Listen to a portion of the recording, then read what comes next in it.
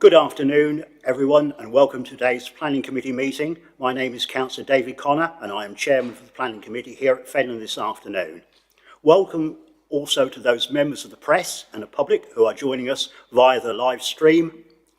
Please, before we begin, please can I take this opportunity to remind members to turn off their mobiles and computers to silent and ensure that when using their microphones, the red light is on and turned off when you have finished speaking.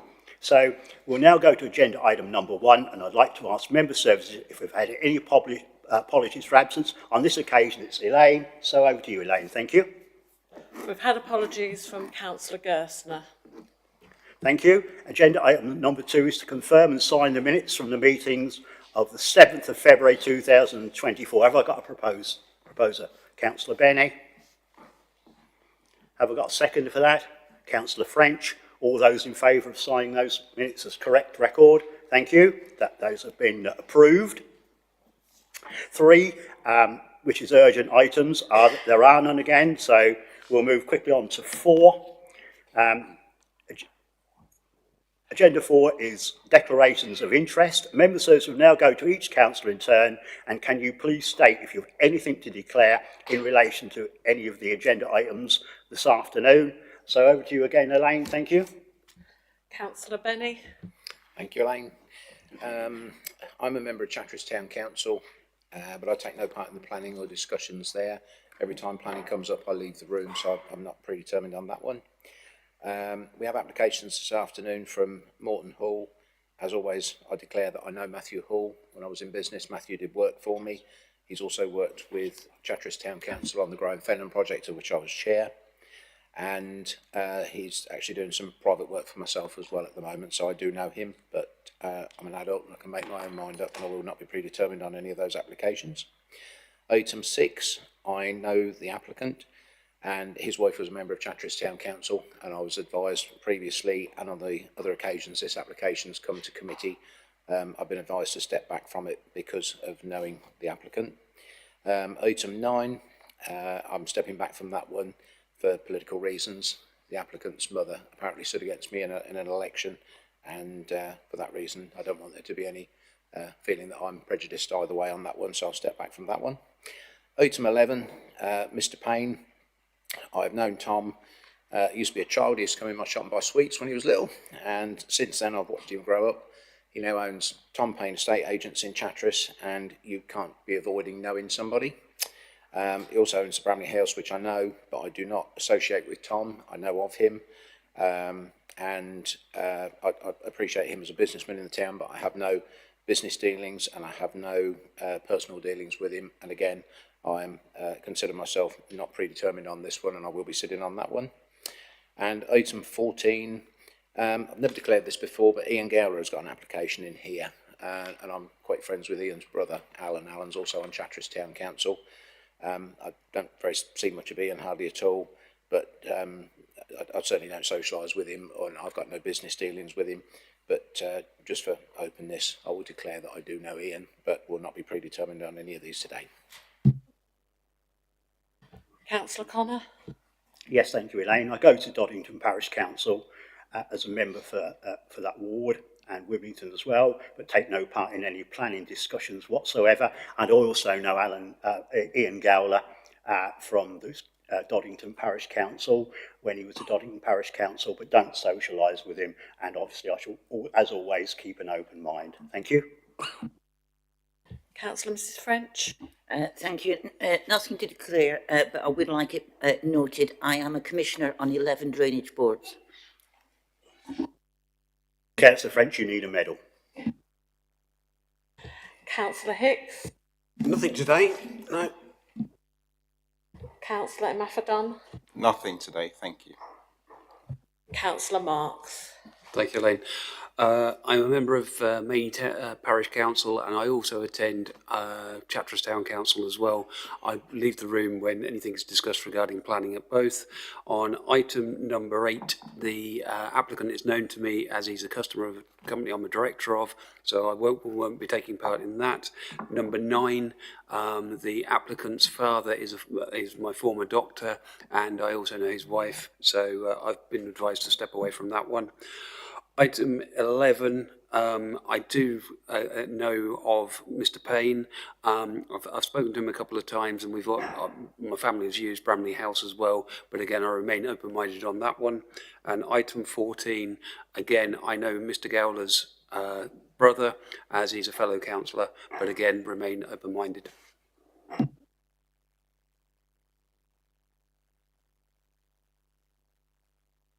Okay. Oh, sorry about that, Lang. Right. We'll now go to the main part of the meeting.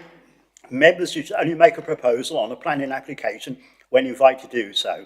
However, I shall initially be asking if anybody is going to propose the officer's recommendation.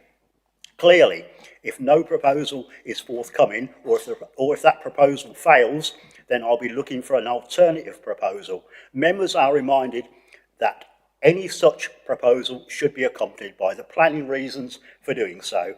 So without further ado, I'll hand over to Graham Smith.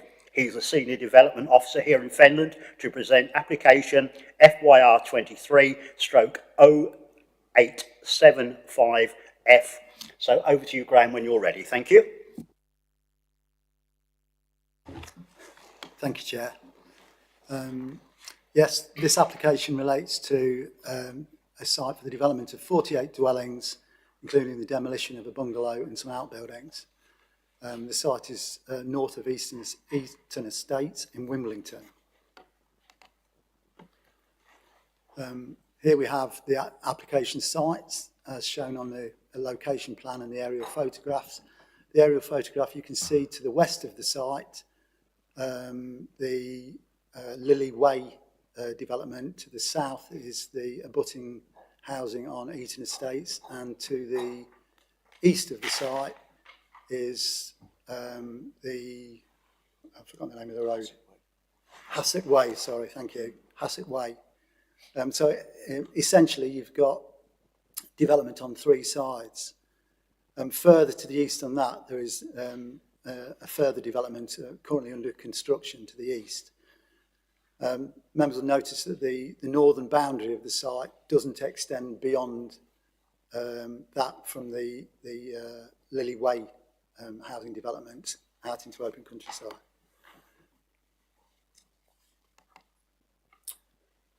This is the proposal coming forward, but what's critical on this application is actually the planning history, so we'll come back to that.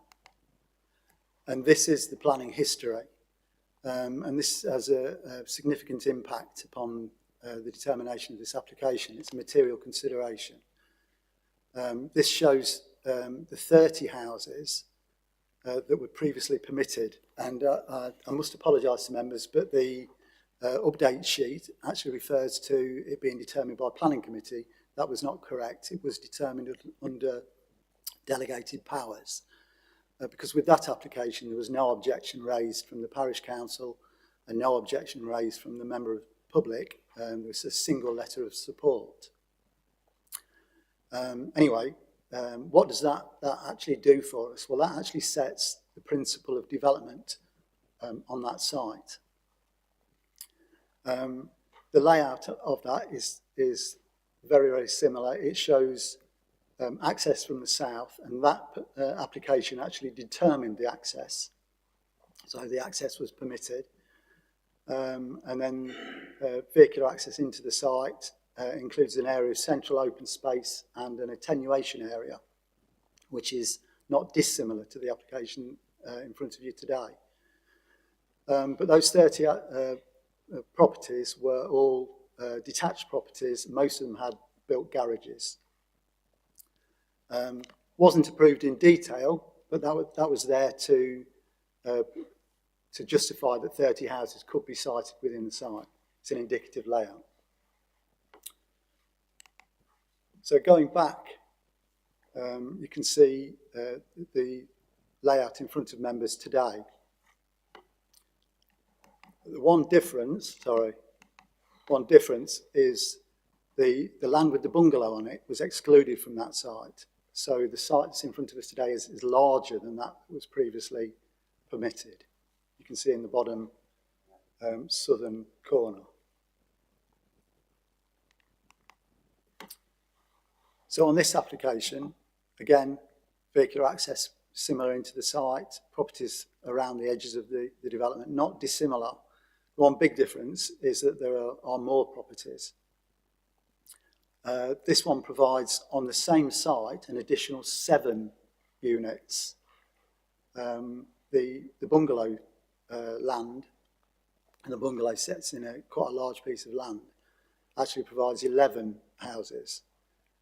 So in terms of direct comparison, we've got an additional 7 to the 30 that were permitted. We have no technical objections in terms of local highway authority, in terms of the lead flood authority, Anglian Water. So we have no technical reasons on which to base a refusal on the planning application. So what is it that we are determining? Well, we're determining how the application relates to the neighbouring properties. The previous application didn't approve that in detail. The main report, I draw members' attention to, goes into some detail about relationships, particularly with the properties on Hassett Way, and concludes that in all of those instances, the application doesn't have a detrimental impact in terms of overlooking loss of privacy, over dominance, etc. Concerns have been raised about the relationship with properties on Eaton Estate. The one thing we need to point out there is the properties on the Eaton Estate have larger than average rear gardens. And I can confirm that measuring the distances on the sites, for instance, number, I think it's 27 at the bottom right-hand corner, has a separation distance of nearly 35 metres between that and the nearest plot, which is, I think, plot 44, 45. Normal separation distances on rear to rear are 20 metres. So by comparison, there is a significant distance to all of the properties on Eaton Estate. So, but that is for members to make a decision upon. But then the next key issue is how this application would impact upon the character of the area. So we'll just have a look at the character of the area.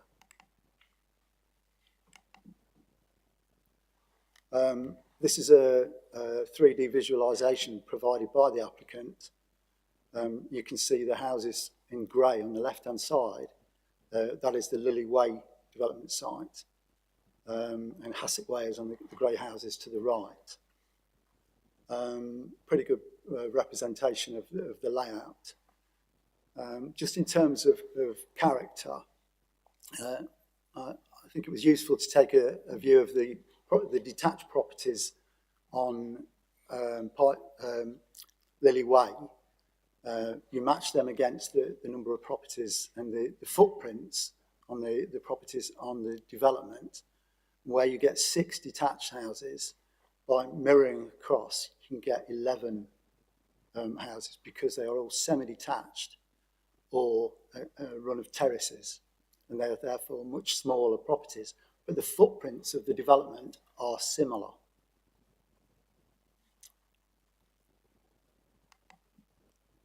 Some of the house types proposed. And photographs of the area. Obviously, in making a judgment on the impact upon the character of the area, we need to be aware of what the actual area adjacent to the site is. So we've got the site access in the top left and bottom left, that's in and out. And we've got views across the site towards Hassett Way and properties on both of those slides on the right. Then existing views towards, that's looking south on the top left towards Eaton Estates with the existing outbuildings. And again at the bottom, and then at the bottom right, that's the existing bungalow and outbuildings. And then at the top right, we have a view of the northern boundary going towards Lily Way. Then we have the public right of way on the top left, and then views of Eaton Estate and Hassett Way. So in judging the impact of the character of this proposal, you will be comparing it to these areas in terms of their character and the impact upon their character.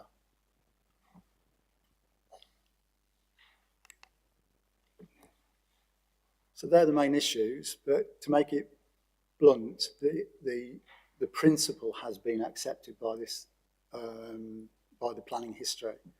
So really we're looking at the impact and the character of the area that I've just referred to. The residential amenity, the impact upon neighbours, and the report concludes that it is acceptable. The issues of flood risk and drainage and highways implications, well, we have no technical objections on any of those. We have confirmation, by the way, from Anglian Water that there is capacity to serve the public sewers from this development. And then there's whether there's any other issues. There is another issue, and that relates to the benefits from the development. Some concerns have been made that there is no benefits from the local area. This application provides 7 affordable rent properties, and it provides 3 shared ownership properties. The previous application provided no on-site affordable housing. It provided only £250,000 off-site, and off-site could have been anywhere in the district. The previous application provided no other infrastructure contributions because the application was supported by a viability assessment, which proved that they could not develop the site and provide that. This application provides NHS contributions of nearly £55,000 for the local area. So there is a material difference in terms of contributions and benefits. The provision of affordable housing, I think, is considered to be needed in Fenland, but also needed in Wimbledon. So I think there is a significant issue there.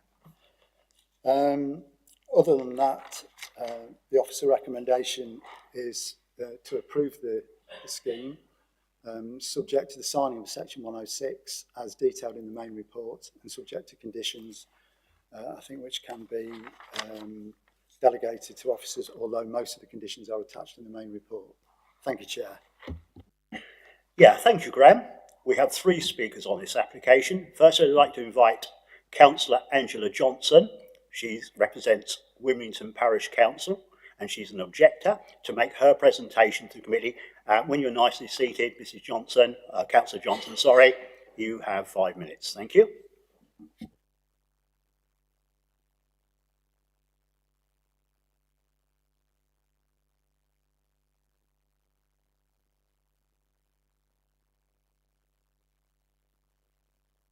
Before we start, Councillor, would you like a glass of water or anything? That would be lovely, please. Right. Just in case. Will. You'll actually need mine on the kitchen table. Well, it'll be cold, really cold time you get back then, won't it? That will be forthcoming shortly, and then we'll start. Thank you.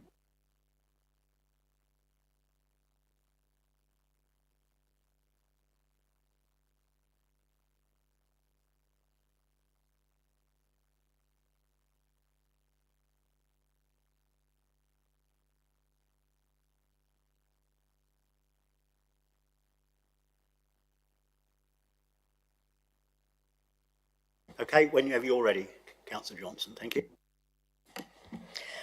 Outline planning permission was granted in principle for up to 30 dwellings of an affordable housing scheme, all units falling within relevant definition of affordable housing.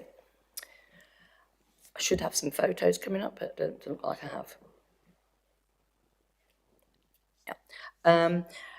Photo 2. The new application increasing dwellings by over 50% to 48 dwellings speaks more of quantity rather than quality of a home and its amenities, raising valid community objections. So contrary to some of the national planning policies, local planning policies and emerging local planning policies, LP1, this proposal development is not delivering sustainable growth in the present environment. This growth does not benefit the community or existing residents. National Planning Policy says it does not take local circumstances into account and does not reflect the character or the needs. It has not provided objectively assessed needs for the increasing in housing. Rural Housing 78 MPPF 124. Photo 3. This development should be restricted to the initial application of up to 30 dwellings.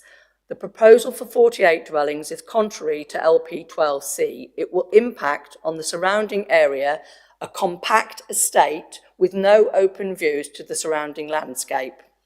LP 12 D&E, LP 16 D&E and LP 2, it is not of a scale in keeping with the core shape, character or appearance of the village.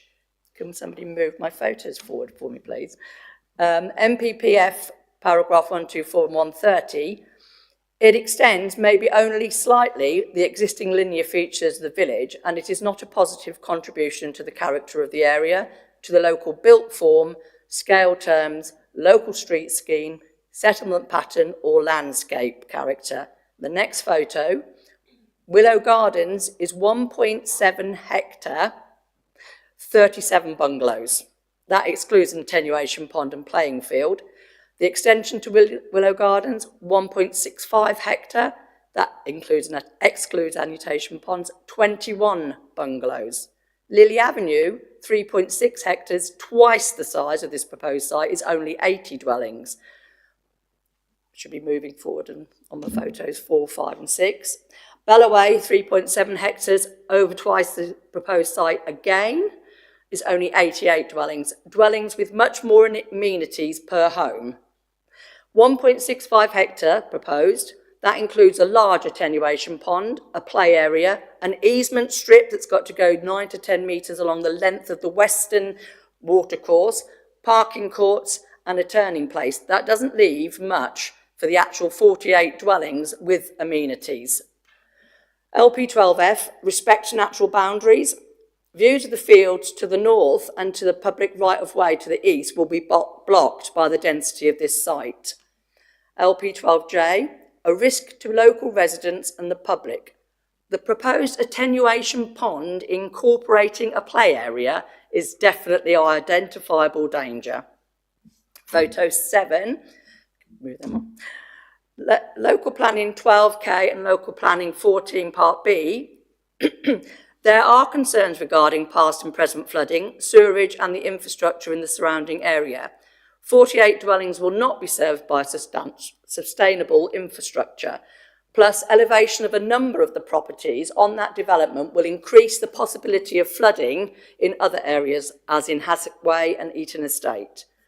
LP3 and LP13, development in Wimbledon will be appropriate, provided that capacity at the sewerage network has been addressed. Local homes have and still are experiencing sewerage problems. Lily Avenue, west of the proposed site, is now having regular clean-ups of raw sewerage and floodwater. There is not sufficient infrastructure to support all requirements arising from increased development. The village now has a reduced bus service, an oversubscribed GP and NHS, a constant reduction of open green spaces, increased traffic congestion on all exit routes.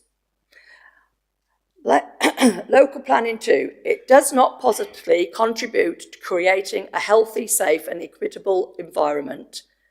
MPPF paragraph 110, the site access is adjacent to a popular play area on the Eaton Estate. MPPF paragraph 112C, a condensed environment of 48 dwellings with little amenities per dwelling is not attractive.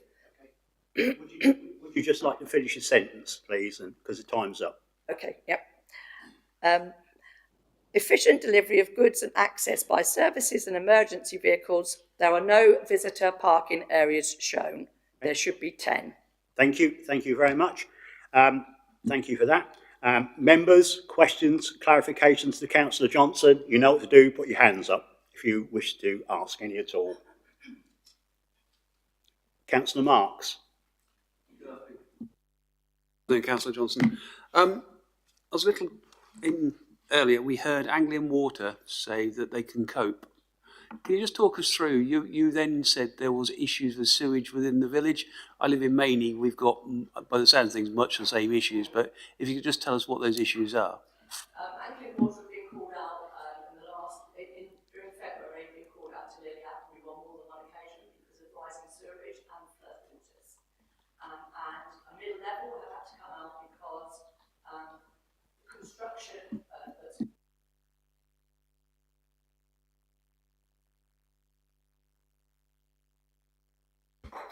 the pipes that are running adjacent to Bellway have already started to crack and water is seeping. Anglian Water, if you did actually speak to them and they were honest, would say yes, they have been out on more than one occasion already to take away sewage. Thank you. Thank you, Councillor Marks. Anybody else got any more questions for Councillor Johnson? No? No? Thank you very much. You did very well. Thank you. Right. I would now like to invite Michael Hoy, he's an objector as well, to make his presentation to the committee. When you're nicely seated, you also have 5 minutes, Mr. Hoy. Thank you.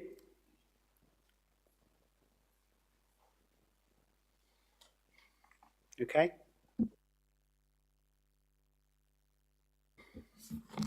I'm here to represent myself, partner and residents of Eaton Estate and Hassock Way.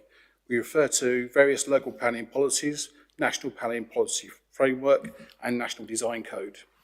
Sadly, this new planning application for 48 dwellings is an unacceptable number that are packed into such a small space. This raises several objections and concerns from the local community. The minimal garden sizes, lack of green space, lack of visitor parking and the number of properties suggest maximum profit and not the welfare of the prospective and local residents.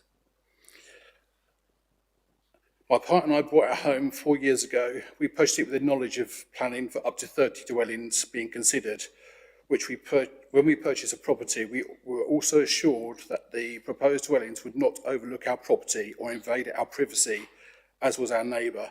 A major deciding factor for the purchase was the privacy. The new layout of the site means that several properties in Eaton Estate and Hassock Way are being overlooked. Lily Way on the western side have a separation of approximately 31 to 40 metres with mature hedgerows. There are some mature hedgerows on the eastern side, but there's nothing protecting 25 to 30 Eaton Estate. These will be completely overlooked by plot 44 and 45. There was no mention of rear to rear separation distance in the planning for these plots. One layout even had 45 and 44 missing. Elevation. Plot 44 and 45 are both two-bedroom properties. They face directly behind existing properties 27 and 28 Eaton Estate. The proposed properties are to be elevated. This will further reduce the screening of the 1.8 metre fence at the rear of Eaton Estate. This makes their view into our homes and gardens extremely invasive. Please also note the garden gradient. Where is the water going? Hassock Way. Surely this will create flooding in lower areas. We are private people and so are our parents who visit us regularly.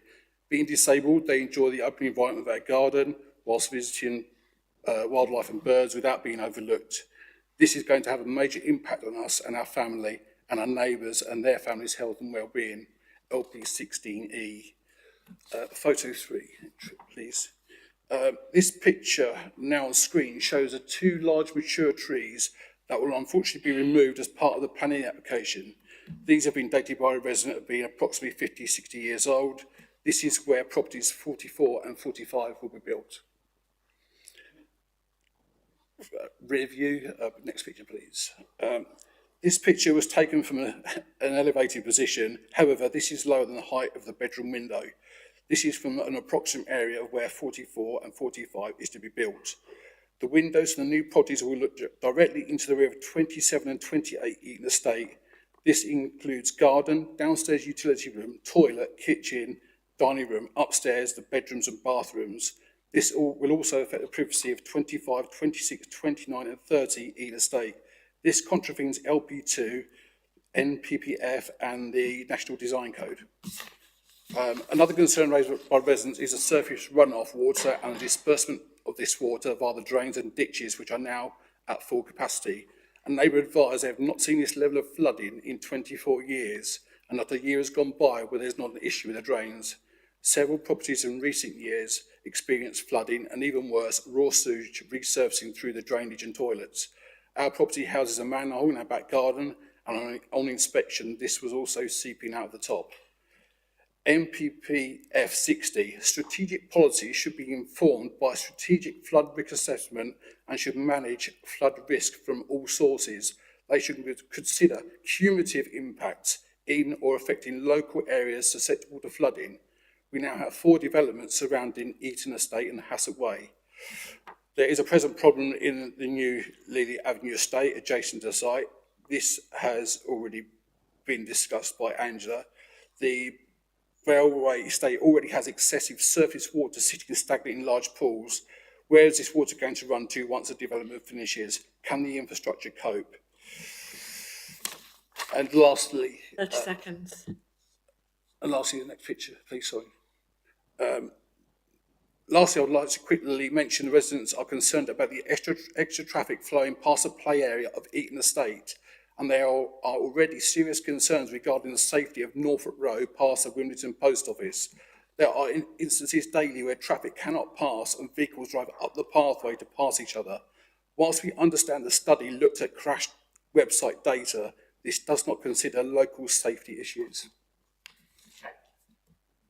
Exactly, you'd finished exactly at right time, so well done for that. So members, any questions, clarifications to Mr. Hoy, please? Any questions? Can't see any. Last chance.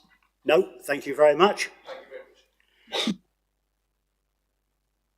So I'd now like to invite Lee Russell, he's the applicant, to make his presentation to the committee. You also have 5 minutes, and in the of fairness, if it's another 10 or 15 seconds, obviously you'll be afforded that right because Councillor Johnson did the same. Thank you.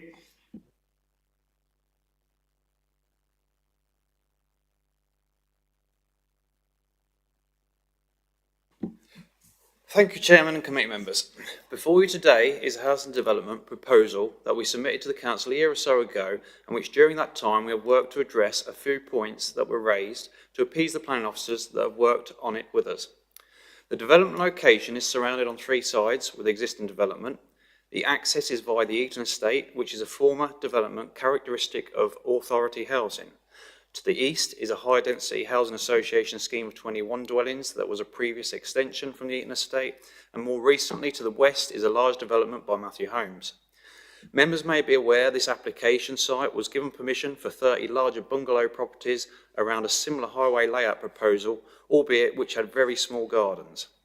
Our market research and sales team strongly advised that given the location of the site, the access route to the site, and the large open space play area adjacent to the access, a scheme of 30 larger bungalows would not be viable and we would not be able to sell them in this location. We therefore took note of the surroundings and understood that a housing scheme with a mix of more affordable homes of 2, 3 and 4 bedrooms would be much more appropriate. Whilst it is noted that there are some very deep gardens and wider footprints to some of the properties on the Eaton Estate, the built form facing the road frontage is actually very consistent and dense in repetition. The Eaton Estate consists of semi-detached properties and terrace properties of up to 6 dwellings. So our proposal of predominantly semi-detached properties, a few detached and only 2 small terraces is very in keeping with regards to the dwelling types and exceeds that of neighbouring developments of Hassett Way and Eaton Estate. We additionally propose some varied dwelling designs and some detailed features on key focal buildings to add some interest to the street scenes instead of a repetition of dwelling design. Wimbledon is a growth village with development appropriate, providing the sewage network has capacity, which it has been confirmed by Anglian Water to have. And notably, the site is within the settlement boundary of the emerging local plan and becomes reallocated as a commitment to delivering the housing requirement based on its previously proposed scheme of 30 dwellings. That scheme didn't include the brownfield area at the southeast of the site, which contains a range of brick and tin dilapidated outbuildings and a heavily vandalised bungalow, which it now does. You will have seen that there are no outstanding technical objections To reassure members and local residents, Cambridgeshire Highways have reviewed the access proposals and are happy, along with their proposed agreement with Clarion Housing, who have been consulted on the access as they are the owners of the adjacent properties. We have recently had to provide a biodiversity net gain assessment which shows a gain and significantly in hedgerow gain. In addition, I noted some residents' concern that we may cause additional risk of flooding, etc. To confirm, the surface water from the site is all captured and outfalls into an IDB drain in the opposite direction. The foul sewer also connects out of the back of the site into an Anglian water sewer, so would bypass issues from Matthew Holmes or Bellway in presumably what was mentioned by the opposer. Therefore, no additional drainage or water comes towards the Eaton estate. Additionally, houses are only built out of the ground by 300 millimetres, so no unnecessary elevating. I note comments about overlooking, and our properties are located nearly 30 metres from the nearest Eaton estate dwellings, but generally more. This is significantly above the normal distances we experience. In addition, we have proposed to retain all heavily landscaped boundaries, as well as new fencing, so there should be comfort in that. I note the opposer's comments regarding plots 44 and 45. These are near 40 metres from existing dwellings. We have agreed to meet all contribution requests, including policy compliant affordable housing, which the previous approved scheme failed to following a viability study. The neighbouring development of Hassock Way gives a density of 34 dwellings per hectare. Our proposed scheme is circa 28 dwellings per hectare. In addition, we have a large area of green space where Hassock Way gave none, but as with our scheme, the large open space and play area of Eaton Estate will benefit us all. To conclude, we hope that members can support this proposal in this great development location, which, as per the CGI previously provided, fits very well with the surroundings. Thank you, Mr. Russell. Members, questions, clarifications to Mr. Russell, please. Councillor French. Thank you. Mr. Russell, have you consulted with middle level? No, I'm talking about this application, not the previous one. So yes, we have consulted with middle level. They gave very few points. Can you put your microphone on, please? Sorry. Oh yeah, yeah. So we have consulted with middle level. We have also tried to contact them a number of times for the amended schemes that we've put forward and the amendments made, but they've not replied to any of the more recent consultation requests, which happen from our civil engineer every couple of weeks. Okay, well, I have been successful in contacting them. There is inadequate space to undertake routine maintenance operations on these maintenance strips. I understand that there is riparian dikes there, which is part of the site. Who's going to look after them? The riparian dikes. Yes. There's a riparian dike, I believe, to the south of the development. To the left, the ditch is in Matthew Holmes' development, and outside there's an existing very, very mature hedge on our site boundary, but the 9 metres from the brink of that drain is well outside of where our development is.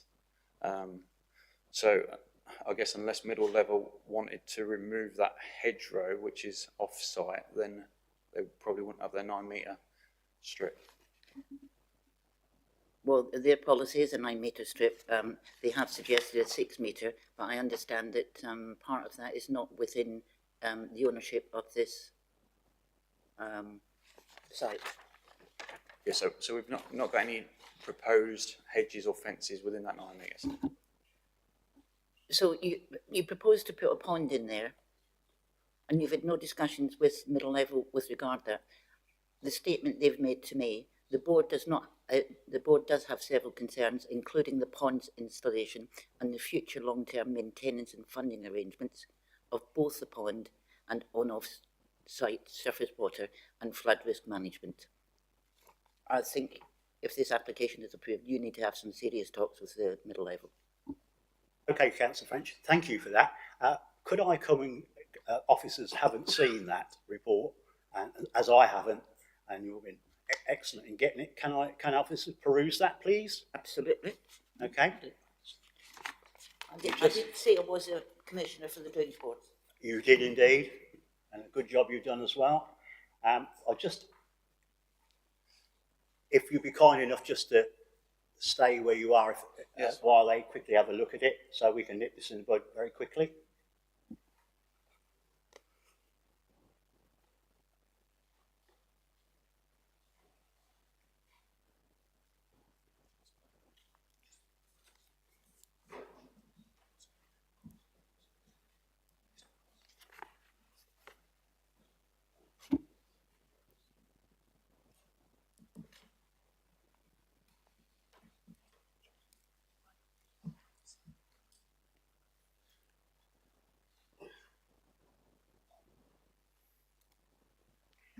I have to say that it's highly unusual me doing this, but I think it's imperative that we do on this particular occasion. Thanks.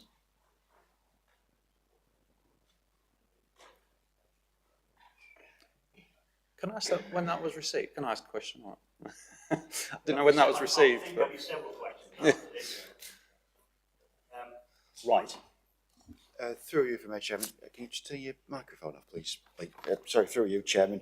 So I think it's probably worth just sort of broadcasting this, shall we say, that these comments were dated the 5th of March, so clearly they've only been received literally in the last day by Councillor French. I would also point out that as part of the planning application, middle level have been consulted several times, so it is, excuse me, somewhat disappointing that we as officers receive this information sort of through a third party, literally on the day of committee.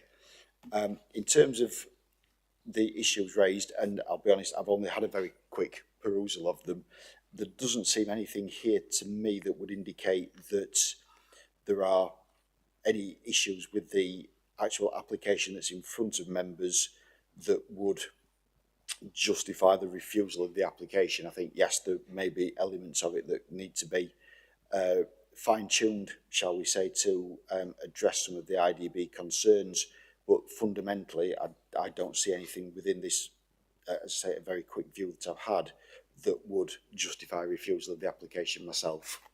Thank you, Chairman. Okay, so Councillor French, or would you like to continue? Okay. Councillor Marks, you've got a question to... It's not so much a question to the gentleman at the minute. I feel that the rest of the committee should be able to read that report as well. I was just letting, obviously, the officer do it because it will take... We've only got one copy and it will take, several minutes for each person. We're going to have a half an hour recess if we're not careful, aren't we? So I'm happy to do that if anybody wants to do that. If anybody thinks that's imperative for them to read it, I'm happy to suspend the meeting for 10 minutes while people do. Anybody else want to do that? You'd like to? Okay, right, that's it then. So I'll pause the meeting for 15 minutes so everybody can peruse this and look at the new evidence provided by Councillor French. I think that's fair. Thank you. And if you'd like to take a more comfortable seat, and we'll bring you back in 15 minutes. Thank you. Thanks for your help. Thanks.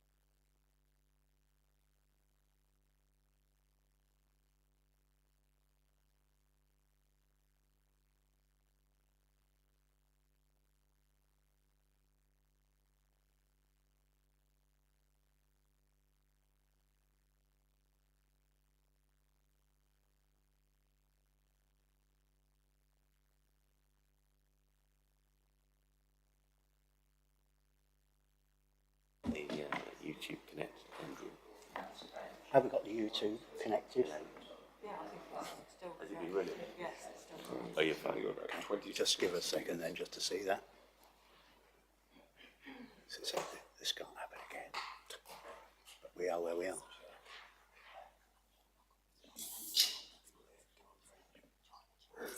You're on the drainage board. Yeah. Well, I'll tell you what, Lane, after the meeting, or can we? Okay. So shall we do?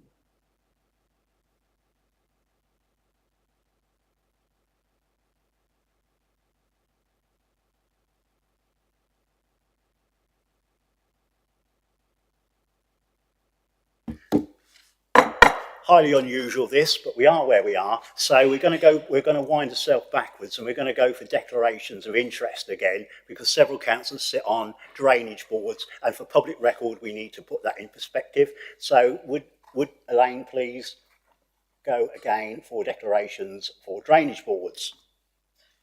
Councillor Benny? Yeah, I sit on the night layer drainage board. That's the only one that I sit on. Councillor Hicks? Yeah, I sit on the IBD East March, but that has nothing to do with this application. Yes, oh, does it? Right, yes, it does. Sorry. Councillor Connor? No, I'm not on one, thanks. I'll bypass you, Councillor Mrs. French, because you said you sit on 11 already. I do sit on 11, but they're also registered on my members' interest. Councillor Maffetton? Yeah, I sit on the Wisbech 100 and the Mainy drainage boards. And Councillor Marks? Thank you. I sit on Mainy and the Christchurch Drainage Board, and I believe one other, which the name escapes me at the present time. Okay, thank you everybody. So again, have we all seen and looked at that letter to our satisfaction? And nods. And so before we bring the applicant in, the officers would like to address the letter produced as best they can. Thank you. So David, would you like to kick it off, and then we'll come to you, Mr. Russell, afterwards. Thank you. Thank you, Chairman. Thank you for the opportunity to sort of have a review of this. I think it might be sort of useful to essentially go through this almost point by point, given that members have had sight of this now. So the first point is that the watercourse immediately to the west of the site is the board's Bridge Lane drain. Channel is protected by a 9 metre wide maintenance access strip, but it is understood that this is not totally under the applicant's ownership. I would suggest that's something of a sort of a common occurrence, and to be honest with you, would replicate the current situation in terms of the maintenance of that drain. To move on to the next point, this section of the board's district drain is well maintained, and existing problems with the neighbouring Matthew Home site are being resolved. I don't think that's of relevance to the development proposal. The amount of development within the catchment of this watercourse was not a consideration when this watercourse was designed. I think that's to some extent a statement of the obvious, given it was designed to accommodate a field network. So the following point then is that the site is within an acute drainage area with multiple or interlinked sources of flood risk. I think that's a statement of fact. As a result, apart from the most exceptional circumstances, the board will not consent any increased volumes and or greenfield rates of runoff where practicable. So to direct members to the consultation response received by ourselves from the lead local flood authority, who, to remind members, are the statutory consultee. So this is on page 36 of your agenda pack.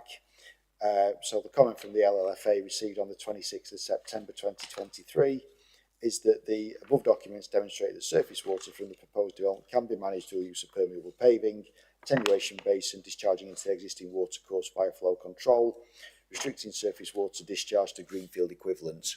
So the drainage scheme that's been submitted as part of the application demonstrates that the site will be drained to greenfield equivalent, which would address the IDB's point there about not accepting flows in excess of greenfield rate.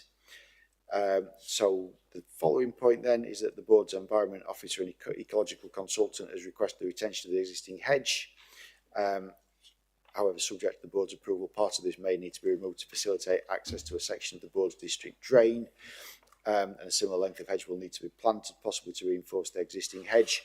again, we have a condition proposed to members about landscaping, and I think that's something that can be picked up through that, and also through the condition regarding drainage. So just to draw members' attention to condition 2, which is a fairly detailed drainage condition with several sort of subsections to it.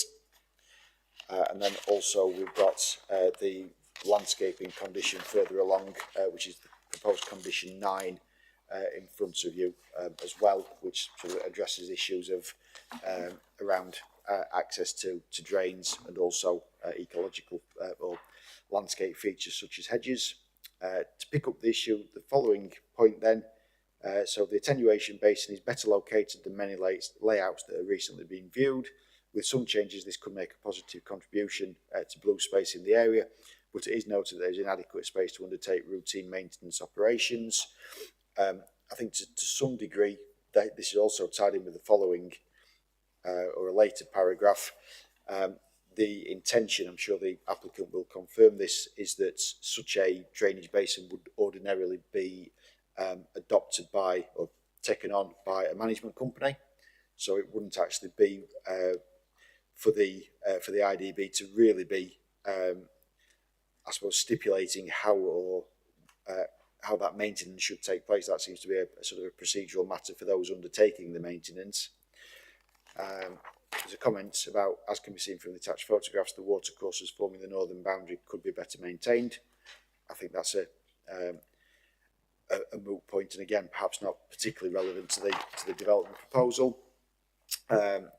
As a matter of good practice, the board would recommend the provision of a 6 metre wide maintenance access strip around the attenuation basin. I think, as a matter of good practice, is the point I would emphasise there, and to some degree, again, as I say, that is perhaps for those undertaking the maintenance to sort of deal with that. If you look at the layout that's proposed here, there is a roadway which is actually in very close proximity to the attenuation basin, which would allow for sort of maintenance to take place.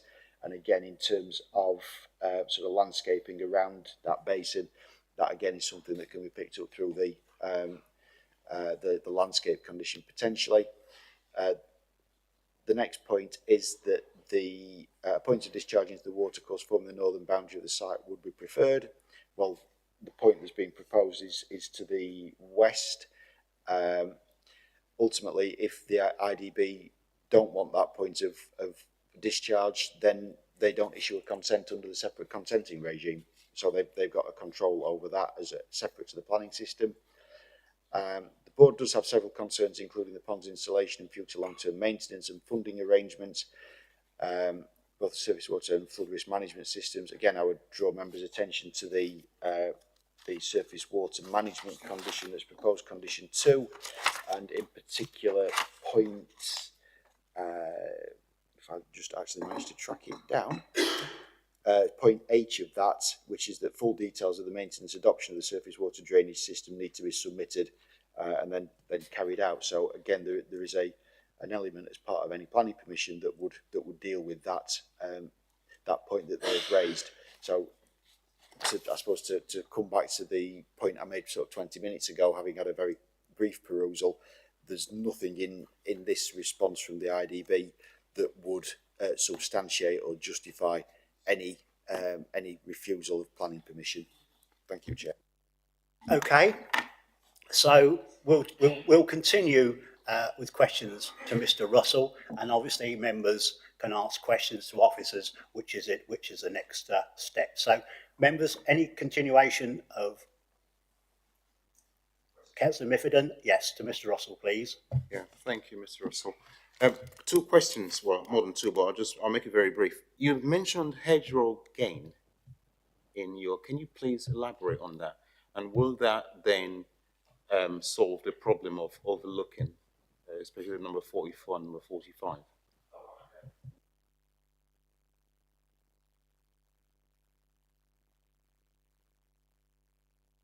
Sorry, can you use your microphone? I thought I was loud enough.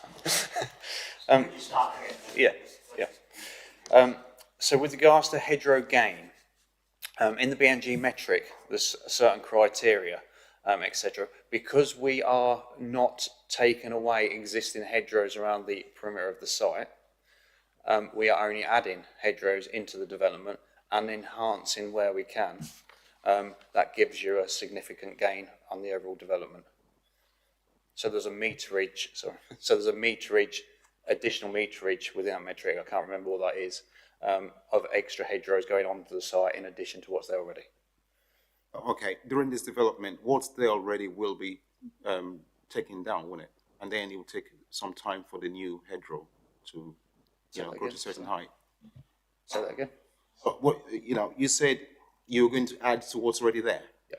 Okay, how long do you think that will take? They're going to be planted, aren't they? And they'll have to grow over a period of time. Am I right? So this is additional hedgerow. Yeah. So existing ones remain. Additional hedgerows will be the ones along the road frontage between boundaries of houses around green spaces. So it's all new hedgerows which are planted obviously out of 2 or 3 litre pots. So they start as a new development. So yeah. Okay. Also, about fire hydrants, do you have any provisions for fire hydrants? And if you do, how many? Fire hydrants, the proposal for fire hydrants is usually a planning condition. I don't know whether David or Graham's put the condition at this time, but water design for the layout, obviously we won't go for services designs until a scheme has approval. Once it has approval, we then consult Anglian Water, who give us a water layout and open reach and so on, electric, gas. They give us a layout, they consult with the fire department and ask them where they want the fire hydrants. We put it in exactly where they want it, in accordance with the fire department and Anglian Water's consultation together, and then we submit that proposal to planners who then discharge that condition of that position of the fire hydrant. Right, okay. One more question about the maintenance access for the drains. The requirement from an IDB perspective is 9 meters. Yeah. What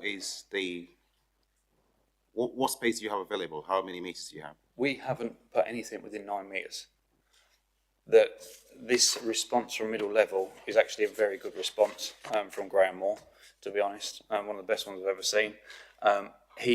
His ecologists asked for the hedge to be retained, which is off our site. So he's actually saying that he doesn't want a clear 9 metre strip, but it's out of our hands anyway. It says that they've got problems with the adjacent development, Matthew Homes, on their access. We are not putting anything within 9 metres. So there is an existing hedge there, which if the Drainage Board wanted to ask Matthew Homes to take that hedge out, they would get a 9 metre clear strip, but we can't obviously tell an adjacent landowner to do that. Okay, so one last question, Chairman. You probably answered this already, but I wasn't clear with your answer. If you could just answer it again. The reason for the increase from 30 to 48 units, you said because of viability, is that right? And if that's the case, why the initial plan? You must have looked into viability before you applied for 30 in the first place. And then why now 48? Okay. Just before you come in there, you've got your mic on. It just messes up the YouTube somewhat. But sorry, Councillor Fenland. Would you like to carry on? Ask the question again, or? Well, yes. Yes, sorry, I just said because you initial approved plans were for 30 units. And I think you mentioned it wasn't viable. Please correct me if I'm wrong. But then before you submitted the plans, you must have looked at the viability at the time. And then why now 48? Thank you. Okay. So the scheme was designed with 30 large detached bungalows originally, not by us. Somebody else done that before we only purchased the site last year. So it already had that planning. Obviously, when we've looked at the site, we've taken into account the access and everything else with the site. 30 detached bungalows in that location are not really fit for purpose, and they wouldn't sell. We wouldn't get, for what it costs to build and what the values would be, we wouldn't be able to obtain it in that location. That location, in our view, is better for housing, more affordable type housing, 2, 3 and 4. So there's a mix rather than just 3 and 4 bedroom detached bungalows. Sorry, am I correct? Will I be correct in saying then what you're telling us is because of the amount you paid to purchase the site, and then in addition to what you're going to pay to develop it, it is no longer viable to have 30? Is that what you're telling us? I think there was a viability done on the original 30. I don't think viability comes, when I use the word viability, the terminology, it's more about the viability to sell. So we don't think there would be a need for 30 bungalows in that location. Say a need, they wouldn't be appropriate in that location. We wouldn't get the sales of 30 bungalows in that location just because of where they would be. I think there are other bungalows in and around Wimbledon on estates which are probably more appropriate located. I'll leave it at that, Chairman. Thank you. Okay. Just before we go on Mr. to... Chairman, can I point out? Yes, I've just going to say, yeah. So anyway, that's it. So just members, anybody else, turn the mics off when they're finished speaking. But just before you come in, it was the local, the hydrants. It's a condition. It's condition 15. So if that would give you any comfort, it's already in a condition 15. So Councillor Marks, please, and then Councillor Benny. Thanks. Thank you, Chair. Couple of questions. It's not an adopted road? It will be an adopted road. Okay. I'm a little concerned. Sorry. Right. Yes, it's proposed to be an adopted road, and the highways have reviewed on that basis. I read Highways thoughts regarding turning vehicles and stuff. Okay, they've made comment that you've only shown turning circle for turning in and out of the estate and not within the estate. Property parking, I would hazard a guess, knowing these places, you will soon get vehicles parked out on the road, including at the hammerheads where the dust cart, fire engine, ambulance has got to turn round. What provision have you put in to stop that? I think with our proposal, we've allowed a minimum of 2 parking spaces per dwelling. Some have got driveways which will allow more parking than that. We probably wouldn't go into the realms of, apart from the 4 beds, which have got 3 parking spaces, but we wouldn't usually go into the realms of catering for 4 or 5 cars per dwelling. Okay, so that then forces people to park on roadside when there's no additional visitor parking or anything. Would you agree?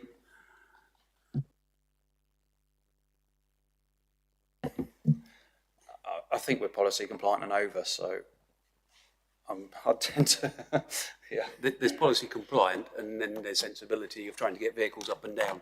Anyway, moving on from that, you also mentioned Anglian water discharge to the front, IDB to the back when you were giving your spiel. Can you just confirm what the IDB water will be? You'll be putting into Anglian Water's system. Will that only be sewage, or will that also be road surface water and stuff as well? Yeah, so I probably mentioned that wrong if that was the case. So all water, whether it be surface water or foul, is going away from Eaton Estate.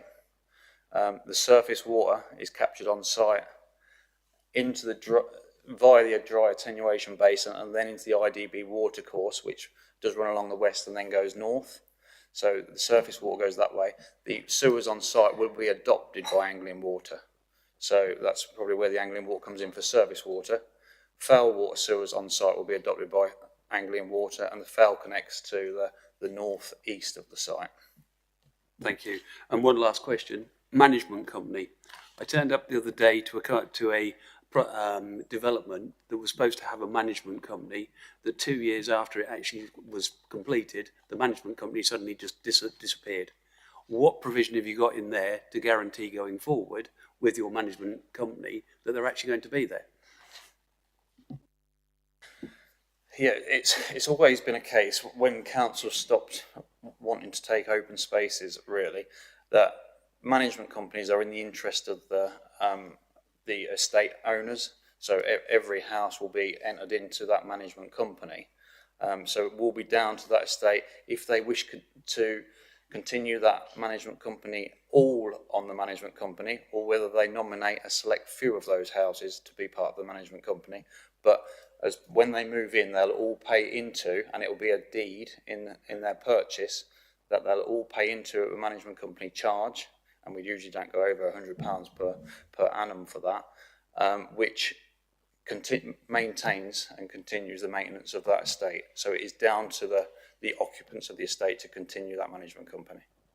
So it basically becomes a residential management company as opposed to you as developers holding anything back or being part of it going forward. Yes, we had when the last house is finished, we look to hand over that to the occupants of the estate. Thank you. So that they have full control. Thank you. Thank you, Councillor Marks. We're taking Councillor Benny, then Councillor Hicks. Thank you. Thank you.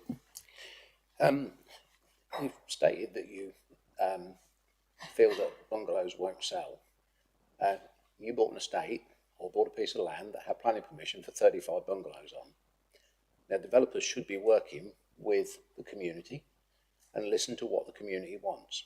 There was virtually, I think there was one letter of objection on the previous application, we've been told. And you seem to have steamrolled this over everybody else. You brought 48 in, you've not listened to your community is telling you they do not want this. The community is telling you there is flooding there. I think we've only got to look at the pictures to see the flooding, and I will come back to that when we get into debate. You bought somewhere with 35 houses, and then you decide that that's not viable. Then you've overpaid for the land. That's your fault. That's nothing to do with this council. And the residents of Wilmington should not have to suffer for you making a bad decision. And I think this is wrong. I think we see this very often. We get things come back to planning committee where we're promised the world when it comes to obtaining planning permission. I can think of a estate in, I think it was Wisbech St Mary's, that we had 54 houses that gave a community hall and everything else. And then all of a sudden the viability report overturns it and we get 74 with the viability report that can't pay it. Is this a question to Mr Russell? Are we coming to it? Because this is what Mr Russell's here for, to answer I just your want to know, concerns. as a developer, developers should be in tune and working with the community. How do you feel that this development has worked with the community, and have you listened to the community in what they are telling you? Because it doesn't feel like it when you're sitting at this side of the table. Would you like to do your best to answer that? Okay, so I'll go back to the viability thing. Monetary viability, this is not about the monetary side of viability. So it's not about, we've not put a viability assessment forward as the previous scheme did. So they got their contributions reduced. We are willing to put forward full policy compliant affordable housing and all contributions. So we have not done a viability assessment. So just reiterating really that it's not from a viable monetary respect, it's from 30 bungalows in this location.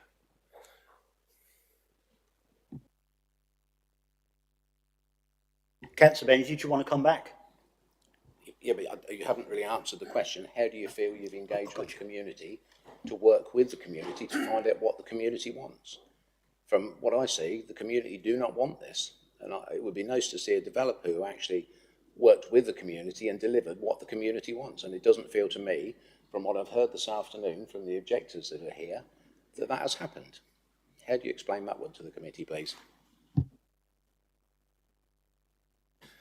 Okay, so what we have done, obviously, we've looked at the local area.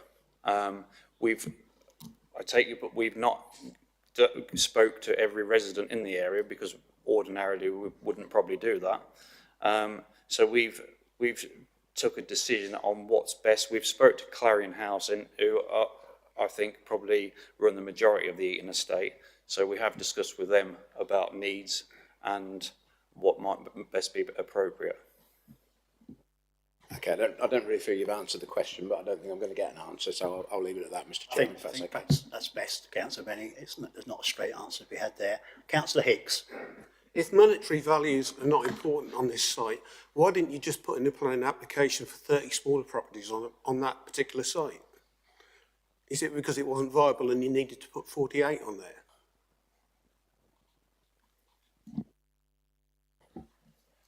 So with regards to the layout, I think we've designed the layout quite appropriate to the location from a personal view. So the way we've laid it out just seems for us to tick all the boxes with regards to policy, the surroundings, and what might be required in that location. Okay. I can't see any burning desire to ask Mr. Russell any more questions, so thank you for that, and thank you for your patience. It's much appreciated. Thanks. Right. I'm going, officers, I'm sure you've got plenty to say.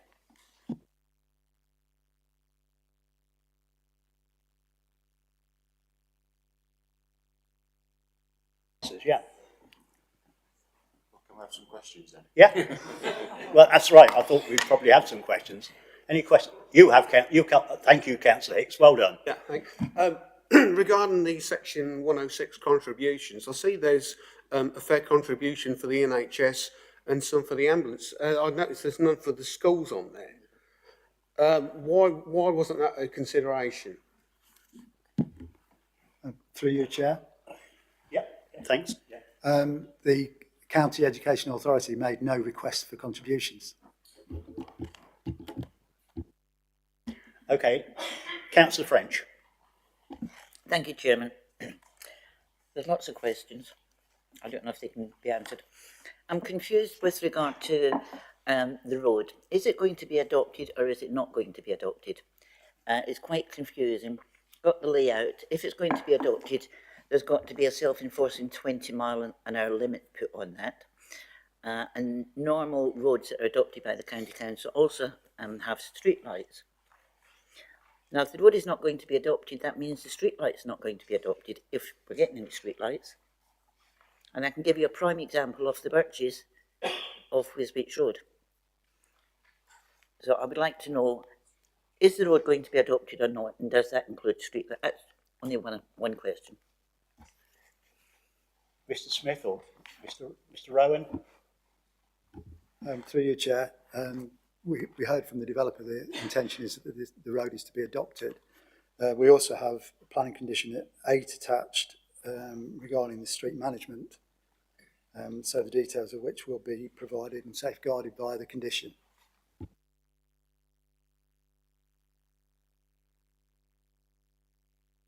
Okay. Okay. The second question? Yeah, well, I'll get more than two.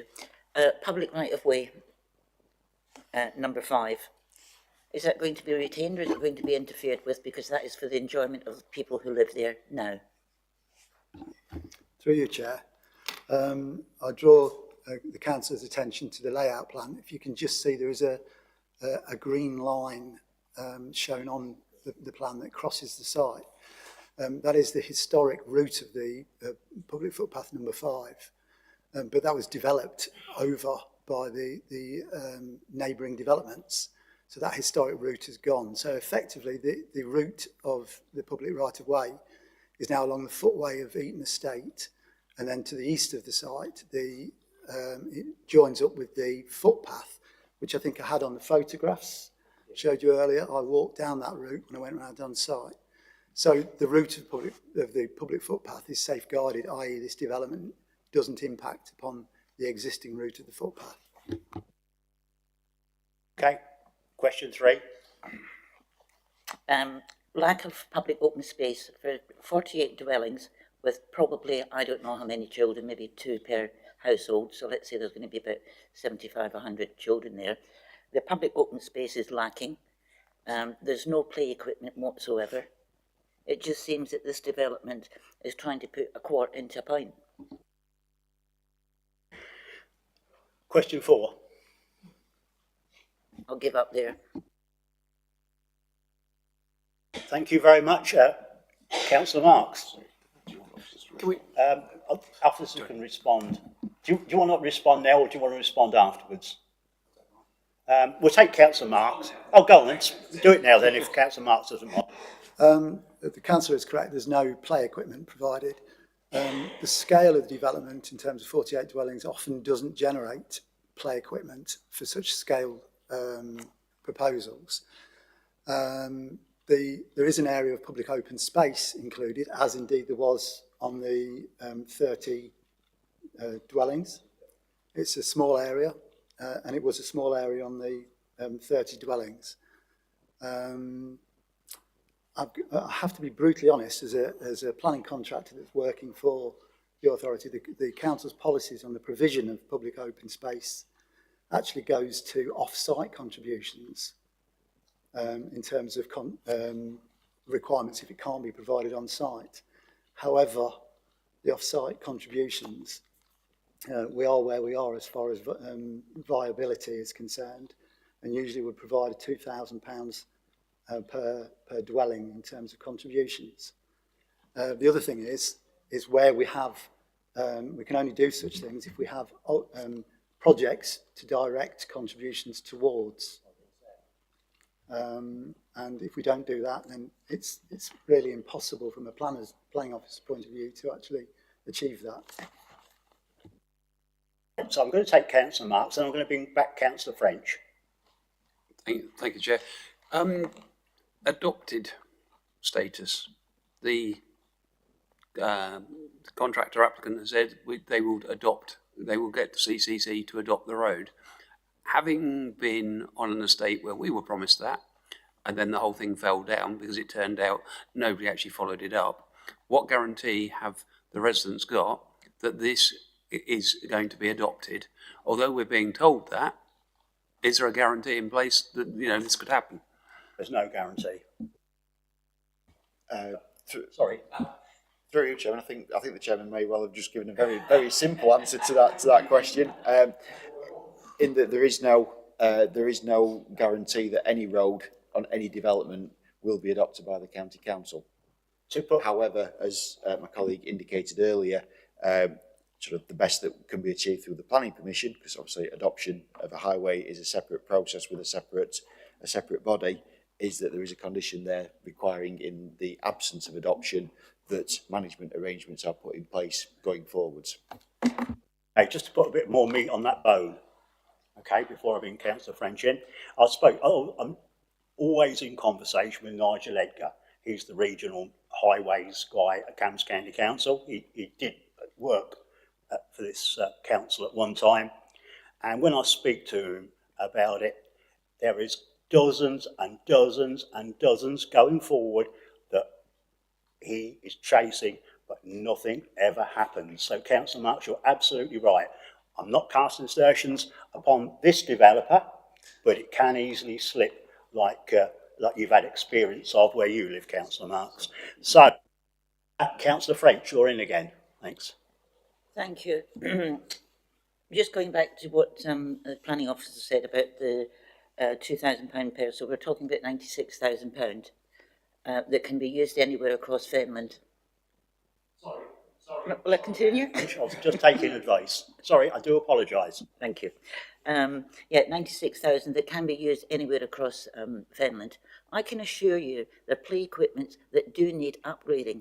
So I'm sorry, I don't disagree. I do disagree with the assessment that there isn't a need, and there certainly is a need. And I think if you speak to the officers who are in charge and also the portfolio holder for play equipment, you'll find that is a need. So I'm sorry, that doesn't wash. Yeah, I absolutely agree there. We see it all the time. We've got a programme for upgrading equipment going on 2 and 3 years, haven't we, with the portfolio holder? So that's. Can I see any more questions for officers before we move on? No? Well done, thank you. Now, everybody, I'd like to invite members to debate the item in respect of the material planning considerations. It's relevant to the application. If you would like to speak, please raise your hand. So, Councillor Hicks. Right, to kick this off, I do take on board Mr. Russell's point of view using LP16E about the looking over onto his back garden. I haven't seen the photographs. That was something I hadn't considered previous to this. But also, I wrote down that there's 48 houses with 2 parking spaces, that's a potential of 96 cars plus the ones parking on the side of the road. So we could be talking of over 100 cars using this, coming out the top of that entrance there onto that small ring road of Eaton Estate. That's a very narrow road. I went down on the site visit and had a look, and it puts one hell of a strain on Eaton Estate's, I call it a ring road because it's a green patch with a very small road around the outside. And to me, that doesn't sit very well. I think that's overdevelopment on this particular site. It just doesn't bode well with me. I think there's too many on here for the infrastructure of Eaton Estate. Okay, that's fine. Anybody want to add to the debate? Councillor Benny, thank you. Yeah, thank you, Chairman. Bit of a question for you, actually, in this one, Mr. Chairman, so pay attention, please. As if I don't all times. When the 88 on the Bellway site came to planning committee, and some of the people here weren't here at that time, we looked at that site and we were promised by Anglian Water. In fact, we deferred the application, and we invited people from Anglian Water, Lead Flood Authority, IDBs to come and sit before us to confirm that they could cope with the amount of water on this site. Now, at that time, they came along and they all told us, yes, we can cope. And as local people, we know that field's wet. You've got to look at the pictures that have been up there this afternoon on the Bellway site. There's got a lake in the middle of it. Well, there's houses going on there. And at the time, they told us they could cope. And we also know that tankers are taking sewage away every day from Doddington to March to treat the sewage. And that's not a solution. That's just putting a plaster on a wound. They're not investing enough in it. Anglian Water's not investing enough in the sewage treatment for Doddington. I mean, we heard when the 88 came on the Bellway site from the residents in Bridge Lane that they had sewage coming up through their toilets, and they had concerns that this would be this would just make it worse with the extra sewage demands and also the surface water. And surface water does always seem to find its way back into sewage as it happens. People put it there, they shouldn't, but they do. I mean, you're the local councillor for the area. Have you heard of any sewage problems that have arisen since then? Because we've got a site here that we're going to contribute and make worse. They haven't finished building the Bellway site. We don't yet know what the damage that is going to do to the local community. And if we're already having problems, when Anglian Water have assured us that they can cope with it, I'd rather fancy that they are wrong. Now, as non-experts, we can't contest that because we are just mere councillors. But equally, we know what's going on in our area. This is the purpose of being a councillor. That's why we sit on this committee, to bring local knowledge to the committee. And if you can tell me that there are still issues with sewage in Doddington and Wimbledon, I think, the experts have got it wrong, and I think this is going to compound that problem severely. And I think, as much as it's not a reason to turn it down, it should be a big consideration when we look at the overall situation here and the general flooding. I mean, that picture up there today of the middle of the Bellway site with a water skiing lake in the centre of it, and they haven't built on that bit yet. That water's going to go somewhere. You know, this. Well, I'm still. Let me answer this question, Councillor Benny. Mr. Chairman. Okay, so I went and had a look at it, and you're absolutely right. There's a lake where there shouldn't be one in the estate for the 88 are being done now, the Bellway one.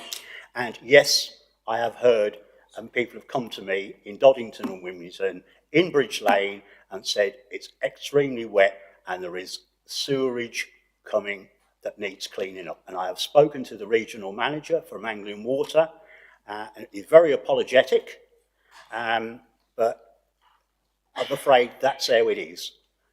There's one in Doddington as well, which is exactly the same that I've been working on, and I've spoken to him 3 or 4 times on that. So the answer to your question is, yes, there is a big lake in Bellway, what they're doing, and it shouldn't be there to my mind, and there is sewage in Doddington and Wimbledon still. And this development will add to that, Mr. Chairman, would you think? And would you think this development will add to that problem? It certainly will.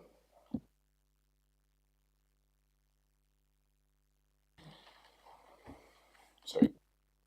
It'd be fair to say that the site at Bellway is currently being worked on and therefore doesn't have its drainage actually completed. Thank you very much. But the sewage system, if they're not discharging into the sewage system, and the sewage system is still overloaded and not functioning without a completed system, what is it going to be like when it is completed? Yeah, I think that's the point you were making. You were asking me, although it's not completed, have I heard anything last week or the week before or the week before that? And yes, I have. And as you rightfully say, we've got another 88 houses there joining on the system. So if it can't cope now, what chance have we got for the other 88 houses? I think that's the question you're asking me, aren't you? The answer is very badly. So, Councillor Marks. Thank you, Chair. There's various things here that just doesn't sit right with me. Number one, the management company. I've got real concerns about the management company, especially on this sort of scale, where we've got dikes that are going to need cleaning, roadways, it's not clear whether they're going to be adopted or not. And I can just see this being a total muddle. And within 2 to 3 years, management company will go, and these people will be left in the same way that we were at Charmont, having to spend 80-odd thousand pounds to try and get the road adopted thereafter. So I've got concerns about that. One of my other concerns is, and I think we've all declared we've sit on IDBs, is the drainage of the whole site and what we're actually doing. We've seen this report here, and that is a real concern to me. And had I read this previously, I'd have been getting a lot more information. I know it's come at the 11th hour and 59 minutes, but that is a major, major concern. And I think also, I know everybody says parking and all the rest of it, but I can just see this becoming a chicane. Cars parked on the roadside. I don't see the development. 30, and we were talking previously about 30 bungalows. 30 bungalows in Maney, the developer came to us and said, it's viable. So why is 30 bungalows less than 5 miles away viable there and not on this site? If they've paid over the odds, that's not down to us as a planning committee. What are we going to make there? Are we going to make people's lives worse? And I actually think we're certainly going to make the existing residents' lives worse. And going forward, there is a likelihood, if the management company fails, we're going to make the new tenants or the property owners' life worse as well. I think we've got to be really careful on this one. Yeah, so I'm going to come in here now. I'm just going to put a bit more meat on the bone. And I'm going to put some figures to everybody here. I think Mr. Russell said, and he'll correct me if I'm wrong, I suppose, £100 per dwelling, okay, towards the management company. 48 dwellings, that's 4,800 quid, £4,800. Where on earth is a management company going to succeed on that estate like that? We all can see, you can all see it, for £4,800 in a year. How on earth is anybody going to take that management company and make it into a success? That's going to fall within, if it don't fall in the second year, it would be absolutely amazing. So for me, the figures are not right. So, as they say, I'm out. Thank you. Chair, if I could come back on that. Charmont Drive, less houses, actually took the best part of £85,000 to actually adopt 8 years later, and it was built as a semi-industrial estate. Roadways, lighting, sewers, and the list went on and on. The maths doesn't stack at £4,800. Bear in mind, they're also going to have to do maintenance there going on during the years at the start. I just think we're causing them and us problems. In there again. That would, £4,800 a year would hardly maintain the attenuation pond and the little bit of open space. So, as they say in Dragon's Den, I'll reiterate again, I'm out. Councillor French. Thank you. I'd just like to pick up what Councillor Mark said with regard to parking issues. Yeah, I can see this being a major parking issue. They're going to park on the road. And on the upgrade, which I'm quite surprised to read this, if on-street parking becomes a material issue, the parish council has the opportunity to apply to CCC for local highway improvements for double yellow lines restriction. The parish council shouldn't have to do that. As you well know, as a county councillor, Councillor Connor, as I am, local highway improvements take over 2 years to actually get one. Plus the fact that the parish and town councils have to cough up this money for this. And some. Yeah, and we should not have to do that. If they're causing the problem, if this application is approved, they should put the double yellow lines in before it's complete. And that's a very conservative estimate, Councillor French. Councillor Councillor Marks, sorry. And at the end of the day, who's going to enforce it? We don't enforce it in the towns. You know, who's going to go down there and enforce double yellow lines on a housing estate? As you well know, CPC is rumbling away slowly. Yeah, not.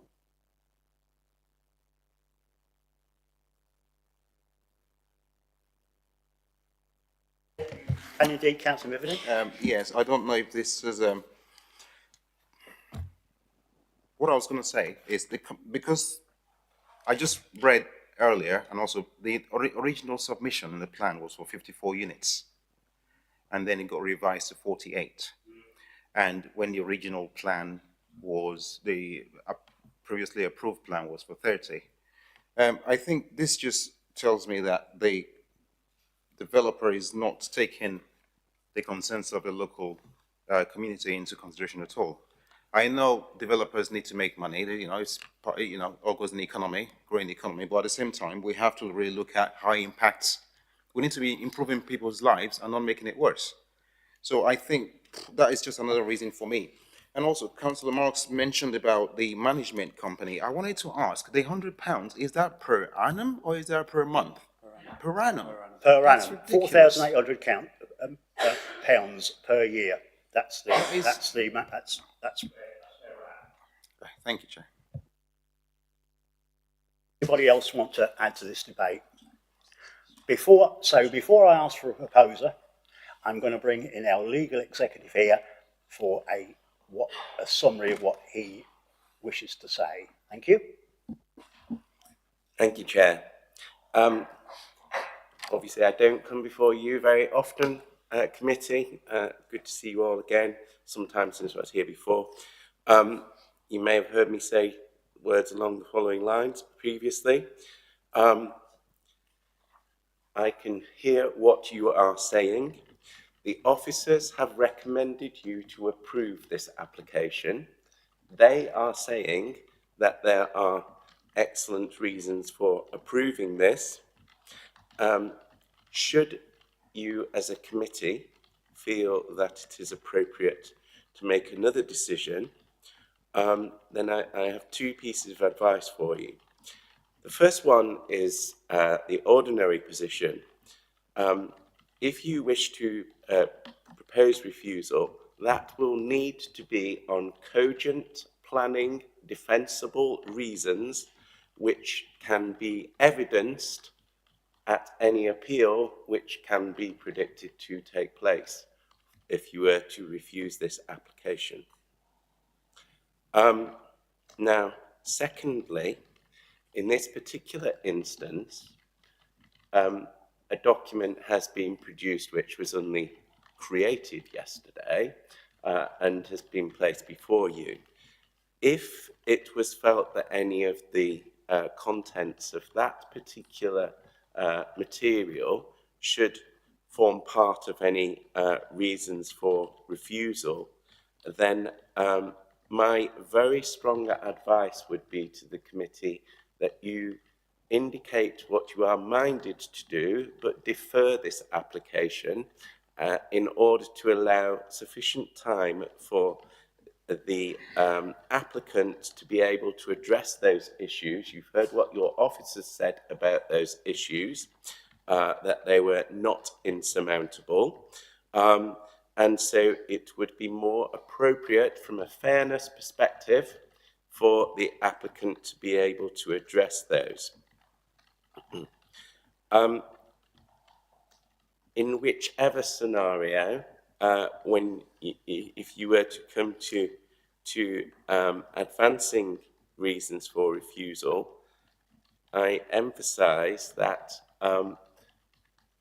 firstly, there is a right of appeal. The Secretary of State may take a different view, given that the technical view of officers is that this application should be approved. In addition to that, the Secretary of State can be asked to award costs of any appeal against the authority if you are seen to have been responsible for unreasonable decision-taking conduct. Where you have technical advice which indicates you should be making a decision in one direction, to elect to go against that without evidence to the contrary is exceptionally dangerous from a costs perspective. So I want you to think long and hard about that before you come to any decision.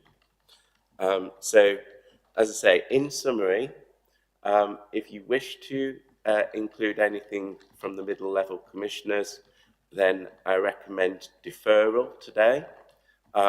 If you don't wish to rely upon that element at all, but wish to advance separate reasons, they need to be cogent, defensible reasons which can be evidenced upon appeal. Thank you, Chair. Okay. So we're all clear on the advice given to by our legal executive. So we're all clear on that, aren't we? Yeah. Okay. So now, without further ado, do I have a proposer to go with officer's recommendation to grant planning permission? Have I got anybody to go with officers? It doesn't appear that we have. So I'm looking for another proposal, please. Councillor French. I'll take the advice of our legal officer and recommend deferment to sort out properly through middle level exactly how the surface water etc. can be overcome, and I don't mean just a quick tickle at it. I want a full proper summary from middle level, because they are expressing extreme concerns, and also the other developments. I'm quite sure, Councillor Connor, you're well aware, Matthew Holmes, they got permission, and I believe it was pre-COVID, as a member of the Drainage Board then, and it was just after COVID, we had to go out there and have a site inspection with the mess that they made. I don't want another repeat of this. Absolutely right, Councillor French. I am sure with your deferral, you'll be talking to middle level on a regular basis and the IDBs to make sure this happens. So, okay, I think, yeah. Anybody want to second Councillor French's? Councillor Marks. Can we ask also, when if this comes back to us, that the IDB come along and give their view, which I think is quite an important part of this, and also clarity on what the road is going to be, adopted, unadopted. You know, it's not clear at this point in time. So, okay.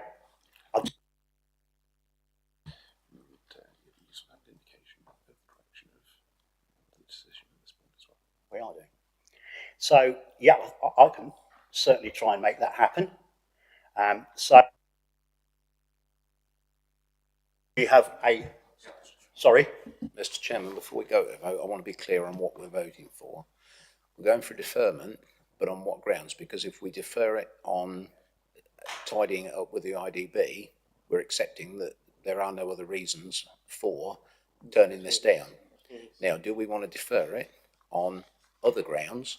Because if we don't bring those in now, we can't use those later on if we want to refuse it because we're not happy with the answers we've got. And I think we really ought to compile a list of things that we are unhappy with at this time, because if we don't, the only thing, if all the answers are there for a drainage issue, then we've got no other choice but to pass it. And I don't think we should shut that door. Absolutely correct, Councillor Benny. So, right. Yeah. So just to reiterate, middle level is not a statutory consultee in relation to this.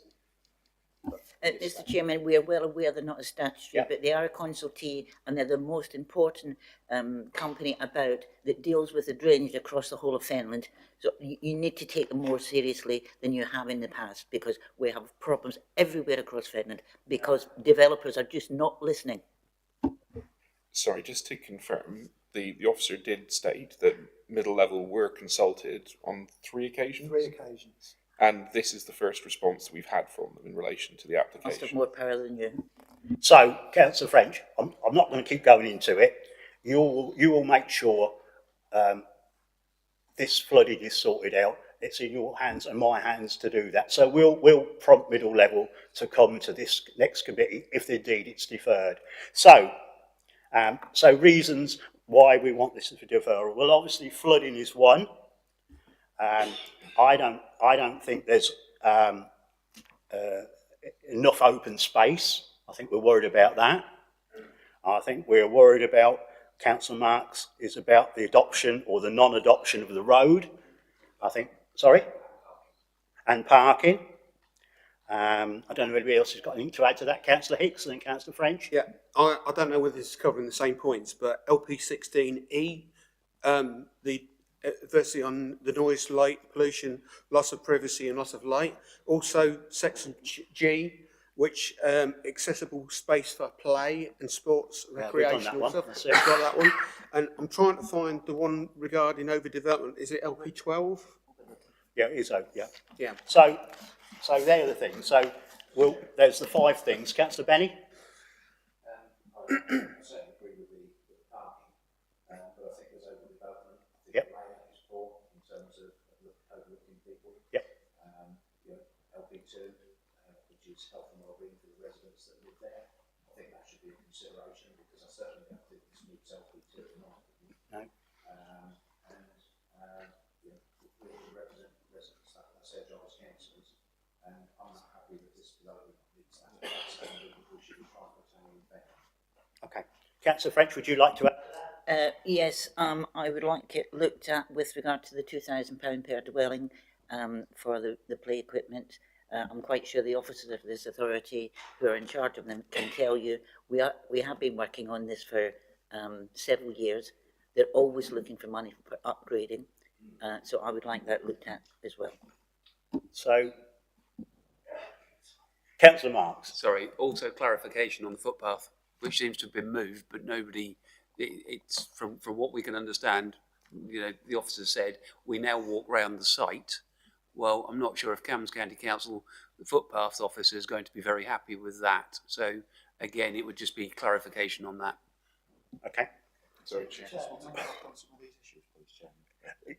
Yes, please. Yeah, sum up if you can, as quick as we can. We're labouring now. Thank you, Chairman. I think to pick up some of the points that have been raised, and I'll hand over to Graham on one or two of the others potentially.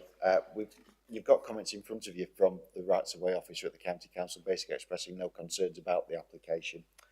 To pick up issues of the adoption of the road, as we indicated earlier, there is no way that we can require the adoption of the road at this point in time. It's not a planning obligation. It's not something that can be required through the planning system. In terms of the car parking, as I think Graham indicated earlier, and certainly I think the applicant indicated, the car parking arrangement is local plan compliant in terms of providing the adequate numbers. Also, I think just to pick up Councillor French's point regarding play equipment, yes, there may well be sort of a project around the district, but again, one of the tests for a planning obligation to be lawful is for it to be directly related to the development. So in terms of getting money from a development in Wimbledon to spend it in Wisbech is not legal in terms of the tests under the SIL regulations. So I think we're probably going to be a little bit unsuccessful in addressing a lot of those issues successfully when the application comes back. And I'll just pass over to Graham to see whether he's got anything to add to. Yeah, through you, Chair. We talked in the main report about the overlooking concerns.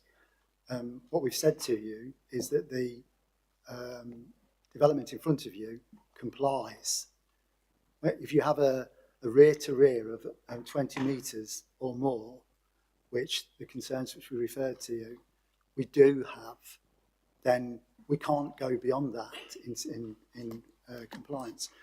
The one thing on that very issue, though, that the objector referred to, they did talk about the trees on the boundary. We could have a discussion with the developer to retain those trees on the boundary. I can't see a reason why they couldn't be included. But in terms of the actual overlooking distances, they comply with the normal standards that this council applies across the board with all new developments. So changing that, on what basis would we as planning officers have?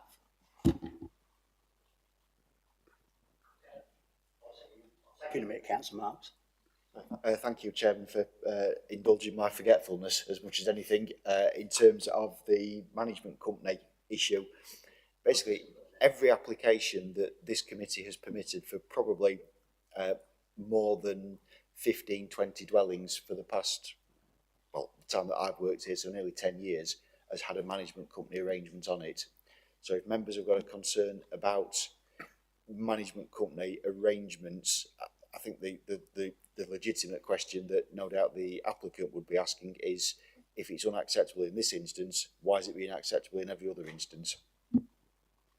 Councillor Marks, I'm going to come in there after you, Councillor Marks. Thank you, David. To be fair, David, it came to light a couple of weeks ago when I was standing almost a foot deep in some very unsavoury stuff, being told, oh yeah, there's supposed to be a management company on this pump that's pumping into AW, but nobody's actually bothered.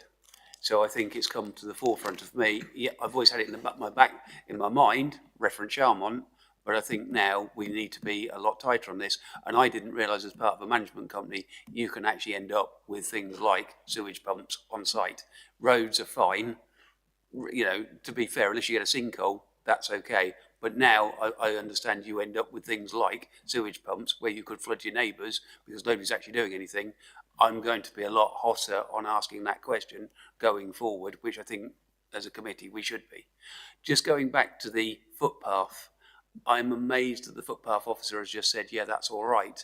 We've tried to have a couple of footpaths moved in our local village, and the hoops we've had to jump through just to move a footpath by 40, 50 metres. And his clarification on this is in the report, yeah, that's fine. I feel we need a bit more than, yeah, that's just fine on one person's agreement. Absolutely, yeah. Just to remind members, the actual existing developments that are there, not the proposal, have severed the line of the footpath. And that I accept. However, somebody has some legal right to that access to walk across that land. So, I think we need to be very clear that that footpath has now been moved, because whoever buys that property could find a rambler walking through his garden saying this is a footpath. And we just need to be right.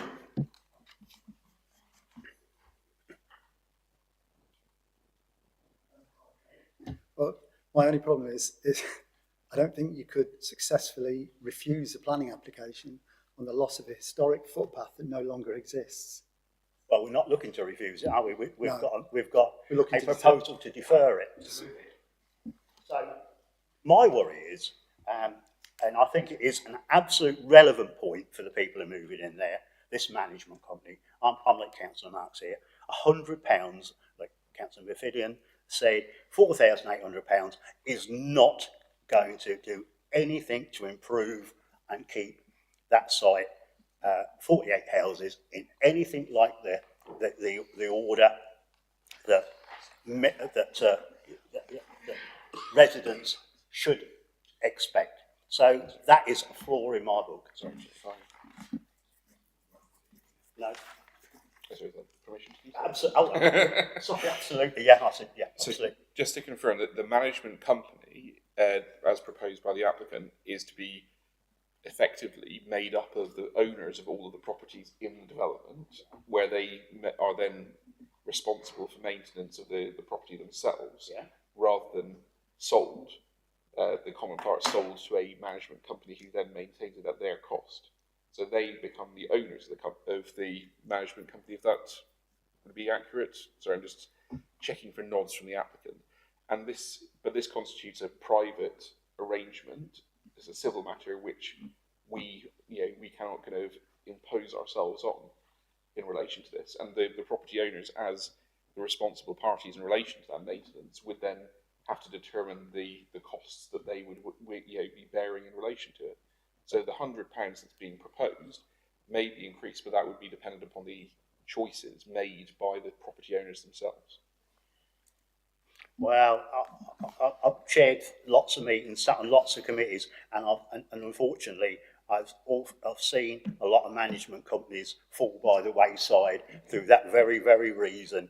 And so I just need clarification on that. I can accept what you say, but I can't accept from past performances. I can't see how we can just do it like that. So anyway, so we've got a proposal. So Councillor Benny, you had a list there of what you wanted to include. Sorry? Yeah, go on, do it again then. Let's crack on. I've got a note of it all. You've got a note of it all? Yeah. Okay, let the legal gentleman say what it is. Okay, so the list that I've made, this is the original list with clarifications from Mr. Rowan. So you wish to consider the flooding aspect, road adoption status, but you've had clarification on that. You've got open space provision, but you've had clarification on that.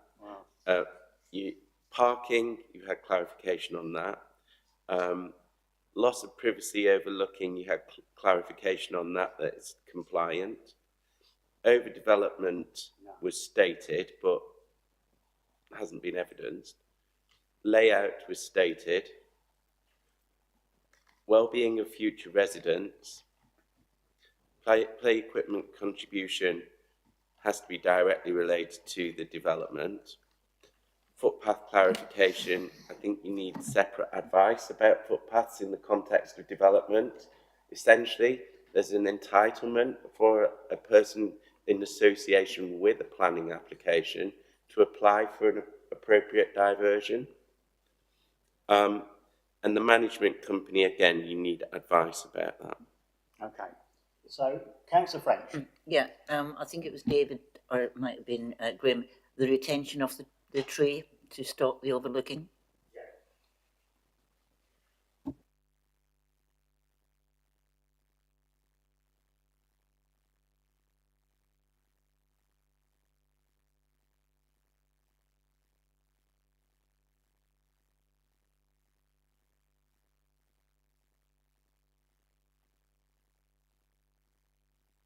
I think a lot of these issues, what we're going to defer on, are not going to be resolved when it comes back again.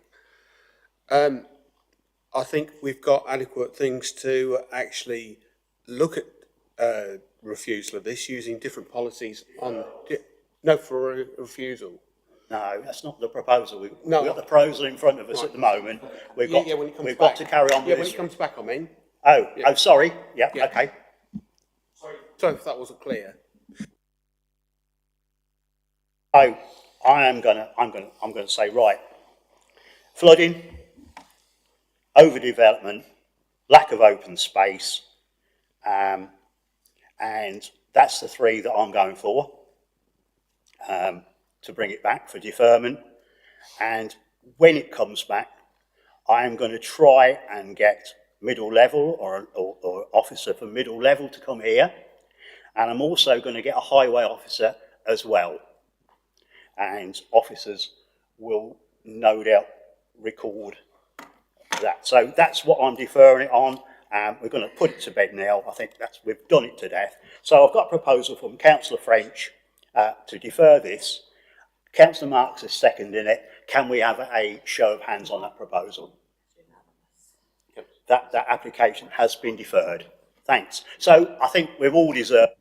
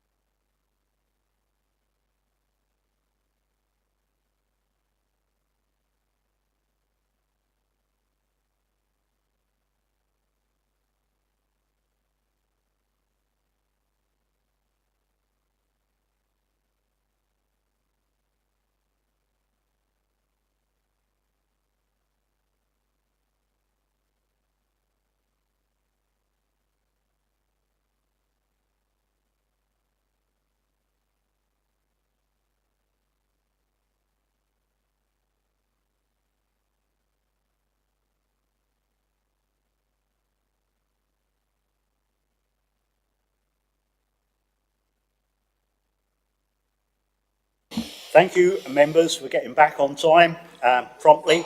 I'll now hand over to David, Development Manager here, to present application FYR 22/1084F, agenda item number 6. So David, when you're ready, thank you. Thank you, Chairman. So this is an application for the siting of a mobile home for residential use and erection of an ancillary day room, land southwest of 92 High Street, Chatteris. Draw members' attention to the update report that's been circulated in respect to this item. So the application site is shown in red on the location plan aerial photo. Members will recall that this application was deferred at the January committee meeting to enable the applicants to discuss with the Highway Authority potential works to the pavement outside the application site to address the issues of the pedestrian intervisibility at the junction of the access drive with High Street. So plans and photos are shown of the proposal just to refresh members' memories.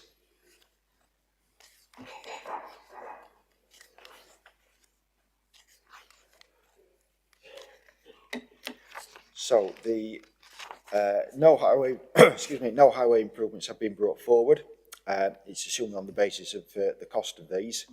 However, this plan has been submitted by the applicant's agent, which indicates the closure of the access track in the position shown with the arrow, with just a pedestrian access being available into the site. To conclude, it is not considered that the closure of the access track in the position shown addresses the issue of the potential intensification of the use of the access track itself and the substandard visibility of the junction of this with High Street, previously highlighted as a reason for refusal by the Highway Authority. Essentially, vehicles associated with the development site would still be able to drive up and down the track, parking adjacent to the fence shown. The recommendation is therefore to refuse the application as set out within the agenda. Thank you, Chair. Thank you, David. We have 2 speakers on this application. First, I'd like to invite Mr. Green, he's the agent, and Alice Steer, the applicant, to make their presentation to the committee. When you're nicely seated, you've got 5 minutes between you. Thank you.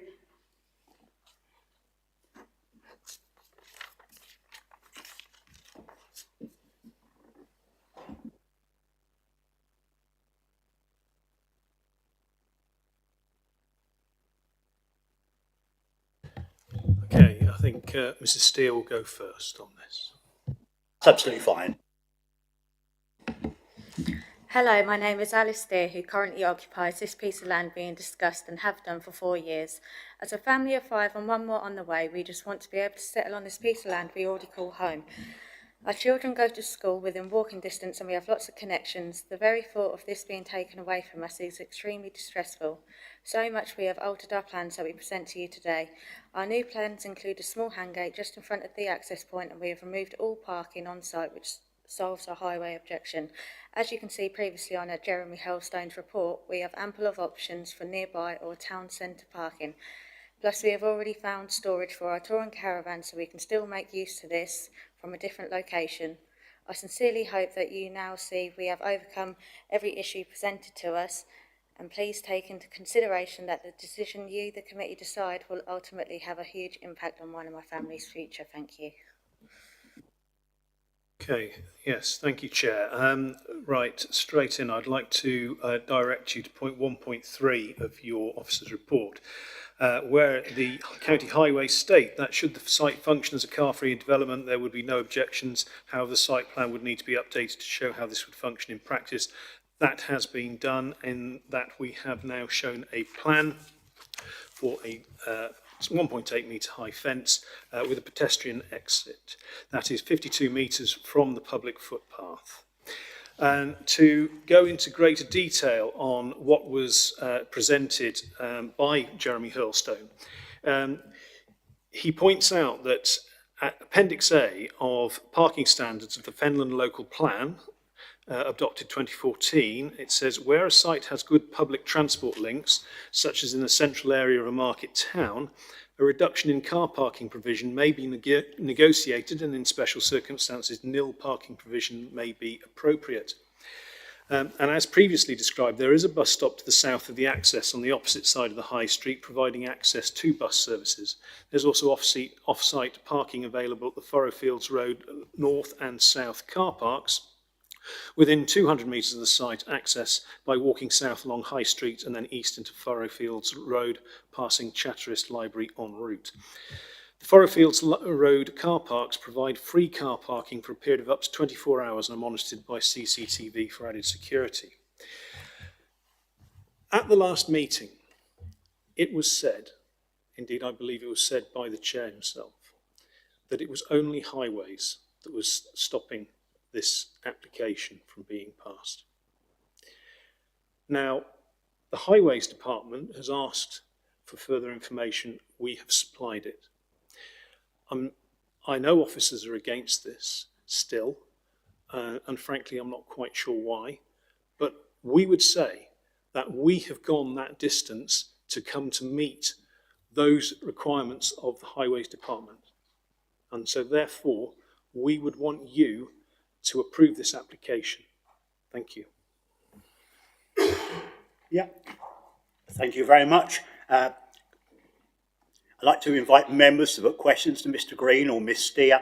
If you'd like to ask a question, you know what to do, and Councillor Marks has done it. Okay, off you go. Thank you. Good afternoon, and nice to see you both again. We sat here 2 months ago and trying to find a solution to a problem. I think we're getting to a solution to a problem. However, my concern is we still have enough room there to get vehicles to either drive up and then have to reverse out, or alternatively reverse in off the main road. Is there any way the applicant can move that fence or that gate further down so we have no, because the issue is vehicles going in and out of the site. Whether we put it, you know, to be fair, we've probably made the thing worse at the present time. The simple reason is you're going to have to either go in forward and out backwards, or vice versa. And we've also now heard there's a bus stop across the road. So, you know, my thought process is that if we were minded to pass this, that needs to be so no vehicles. I drive past it every day. I look at it. I keep trying to come up with a solution for yourselves, but that is the issue. You've already said there is off-street parking. Sorry, you know, there's parking elsewhere. So what is the reasoning to put that fence where it is? There are two other properties which have access along that side, along that track, to both sides. We cannot block their access. What we could do is ensure that there was a sign saying there is no vehicular access to the site, to make it clear that those people, you know, nobody who wants to any deliveries, for example, would have to park outside and therefore walk up. That still doesn't alleviate a vehicle parking there onto that. Is it a walkway the other properties have, or do they have a right of way with a vehicle? They can get up there with the vehicle, and they have the right of way to go up there with the fences as well. Just to clarify, there was 3 vehicles with those 2 houses when I went there, whenever it was. Monday, probably Tuesday, I don't know. Anyway, there was 3 vehicles there. Any more questions at all? Oh, yeah. Councillor Hicks. This is the beauty of doing a site visit. You actually get to have a look and see the situation when you get down there. When I went down there, there were 3 vehicles already parked with access to their properties. And basically, the highways was concerned about you coming out, but they've already given permission for the other properties to access that property via that road. So I know that each case is taken on its merits, but can you just confirm that there are vehicles parked at a right angle? Is it 2, 3? How many's in there on average during the day? What, in the car park? Yeah, in the area. There's 6. That's right. So the place has already got access to 6 vehicles already. You're already coming on and off that road already. Okay, any more? Councillor Miffordin, thank you. I'm just going to echo what Councillor Hicks said as well. Out of those 6 vehicles, how many vehicles are yours, or do they all belong to the first? Because I visited the site as well. You come into it, and there are 2 historic. I say historic because they're old, probably 1930s buildings. And then to the left, there's a property in the picture, in the photo we saw, with a wall right on the footpath, right? Now, that's probably a lot older. My question is, how many of those vehicles are your vehicles? And how many of those or belong to your property, should I say, not your vehicles? And how many of those belong to the first two properties as you come in? In the car park that's on the right hand side before you get to our actual property, 6 of the cars aren't ours. They're to do with the other houses, 84A and 80. I'm not sure what the first one's called. Okay, thank you. So those 6 vehicles use the access already anyway, and they've done so historically. So, you know, I think in my opinion, it would be unfair for planning to say, oh, you can't use it when there are other people using it already. I understand there's increase in volume. They're concerned about the increase in volume. It's not a thoroughfare. It's a driveway into a property, from what I saw on site. Okay. Anybody, you finished your question, have you? Anybody else got any questions? Councillor French, thank you. How many vehicles do you actually have that actually uses that access? We currently have 2 vehicles. We did have a touring caravan, which has now been put into storage. Yeah, I think that actually helps. Yeah, I'm very pleased to see you've moved the smaller caravan, the touring caravan, because obviously you like to use that, and that would have been a stumbling block for you putting a wall or a fence or whatever up. So I'm more than happy that you've done that. So yeah, thank you for that. Yeah. So anybody else at all? No. Thank you very much. Thank you. Officers.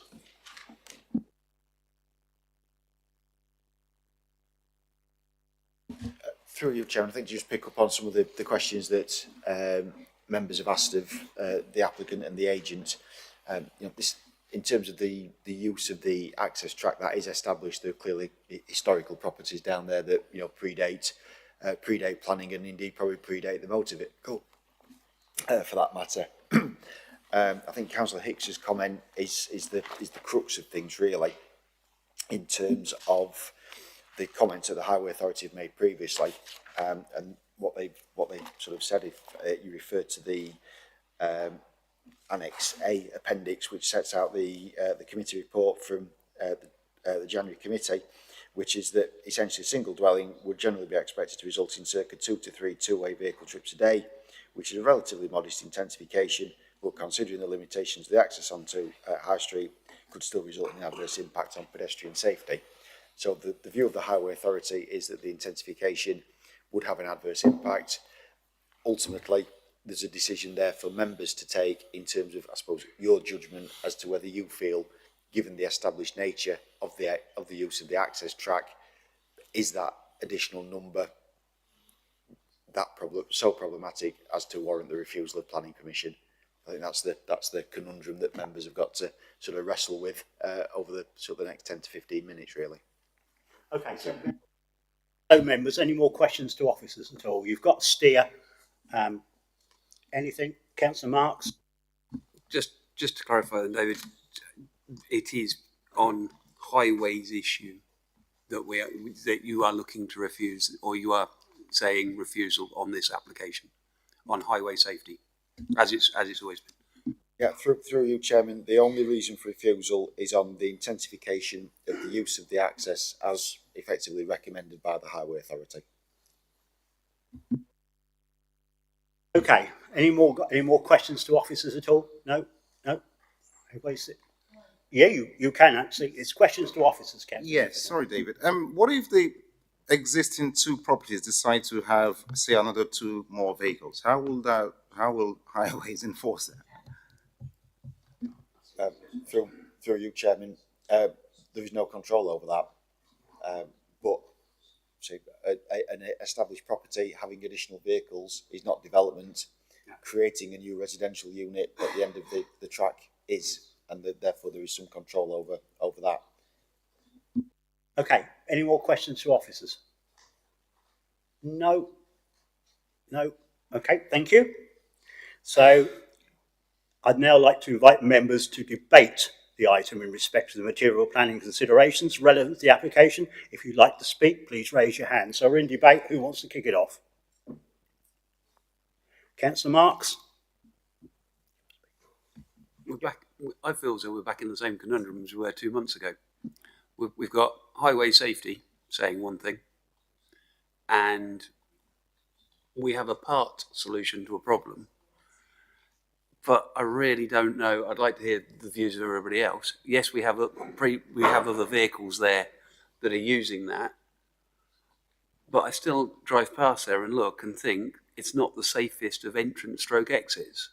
And you know, people with pushchairs and stuff like that who don't realise how vulnerable they are as they go by. There's no widening. We gave a chance with the council for talking to them regarding widening the pavement or whatever. We haven't heard back. That's viable or doable.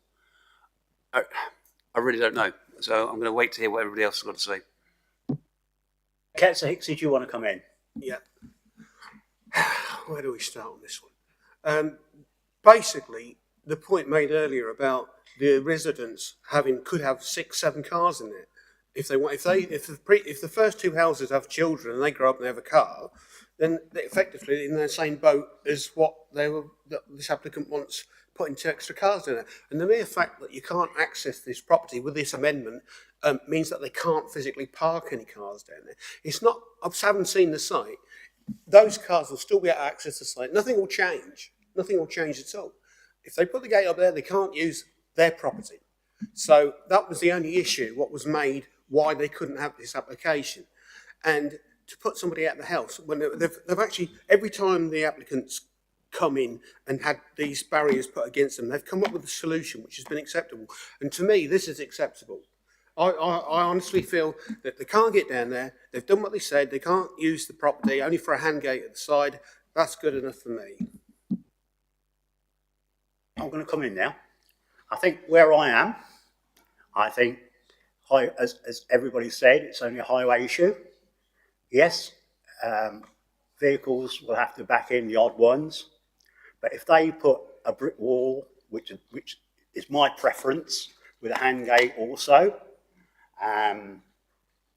so the lady or whoever can push the pushchair or whatever, I think that's the solution to the problem. I wouldn't want to see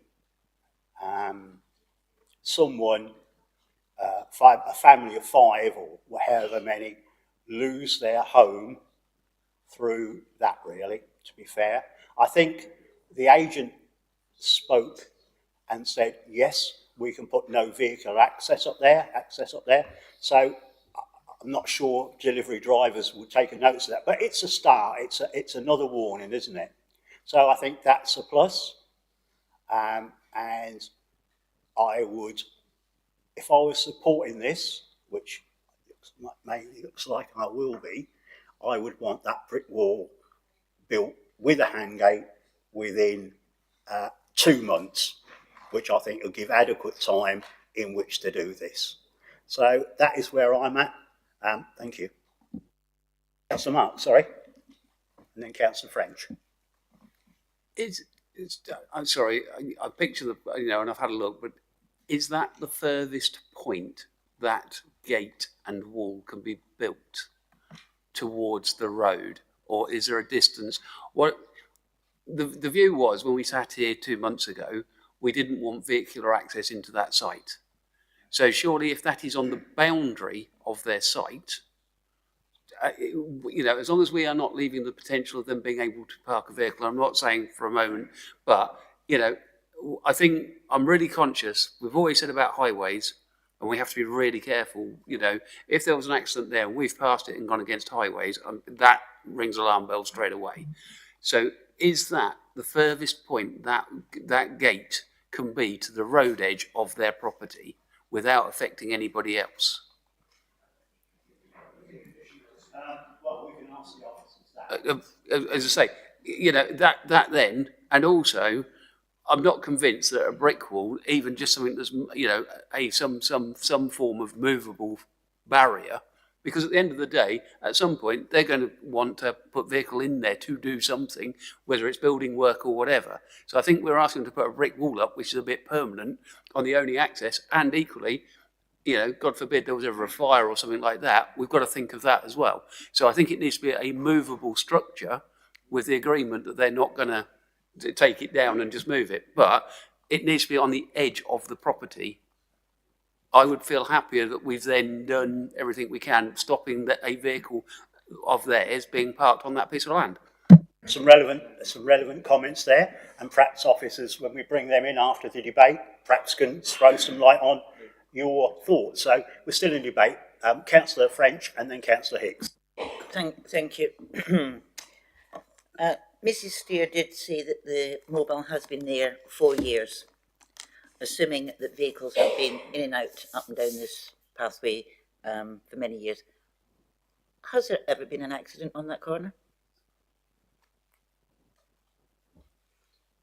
Can highways prove there's been an accident? I've no idea, Councillor French. Yes, David. Through you, Chairman, if I may, I don't think highways have claimed that there have been any accidents there. So, yeah.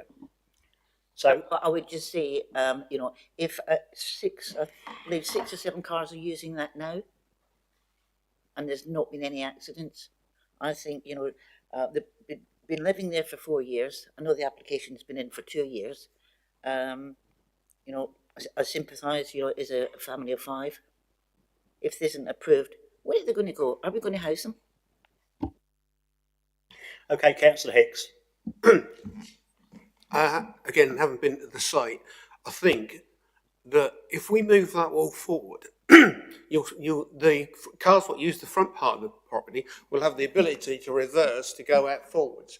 If we move that wall forward, they'll have to back out onto the road. I think they'll probably use that part, with that being at that distance backwards, to reverse into it so that it allows them to go out straight. If we move that wall forward, it's actually going to restrict the movement to actually reverse round to go out forwards. Yeah, it's a conundrum, isn't it? Councillor Marks. Just coming back to accidents, there was a vehicle smashed up there, a Freelander across the road. So there has been, to my knowledge, at least one accident there in the recent time. However, that doesn't change the fact we have, you know, a family of 5 that we want to find a solution to a problem. So by moving that, I'm hoping that gives us that solution. And I would be happier that we are not adding another vehicle into that by giving that a parking slot. And that would be my vote, that, you know, with that move to their barrier, to the edge of their property, we have negated them not being able to park a vehicle. So we've not added an extra vehicle into the mix. And the people, the likelihood is they've probably been reversing out or whatever before. And they need to, the people need to find a solution who live there if it's a shared access. Yep. Anybody else want to add? Yeah, Councillor Miffordin, thank you. Yeah, thank you, Chair. What I wanted to add is, when I visited the site, if you're coming out of the property, say you've turned your car around and you're driving out. Now, to the left, looking at oncoming vehicles, the view is quite good because the fence is low to the left of the property. Now, the challenge is to the right of the property where I believe the listed building with the Juliet window is. That is that's the wall that comes right out to the path. Okay, so in my view, the access and the visibility as you're coming out is not any different to the access of any other older historic building before planning was, you know, even brought into effect. That we have all around the country. So I think I know highways have concerns, and there is no statistics or there is no record that any accident that's happened there before was as a result of that access. Not, you know, we don't have any evidence of that. So I would say we need to do what we can to pass this for this family today. I certainly will be supporting us approving this today, and so that they can carry on living where they've lived for like the last 4 years, and as a growing family, as we see. So I don't see, like Councillor French said, are we going to house them somewhere else? Are we going to find them additional housing? I mean, they found themselves a location, and we should be supporting them. That's my view. Thank you. Okay, thank you, guys. Anybody else? Because we're still in debate, of course. No, so I'm going to close this debate now, and I'm going to bring officers in to see if I think we've got a steer from Councillor Marks. He wants the gate or whatever moved forward on the edge of their boundary.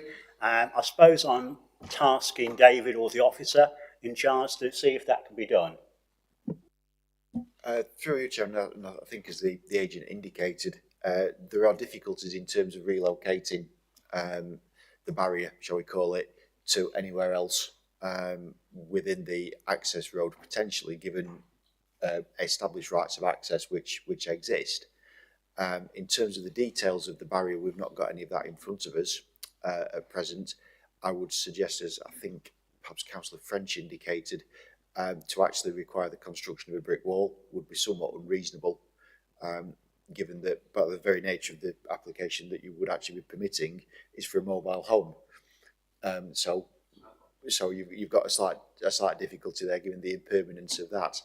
I suppose being very, very blunt about it, and or perhaps even blunter than I tried to be earlier, I think members have really got to make a decision as to whether this becomes an uncontrolled access to the premises, or you refuse it.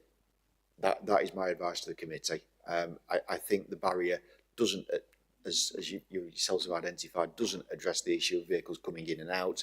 And I think that's the crux of the matter, is that the committee has got to make a decision as to whether those vehicles or the extra vehicles that will be using the access point at the junction are so great in number that it would warrant a refusal of planning permission or not, essentially. Okay. Councillor Marks. Thank you, David. We haven't established whether that is at the end of their property, on their barrier with access. You know, who else would have access down there because it's got a gate? So who else has the right of way through that? Obviously, that gate goes to a certain point before it interferes with the people's accesses, if that makes sense. So is that the furthest? What I'd like to know is that the furthest point we can set that gate? And I'm going to use the word gate as opposed to brick wall, because I don't agree with the brick wall, to the end of their lane before before we interfere with other people or break their access. That is not a question that I can answer, other than to say it's probably one more for the agent to perhaps respond to. But certainly, if you were looking at potentially moving that access gate further, sort of to the right as we're looking at it here, and in line with the other property, sort of the grey block, sort of to the middle of the image. I can foresee that there would be potential issues with that in terms of, you know, are you restricting access to, you know, that property to access further into their back garden, for instance.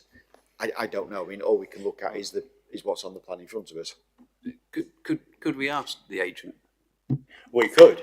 If you just to quickly alleviate some fears that we may have, if you'd like to take a seat, Councillor Marks will ask you the question, and hopefully you'll give him an answer in the affirmative. Thank you. Okay, so what the distance that is at the present time, I believe, still gives the possibility of a vehicle being parked for the new application. Can we move that barrier, for want of a better word, closer to the road without affecting anybody else, stopping any extra vehicles coming in there? You can move the barrier up to where you can see the point. You've got an indent on the northern point there. At that point, that would beyond that, you will start to encroach upon the other properties. Yes. Yeah. That moves to there. We take out basically a car parking space plus, and that then we put a mobile barrier, whatever, in there, so they have access. And that stops anybody parking for that property, unless they then park and block other people, but we have no jurisdiction over that. Thank you. Thank you for that.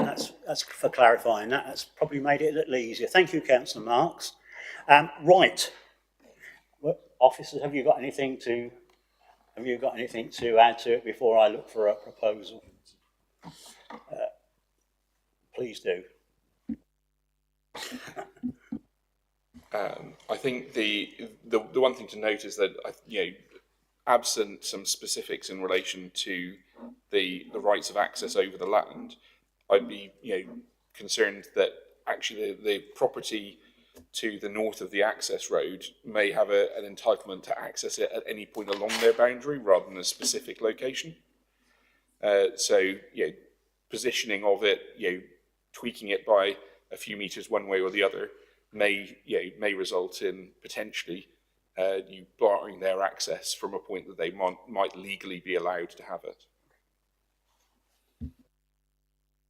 Yeah, okay.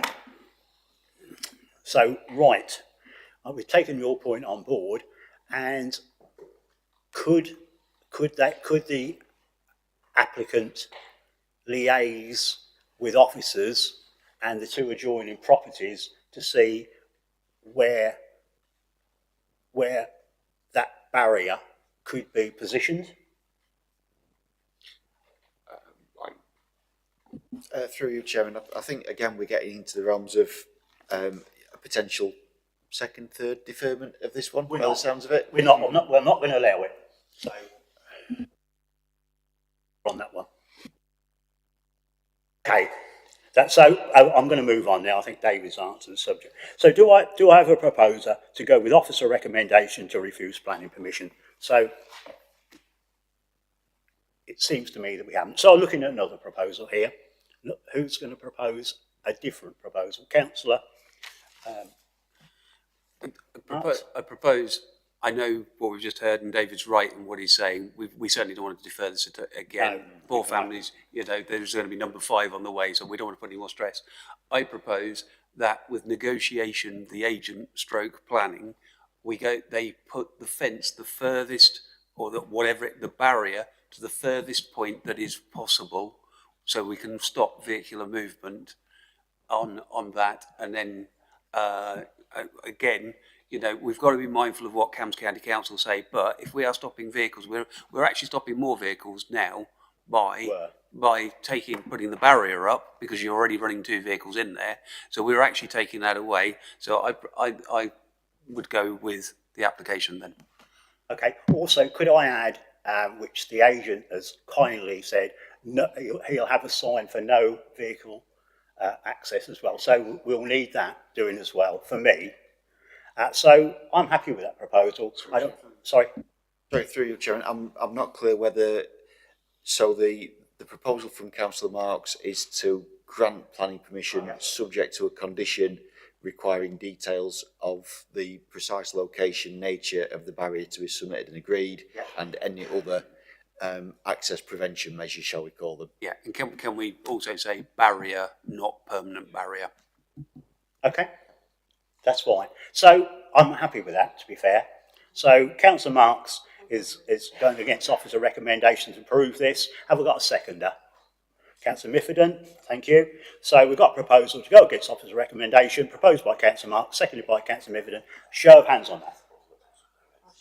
That's unanimous. That application has finally been approved.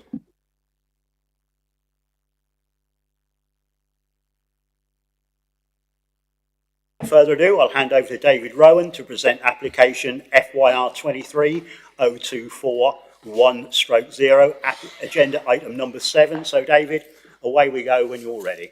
Thank you, Chairman. So this is a application to erect up to 9 dwellings, outline application with all matters reserved, land south of 2B and 2C, Bridge Lane, Wimbledon. Just draw members' attention to the update report that's been circulated. So the application site is shown in red on the location plan and aerial photo.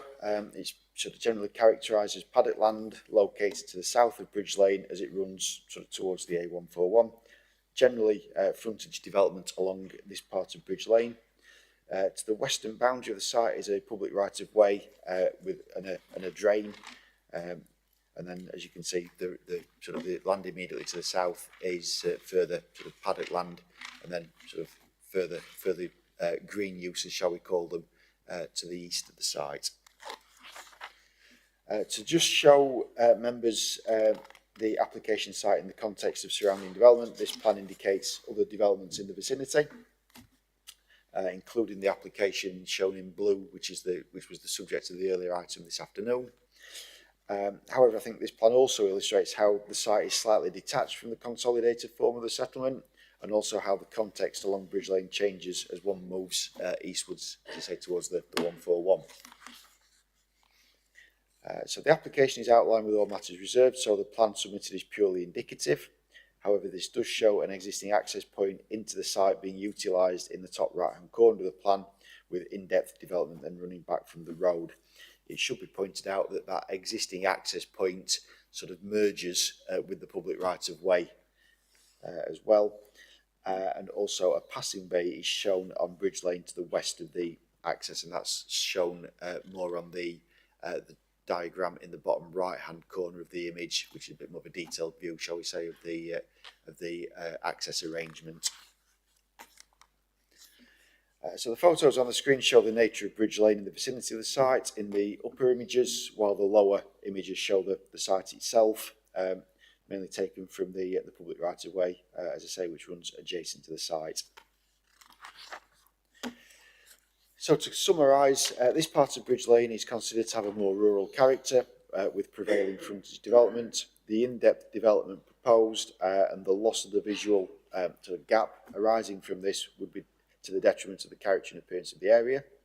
The site is bounded by hedgerows and a ditch to the western boundary, and also to the east as well, and it's not accompanied by any ecological surveys or appraisal to assess the potential impacts of the development upon ecology.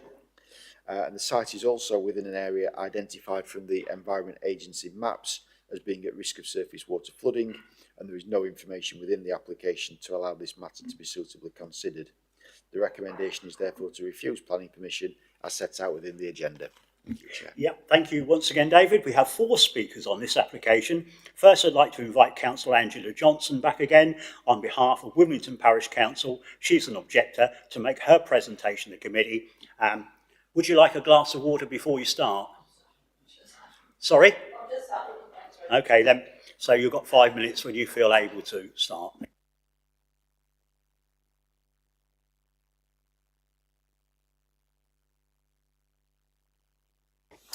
Wimbledon and Stoney Parish Council wish to support the planning officer's recommendation to refuse this application.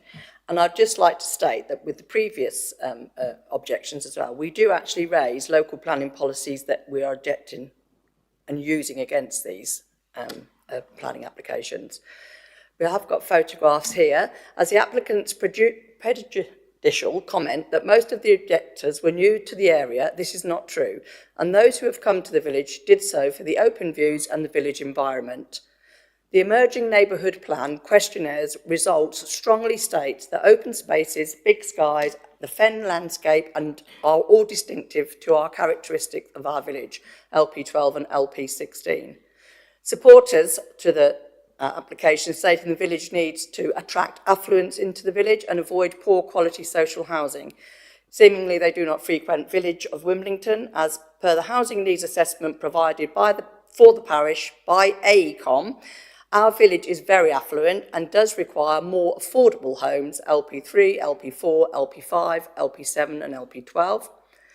Bridge Lane is an important historic landmark in the village of Wimbledon. It is a small, narrow, no-through rural lane exempt of pavements and with only one official constructed passing point for vehicles, which is situated at the far west end opposite 3 Bridge Lane, nowhere near the proposed site. If the site is not to be adopted by highways, and the applicant's quite happy that it's not, there will be concerns regarding refuge collection, LP1, LP3, DM3 and 4. The public right-of-way number 5 is also a very important landmark in the village of Wimbledon. It is part of the historic Woodman's Way and also part of the Greenwich Meridian Walk, as well as being promoted by the Ramblers Association. This site is situated to the east end of Bridge Lane, outside the built form of the village, and it will coalesce the rural countryside character of Bridge Lane with the more established main form of the village. Photograph 2 shows why does the applicant perceive it as acceptable that they include a large part of Wimbledon's public right-of-way into their access road.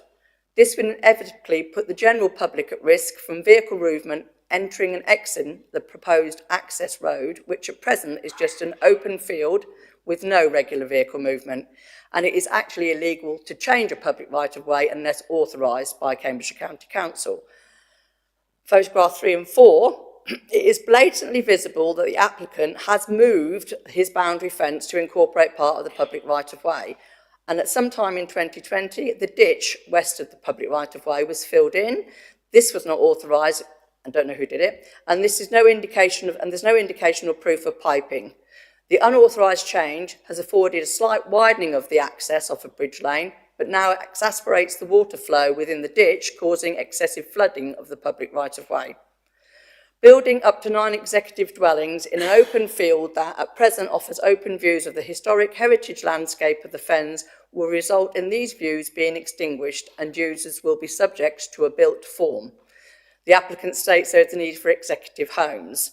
This is not reflected in the housing need assessment done for the parish, and there are already planning applications in for 9 dwellings south of Eastwood End, 9 dwellings north of Eastwood End, 2 dwellings south of 1 Eastwood End, 4 dwellings west of March Road, and south of Bridge Lane, 7 dwellings. There is no future need at present for executive homes.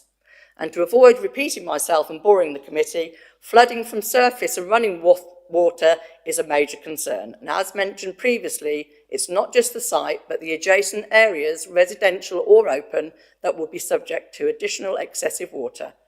Having an impact on the natural habitat and the environment, MPPF 60 states strategic policies should be informed by a strategic flood assessment and should manage flood risks from all sources, and they should be considered cumulative impacts in or affecting local areas susceptible to flooding.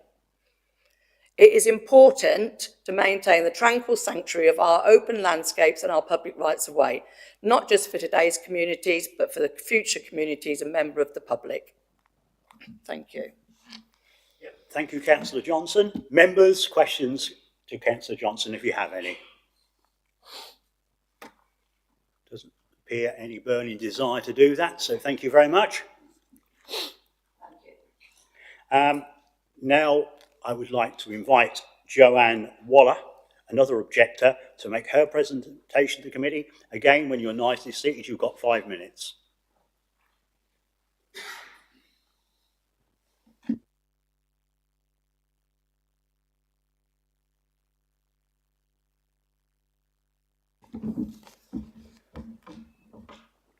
Thank you for the opportunity to speak today. Photos 1 and 2, plans are incorrect in regards to my boundary. The left side runs the whole length of the bungalow and gardens, as in immediately adjacent to the access road. Measurements on the plans don't display the distance from my boundary fence to the access road.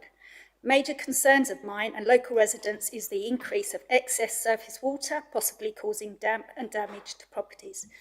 Photos 3 and 5 on the plans. The access road includes the public right-of-way within its measurements. Including the public right-of-way is an offence, as per S34 of the Road Traffic Act.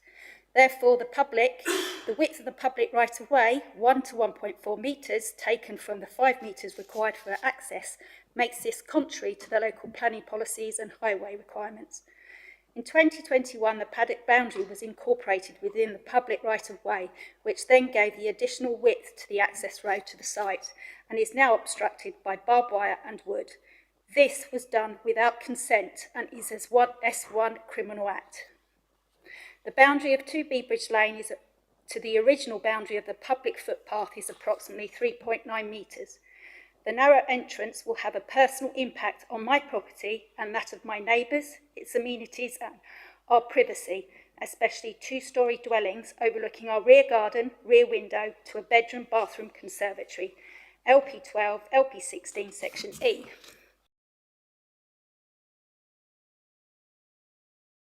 Proximity to my property's boundary and worry of a vehicle colliding into the side of my property, the health and well-being of myself and my daughter will be a constant worry.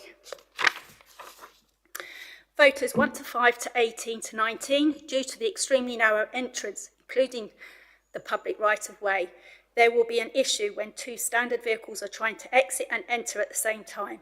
Larger concern will be HGVs, delivery vehicles and emergency services.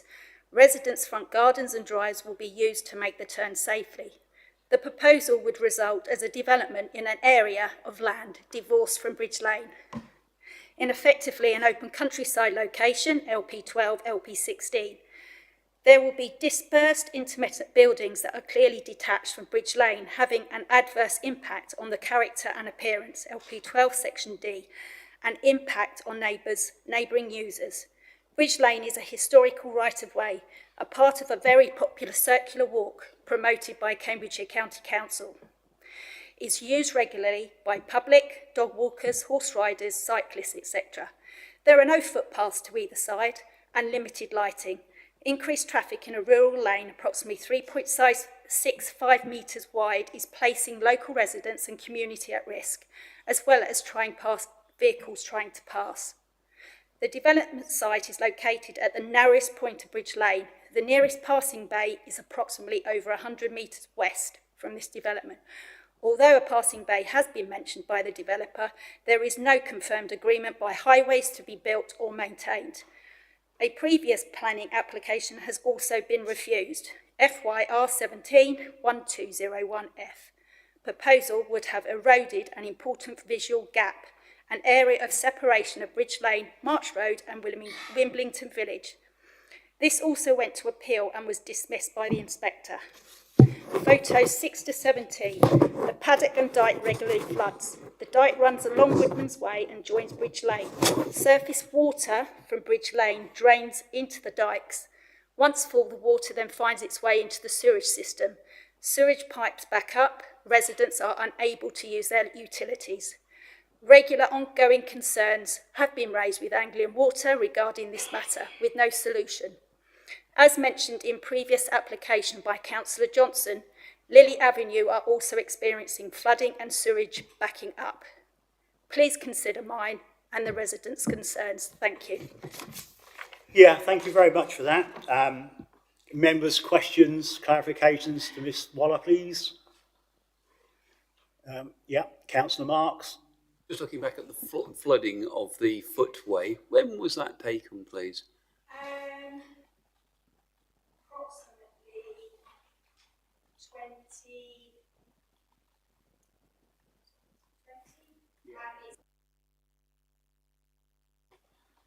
Okay, and that's due to the dyke being filled in?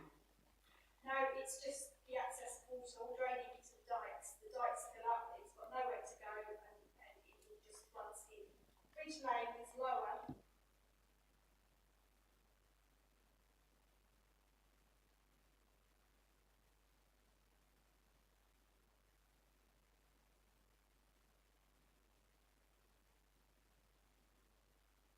Yes. Thank you.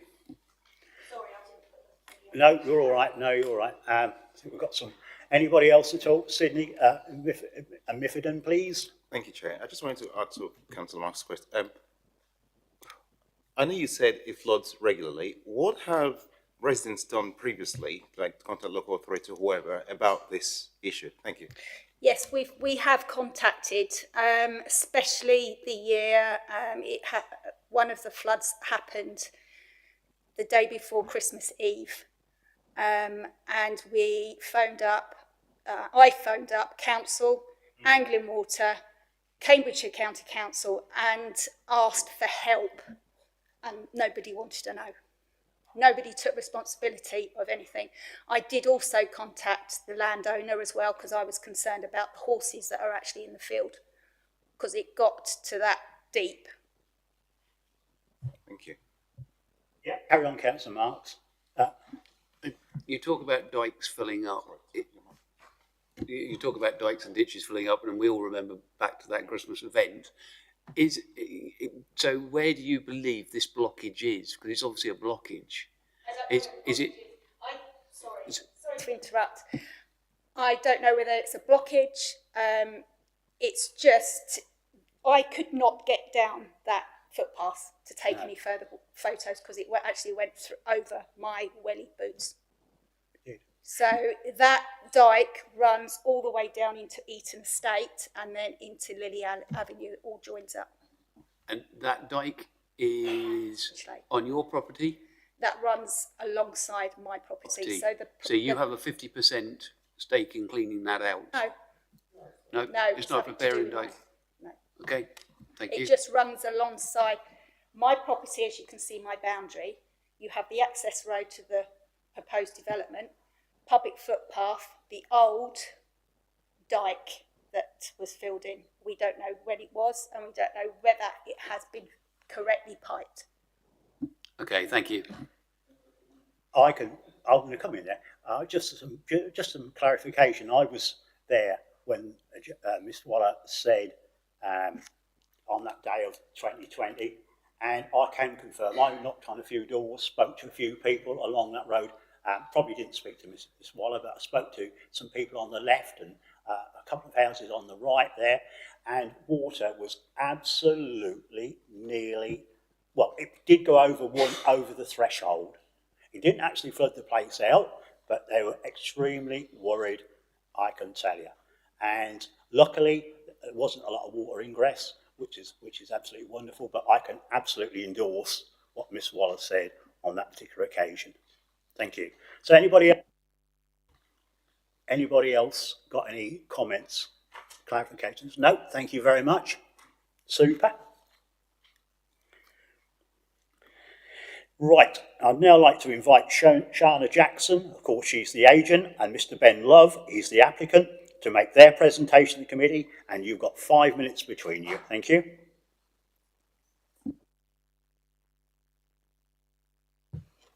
Thank you. Good afternoon, and thank you for allowing me the opportunity to speak in support of this application. You know me, I'm Shana Jackson, the agent, and next to me is the landowner, Mr. Love. It's not his intention to present to you, but he's here to answer any questions you might have. As you've just heard, this application is for up to 9 dwellings, positioned within a growth village, and is within Flood Zone 1 land. If I could refer you all, please, to the map contained within your agenda, which is on page 90, and just above section 3 of the committee report, and it's also shown in the officer presentation on the screen. Here you'll see an overhead view of the site and the surrounding area. The site is outlined in red, and the item you heard earlier today shown in blue, along with other development sites outlined in green, yellow and orange. The map clearly shows that this part of Wimbledon is within a built-up residential area. It's been discussed many times in the past whether Bridge Lane forms part of Wimbledon Village, and for me, this map clearly shows that it does. The site would effectively constitute an infill form of development of housing within an established residential area, and it makes sense in policy terms. As you know, Wimbledon is a growth village, and policy LP3 allows for village extensions in such locations. This proposal would comply with that policy, given that it would extend the existing built form in this area. The proposal is an outline only, so the specific design and layout details are currently unconfirmed. However, it's likely that the scheme will take the form of a comprehensive layout in much the same way as other developments in the area. I would therefore argue that the scheme is entirely reflective of the surroundings, contrary to the assertions in Refusal Reason 1. Concerns have been raised by officers in respect of biodiversity, but I note that these concerns have not been backed up by the ecology officer, and at no point during the course of the application were we made aware of these concerns or asked to address them. As before, the scheme is in outline, so there's ample opportunity to position the dwellings well clear of the hedgerow in question. We would also be happy to accept a condition to this effect. Given that the site is heavily used by horses as paddock and grazing land, I would suggest that any biodiversity interest would be extremely limited. Concerns have also been raised in respect of surface water drainage, but I note again that these concerns have not been backed up by any technical consultees or professionals in this field. I can assure you on behalf of the applicant that there is a comprehensive drainage system in place, and this was put in after the neighbours' photos were taken. I can advise that it is our intention that the scheme will encompass rainwater harvesting and permeable paving. This will arguably improve any current situation, as it will result in rainwater from roofs being held in tanks rather than being falling straight to the ground as per the current situation. As with all applications of this nature, we would expect a foul and surface water drainage strategy condition as part of any consent. If I could just pick up the point on the public footpath issue, you'll note from the drawings that the path will remain unobstructed, and that the definitive map team has not objected, and therefore an objection on these grounds cannot be sustained. I would like to highlight that the scheme brings the opportunity to provide high-quality housing within a growth village, which meets the aspirations of the local plan and complies with Policy LP3. There are no issues arising as a result of biodiversity and surface water drainage which cannot be addressed by planning conditions, and would therefore respectfully request that planning permission is granted. Thank you. Yep, thank you very much for that. Questions, clarifications to Ms Jackson, or indeed Mr Love if you need any clarifications. Councillor Miffidian, please. Thank you, Chair. Hi, Mr Jackson. Hi. Just a point you raised there, rainwater harvesting on site. Now, but from the pictures we just seen, from what I forgot the lady's name, one of the objectors said earlier, the volume of water we saw there, and the fact that Bridge Lane is lower than the surrounding area, it's not from Bridge Lane alone. It's not from the site alone. From what I can see from the pictures, it doesn't look like. So how are you going to mitigate against that? Graphs were taken in 2020. The lady did indeed call me Christmas morning, very upset. That summer, we installed a land drain across the back of her garden and her neighbour's garden. And I am convinced that we've solved that particular problem, and I can tell you why. You've just gone through the wettest winter in almost living memory. If that had flooded this year, you would have current photographs. You wouldn't have a photograph from 2020, which was taken before I put in the land drain. So it's a little unfortunate. The drain does work. And I can tell you, not only did I put a land drain in there to the dike that's been backfilled by a previous owner, there's a pipe in the bottom of that dike. We didn't actually drain into that pipe. We drained into the aggregate that surrounds that pipe. So there's actually capacity to get the water away better than I have done with an ad hoc 2,000 quid's worth of, and you don't get a lot of that, and £1,000 worth of stone went in and drains. So what you're seeing is a historic problem which no longer exists, as far as I can tell. I mean, we're there all the time. We've been monitoring it because obviously we're well aware that the committee and the planning department are very concerned about flooding. It's uppermost in our minds. I mean, you know, if we get granted permission, every person that lives in one of those houses will have my telephone number. I mean, the last thing I want is to be called on the regular because there's flooding. So we've addressed that problem. However, the next step, if we achieve planning, would be to have an engineer along the soil test. The engineer will check the water levels in the site and then design an attenuation scheme to enable the water to be held even further on site. So it is absolutely achievable to drain that site when it's developed. Thank you. Okay, okay, Councillor French. Thank you, Shannon. I'll ask you the same question I asked Mr Russell about, I don't know, three hours ago. Have you contacted middle level? If so, what have they said? We haven't contacted middle level. My understanding is that as part of the planning application process, they're consulted. I did actually check with the office in our little recess, and we haven't received anything from middle level in terms of comments. But like Mr Love said, we do have the confidence of the system that's put in place at the minute. Councillor Marks. Thank you. Two questions. Firstly, it's indicative, so site plan may change. I see there's a neat roadway that leads into paddocks. Is that further your land as well? Yes. Right, okay. Idea maybe to develop it in future? I'm 66. My dad was 80.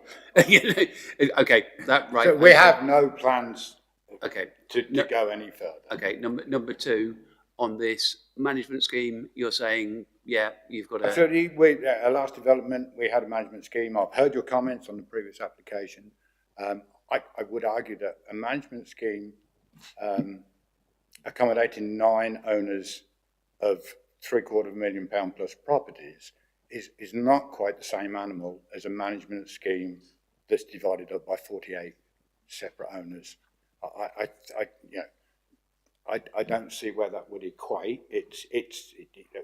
The road that we've offered to put in would be adoptable standard, clearly for the fire engine and for the refuse collection. And of course, it's in our interest, and we have done this previously, to supply infrastructure which has legs, because somebody who's going to spend 700,000 or 800,000 plus on a house is going to be mindful of their costs going forward.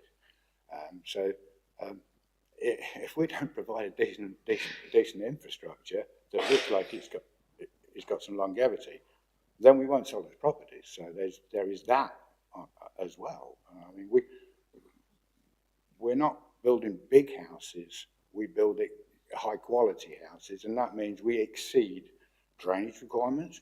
If you look at the indicative layout, you'll see that we've exceeded parking requirements. Always look to do this, because we see it as a selling point, because not everybody else does. Thank you. I'm going to do Councillor French in again. Thank you. Are you actually saying that you're going to do the road up to an adoptable standard from the top of Bridge Lane? No. No. From Bridge Lane, from the point. I think highways have insisted on the first 5 metres or whatever. Yeah, it's usually 5 metres. But I mean, we actually, at our development at Leverington, we actually resurfaced a highways, with the highways permission, a section of the highways road at our own expense, because we felt that the lack of maintenance on that road was holding back our development. So it was worth our while to go the extra mile. Well, you can make this a condition. I mean, we're quite happy to have anything conditional, because we'll do this anyway. And if I could just add to that, access is a reserved matter, so it's something that can be conditioned or dealt with at reserved matter stage, along with the layout of the internal road later on. I'd also say that we do own the entire width of that access, apart from about, I think it's about 400 mil, maybe 500 mil adjacent to the ladies' bungalow. We own a further 7 metres, so there's enough room to get the footpath in and the roadway in. And that's land registry, that's our land. So. Did you want to come back, Councillor French? Is that you finished? No, I'm just concerned on the flooding, as you would expect. Yeah. And I'm with you. Councillor Mifferton, please. Sorry, back to the flooding again. I appreciate you said you've done work since the photos were taken to accommodate the flood at that time. But then once these properties are built and there's paving and there's the properties, the footprint properties themselves, will what you've done so far be able to cope with the additional runoff from paved areas and from rooftops? What we've done so far is not on the application site. It's just prior to the application site. What you're talking about is attenuation, which is a matter of holding the water. I mean, no more rain falls out of the sky whether you build on the land or not. Obviously, you're aware of permeable and impermeable surfaces, and we use a lot of impermeable surfaces because they drain better. However, whatever water runoff there is, an engineer will do that calculation and tell us exactly what size attenuation tanks are required. So, in actual fact, if it's done properly, and we'll do it properly if we have the opportunity, if it's done properly, you actually alleviate the flooding in the surrounding area. You don't make it worse. You actually assist the ascent. I mean, I'm a fen person. My family have been farming in the fens hundreds of years. I'm well aware of the drainage issues in the fens. Thank you, Chairman. Sorry, I just want to ask a question, not related to this application, but you did say that in a previous development you resurfaced a certain part of the highway. Where was that development, please? That was at Leverington, at Gold Lane, Leverington. Yeah. Thank you. Okay, any more questions for Mr. Love or Miss Jackson? No, thank you very much for that. So, members, questions to officers, if you have any.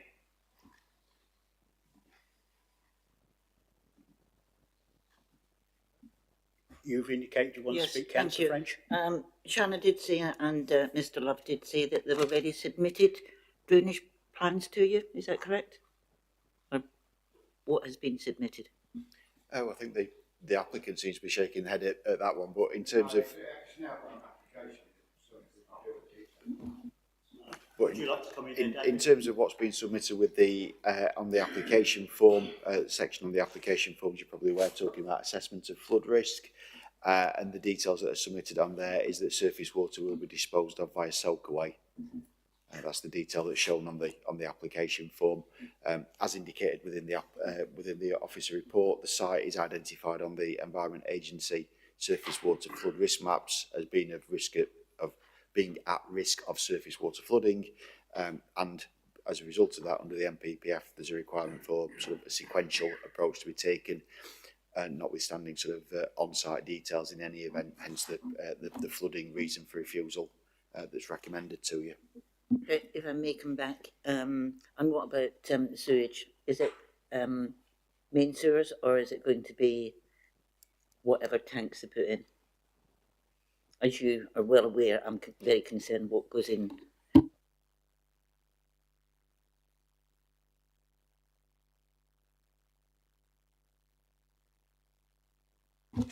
Through you, Chairman, I think in respect of that, that's probably detail that we don't have at this stage, given the outline nature. I think the expectation would be, particularly given there's nothing else indicated, that there would be use of the Anglian water sort of sewerage system. Right to connect. No, right to connect to surface water, not sewage. Yeah. Sewerage, not surface water. Sewerage. Yeah. They have the right to connect. Yeah. So, Councillor Benny, you'd like to come in, I'm sure. Question for David. I mean, all this talk of what can and cannot be achieved, does that resolve reason 3 for refusal today?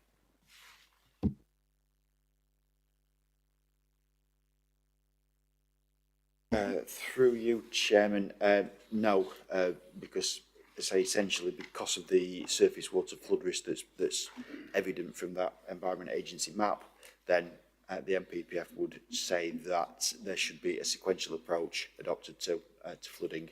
So there should be a sequential test done to show that there are no sites in Wimbledon that are available that are at a lower risk of surface water flooding, and we haven't got any information around that at all. Okay, any more questions to officers at all? Right, move on then. So, do I have a proposer? Oh no, we're going to, so do I have a proposer to go with officer recommendation to refuse? Well, I haven't done debate yet, sorry. Open, debated. Sorry, my fault, I'm getting carried away. Open for debate. I do apologise. Anybody wants to kick off this debate? Councillor Hicks, I do apologise. This is really a question for you, David. We've got Joanne Walker with photographs from 2020 or whatever it was showing it flooded, and she's saying that it's flooded ever since. Then we've got Mr Love, what says he's done the work and it hasn't flooded since those photographs. Now, we don't know who to believe at this point, because I mean, like my mum and dad live around the corner, but I don't go down Bridge Lane lot. This is your ward. Have you been down there and has it flooded since Mr Love's done the work? Can you say anything or not? Can say, obviously it's not flooded to that degree, obviously, but that was I think a lot of people experienced flooding, didn't they? And that bit.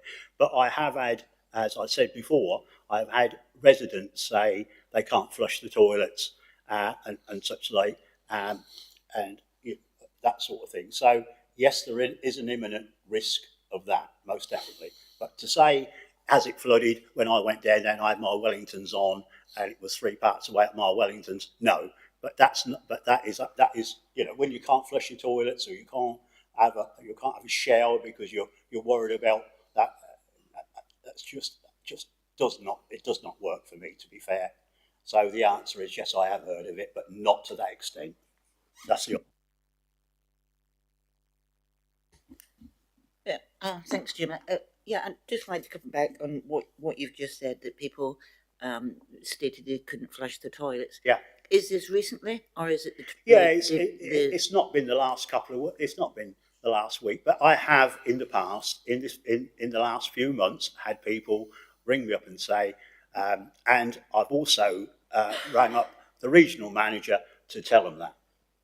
But surely that's an Anglia water problem, It is, but it's not still a dike problem. No, but it's still a problem when you can't flush your toilets. Is it the right thing to do? And do you know what? I'm chairman of this planning committee. I'm not an officer, and I haven't got all the facts, but I do know what people have rung me up for. As I said, just to reiterate, they are worried about the flooding down there. They are worried about flushing the toilets. But just to reiterate, no, I haven't been down there in the Wellingtons for the last 3 or 4 years. Thanks. If I may just come back, it is unfortunate. This is an outline planning application. All the questions we're asking would have been in a full application with all the details, and I think that would have been more useful than an outline application. Absolutely. So, sorry, Councillor Benny. I mean, looking at this, we've asked David, and all the talk of what can and cannot be achieved does not overcome the policy here. And truly, if we had a full application, that may give us different information which we could look at. But we have got an application here that doesn't bring all the information, and the amount of time that we spent on the previous application, or 2 applications back, over flooding. I mean, this has not been resolved. I think we've got a policy compliant, a non-compliant application in front of us, and I think officers have got this one right today. Yeah, I'll come in there then. I mean, it's on the EA map. It's risk of flooding for surface water. It's going to be a soak away. It's going to go into the water again. So it's not going to alleviate flooding, is it? So it's going to make flooding more prevalent. So again, as you said, Councillor French said, if we had a full application here, we probably could consider it more. But on this particular application, I'm sorry, I can't go for this. Can I just come back? You're saying it's going to be a soak away. Mr. Love said it's going to be an attenuation tank. Which is it? Yeah, but the water's going to be a soak away. He did mention something about soak away, didn't he? But there was an attenuation tank, which does make a big difference. It does, but he did mention soak away. Well, if it's soaking away, if that's what Mr. Love meant, and it's soaking away in the earth, isn't it? If it's going into attenuation pond, that's different, isn't it? It's different altogether. I'm quite happy to be. Councillor Benny summed it all up, I think, for me. I mean, again, I've asked David, does this make this compliant? And the answer is no. Does that make any difference? I'd like to ask David again, if you don't mind. Either way, does that make a difference to your recommendation? No, the issue with flood risk is more one of principle than of detail of attenuation or amelioration, shall we call it. So we're still in debate, everybody. Anybody else wants to add to it before I bring in officers? No, we've had it. So nothing. So we're going to go looking for a proposal now. Do I have a proposal to go with officer recommendation to refuse this planning application? Councillor Benny. Okay, that's fine. I'm quite happy to second that. So we've got a proposal to go with officer recommendation to refuse planning committee this planning application proposed by Councillor Benny, seconded by myself, Councillor Connor. Can I have a show of hands on that one, please? Those against? Those abstain? That's one. So the application has been refused. So Councillor French has abstained. Okay.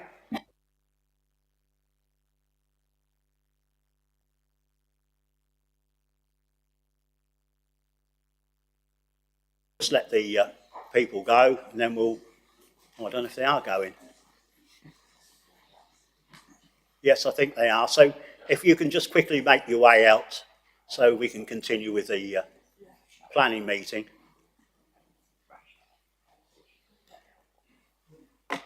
Right, we just, okay, I think, right, I'm going to carry on now. Right, I'll now hand over to David Rowan to present application FYR 23/05170, agenda item number 8. So David, when you're ready. Thank you, Chair. So this is an outline application to erect up to 9 dwellings. It's outlined with matters committed in respect of access. As there is actually a slight amendment to the description of the application to cover the fact that a dwelling is to be demolished as part of the application, and also that there are some additional buildings to also be removed. So the application site is shown in red on the location plan and aerial photo. It forms an area of undeveloped paddock land within an established residential area within Chatteris. The land was historically associated with Kent House, a Grade 2 listed building, which sits to the west of the site, which you can probably just about make out. It's sort of so immediately to the west house. It is annotated as Kent House on the location plan. And the west-southwestern corner of the site is actually within the Chatteris conservation area as well. So the southwest corner, there's a couple of buildings indicated, and that sort of little spur of the site is within the conservation area. So the eastern side of the site is located within flood zones 2 and 3. So a proposed indicative layout has been submitted. Indicated earlier, access is included as part of the application, and this is shown from Lode Way to the north of the site. You can see it's the sort of thin grey strip running through the site. And to facilitate this access arrangement, number 32 Lode Way is shown as being demolished. Indicatively, the dwellings are shown to the west of the site in flood zone 1, with an area of green space to that eastern section. And just to further illustrate the extent of the flood zones, this plan has also been submitted with the application. So the photos on the screen show the character of Lode Way in the vicinity of the application site. Photo 3 in the bottom left-hand corner shows number 32 Lode Way, which is the dwelling proposed to be demolished to achieve the access into the site. And photo 4 in the bottom right-hand corner, it shows a view into the site and the nature of this, and also some of the sort of surrounding dwellings. Photo 5 shows a slightly wider view at the point where the access to the site would be taken from, and then also photo 6 shows the southwestern corner of the site adjacent to Black Horse Lane, and those buildings that I referred to earlier as needing to be demolished. So the application site is considered to be one of the last remaining areas of pasture land at the edge of the historic core of the town, historically associated with the Grade 2 listed Kent House, and part of the setting of this. The proposed development would adversely impact this setting and also the historic significance of the conservation area. This impact is not considered to be outweighed by the delivery of a net 8 additional houses. The new access onto Lode Way is not considered to have adequate visibility, and as such would be to the detriment of highway safety.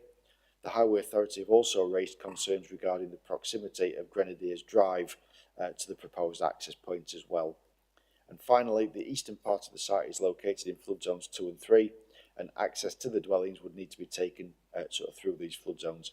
The development is therefore considered to be sequentially unacceptable as a result. The recommendation is therefore to refuse planning permission as set out within the agenda. Thank you, Chairman. Thank you once again, David. We have 2 speakers on this application. First, I'd like to ask Member Service to read out a written representation from Sally Bramley. She's an objector to the proposal. So when you're ready, Elaine, thank you. Thank you. This statement is supported by visual evidence. See slides. Horses in the field showing wildflowers and hedgerow prior to February 2023. A vehicle bogged down in the field in 2023 which required recovery. Examples of large pools of standing water in the field where some of the proposed properties would be.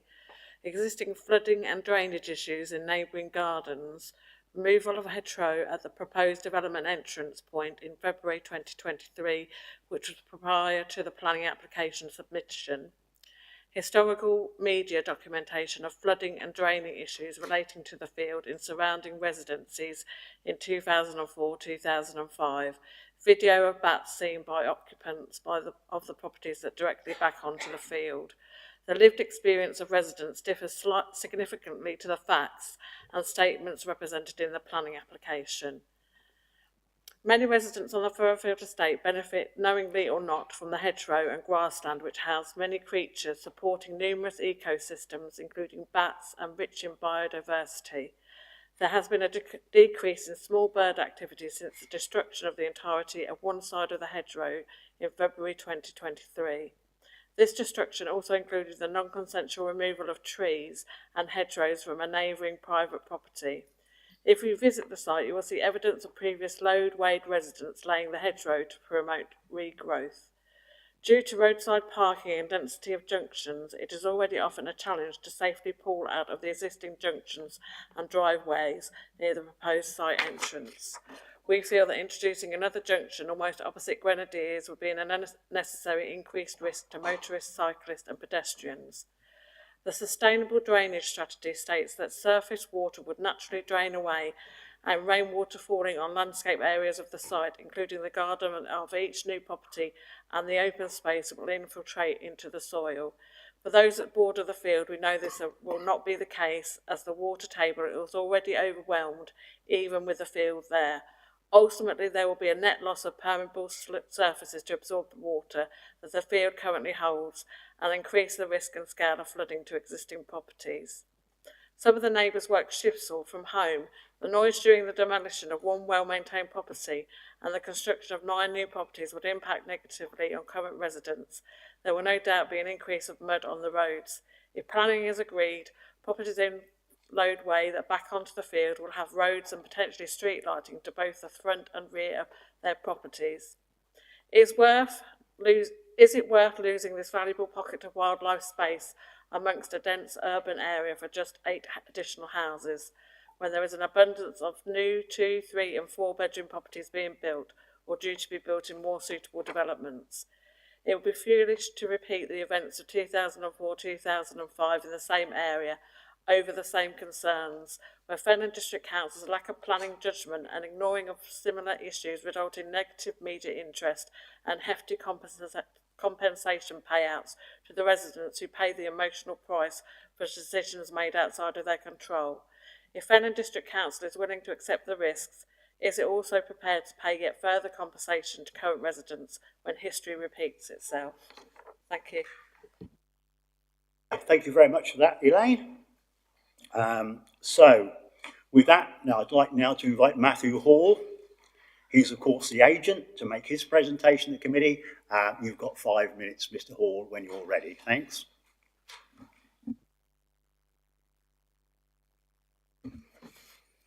Thank you, Mr. Chairman, members. The principle of development of this site has been accepted by Planning Officer's report. The site is clearly, as we've just seen, in the built-up form of Chatteris, and the dwellings about this site were constructed in the late 80s, early 90s. All of the dwellings that we've shown are located in flood zone 1, including all the garages. There is a small section of the road which is located in flood zone 2 and 3 where the access is. This is an outline application, but we have submitted a drainage scheme done by an independent consultant that's been accepted by the lead local flood authority, and there's no objection from the Environment Agency.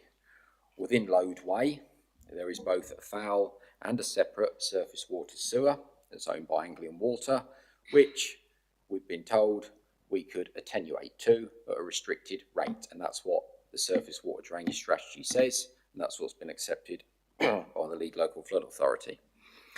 The Conservation Officer has raised concern regarding the adjacent listed building. On the indicative layout that David shown, the nearest dwelling is 27 metres away. It's about 80 feet away. The Conservation Officer suggested that the dwellings adjacent to the listed building could be limited to single storey, which air drawing has always shown, top left hand corner, that they would always be single storey. The Grade 2 listed building is in separate ownership. We've had an ecology report on this site, and the recommendations can be implemented. As shown on our drawing, the hedges that are around the site, we've shown to keep them. The proposed dwellings on the indicative layer all have their private gardens shown against neighbouring private gardens. So we're not building directly against neighbouring gardens, and that's confirmed under item 9.13 of this report. This is not a public green space, but a private paddock land. As it states in the report, we've had an independent speed survey at this site by our highways consultant, and that's been accepted by Cambridgeshire County Council that shows vehicles travelling at 20 miles an hour along this section of Lode Way. The road within the site would be permeable block paving or permeable tarmac with street lighting. The layout shows adequate turning for bin lorries to enter and exit the site, and there's adequate parking and more for the dwellings.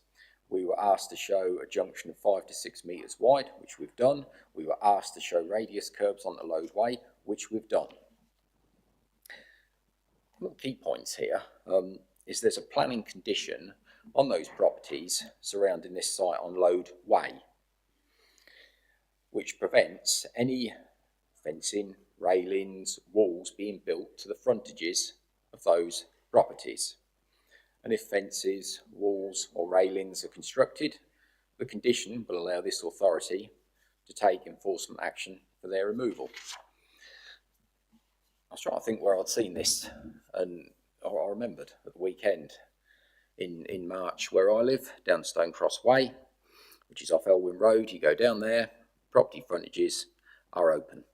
There's a condition on those properties that you can't build fences, railings, walls out the front. Someone put in an application, not ourselves, in 2020 for some railings, fences and some gates set to the front of the property, and that was refused by officers. So in our opinion, that condition could be enforced here. Could we have the overhead view, the Google map on again, please? Thank you. You can clearly see the site is surrounded by residential development. It's within the built-up form of Chatteris. All those houses there in the proposed development, in flood zone 1. And a lot of this site, we've left a green space, all what's in flood zone 2 and 3, so we don't disturb it. Thank you. Thank you. Questions, clarifications to Mr. Hall? Councillor Benny?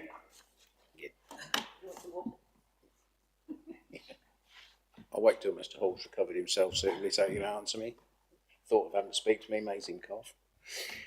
I've read this report. Obviously, this is Chatteris, my area. I look at this, I see the highways concerns, but I feel in part you've asked this. We've got a speed survey there just to confirm that this is right. 20 miles an hour is the average speed. There's bends there when I visited there. It doesn't seem to be that fast. And if you take the fact that people can't build fences up, does that give the visibility display that we would be looking for this? On our drawing, and we also submitted the speed survey and separate highways consultant report, which is on the public access. They're also satisfied that no fences, walls and gates, railings, I don't think it says railings if I'm honest, couldn't be built out the front. So that space you see to the right hand side, and we don't need all of it to achieve display, could be achieved because of that planning condition. If the condition wasn't there, then no, we couldn't achieve it, but that condition is there. So do I believe we can achieve it? Yes. And in the other direction to the west, we've got the full display. Carry on. Right. Second question. I love George Clare Surgery, and every application that comes here that I can get any money from, I know you don't pay S106 contributions, but I've asked Mr. Humphreys over there before for contributions, and he has been very forthcoming, and I greatly appreciate it. George Clare Surgery, as I've said many times, is always looking for money. It's a privately owned practice that doesn't get any NHS funding, and they need some money there. Would your applicant be prepared to make a voluntary donation to the George Clare Surgery, Mr. Hall? Right. I mean, I've got to stop you there. You shouldn't really be doing that, really. It's not. But at the end of the day, you've asked the question now. I wish I'd have been asked that question, mentioned to me about it, and I would have said, please you can't answer that, but the question's been answered now. So if you'd like to answer, but that must be, you know, come on, if you want to answer that. Again, Mr. Chairman, we are to represent the residents. We are and the indeed. George Clare Surgery desperately needs some I money. understand that, but And you've asked the question now, haven't you? So, I mean, as you all know, the proposal is for 8 net dwellings. We're demolishing 1, which the applicant brought a little while ago. Would have paid a 6-figure sum for. I don't know how much he paid to hand. So it's obviously he's got to demolish that to get access. As we're up to 8 net dwellings, you know, we shouldn't have to make any contributions, no disrespect. Certainly put me on the spot. I mean, you've proposed, no disrespect to Councillor Benny, he's proposed it, a voluntary contribution. I'll need to speak to the applicant, but he's instructed me to speak on his behalf, so I'll have to take the rap. It's additional 8 dwellings. What were you thinking? I was now. This is. I think we can engage. I've just took advice that we can't engage. I think probably a yes or a no would suffice.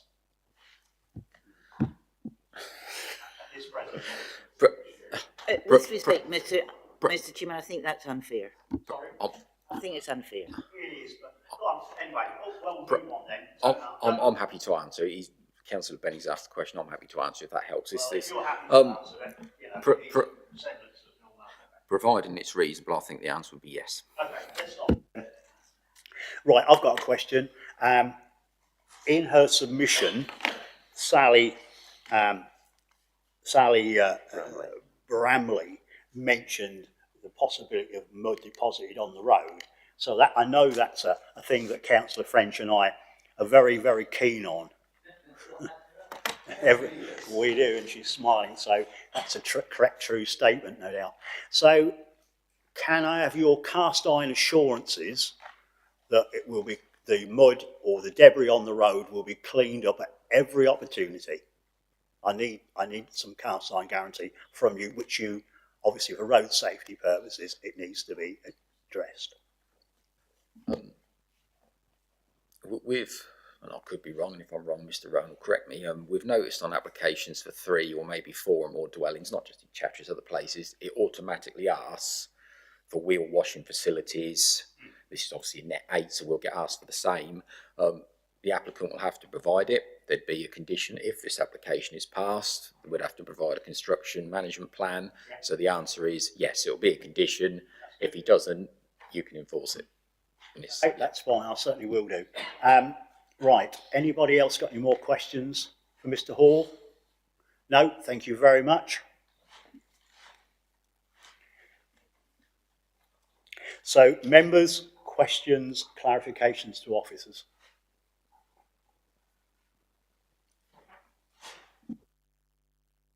Through you, Chairman, if there's no questions forthcoming, I think just to pick up on a couple of the issues that Councillor Benny had raised with Mr. Hall. The first one being about the, the doctor's surgery. So because the application is under 10 dwellings, there's no policy requirement for financial contributions. In addition, we've not actually got anything from the doctor's surgery either to substantiate what the impact of this particular development would be or what any financial contribution would be. So sort of both ways around, there's no evidence base to justify financial contribution, and sort of legally we can't actually require it either. So just to, I suppose, pick up that issue. The other issue that Councillor Benny raised with Mr. Hall around the protection of sort of the visibility splay through the removal of permitted development rights. On estates like Loadway, permitted development rights are removed to protect the kind of the open character of the frontage, so that you don't end up with brick walls being put up or end up with front porches or whatever it might be being put up to, which interrupt that open character. So Mr. Hall's quite right in that no fences or gates could be put within the visibility splay.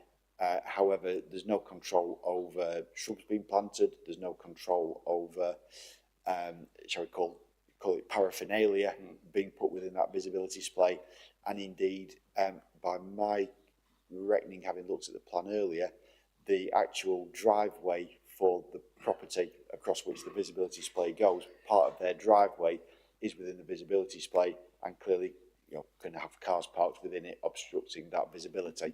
So I think because of that, the reason for refusal proposed by the Highway Authority is quite a reasonable one, given that, as they've said, the applicant does not have any control over the visibility display. Thank you, Chairman. I think just for the monies asked by Councillor Benny, it is a voluntary contribution.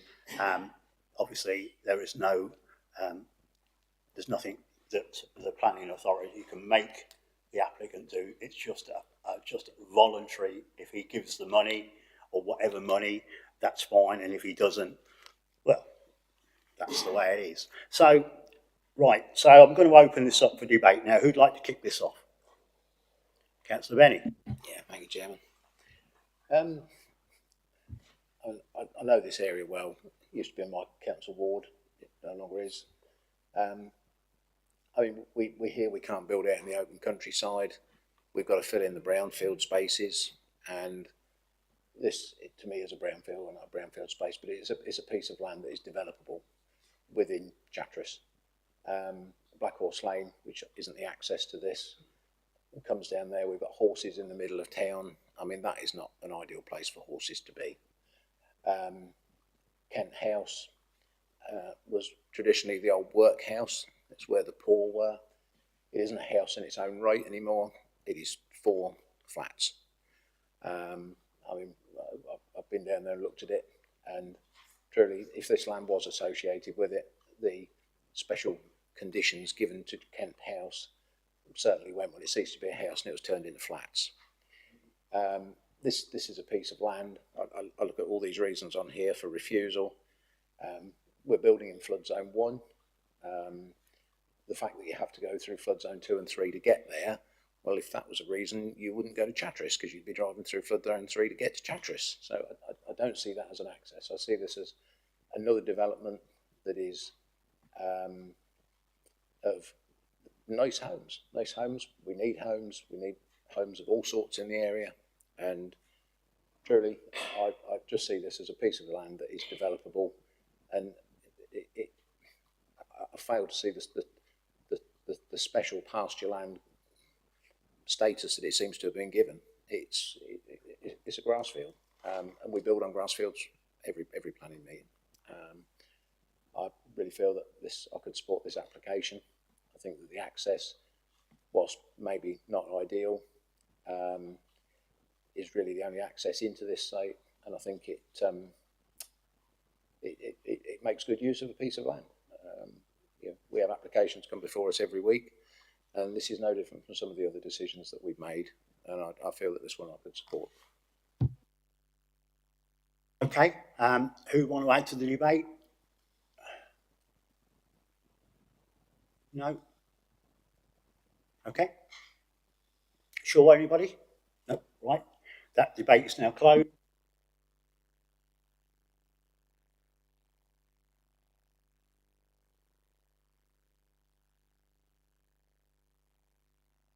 If you support the proposer to go with officer recommendation, please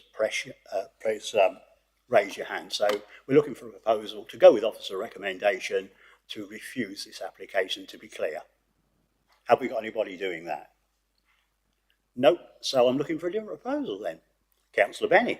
Well, since I'm the only speaker on it, it's only right that I we think myself you forward. probably say it for everybody. Yeah, thank you. Okay, carry on. In that case, I would go against officer's recommendation on this one and approve this application. Reasons, please.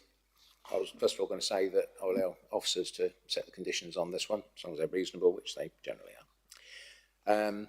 I don't consider that the special historical status of this piece of grass is, it doesn't match what is there.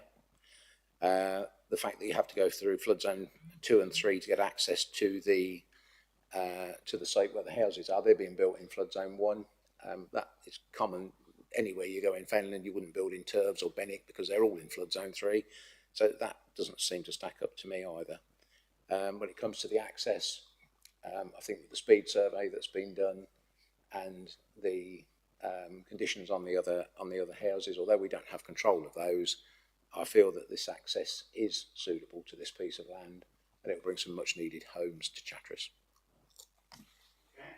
Yeah, I think you probably summed it up, and I don't think I could have summed it up any better myself. So we're looking for a seconder on this. Councillor French. So we've got a proposal to go against officer recommendation to approve this application, proposed by Councillor Benny, seconded by Councillor French. Can I have a show of hands on that proposal, please? So that obviously the application's been approved. Thank you. Does anybody, shall we keep pressing on and have another one more, shall we? I'm mindful of time. It is nearly 5 o'clock, isn't it?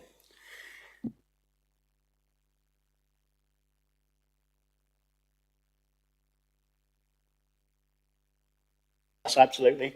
Thank you. Thank you very much, and thank you, Troy, for your input. And it's a pleasure, and we hope to see you again. Got another planning committee that I need to go to. I know, it's a full day. Yeah. Thank you very much, and thank you very much from the committee also, I'm sure. Absolutely, yep.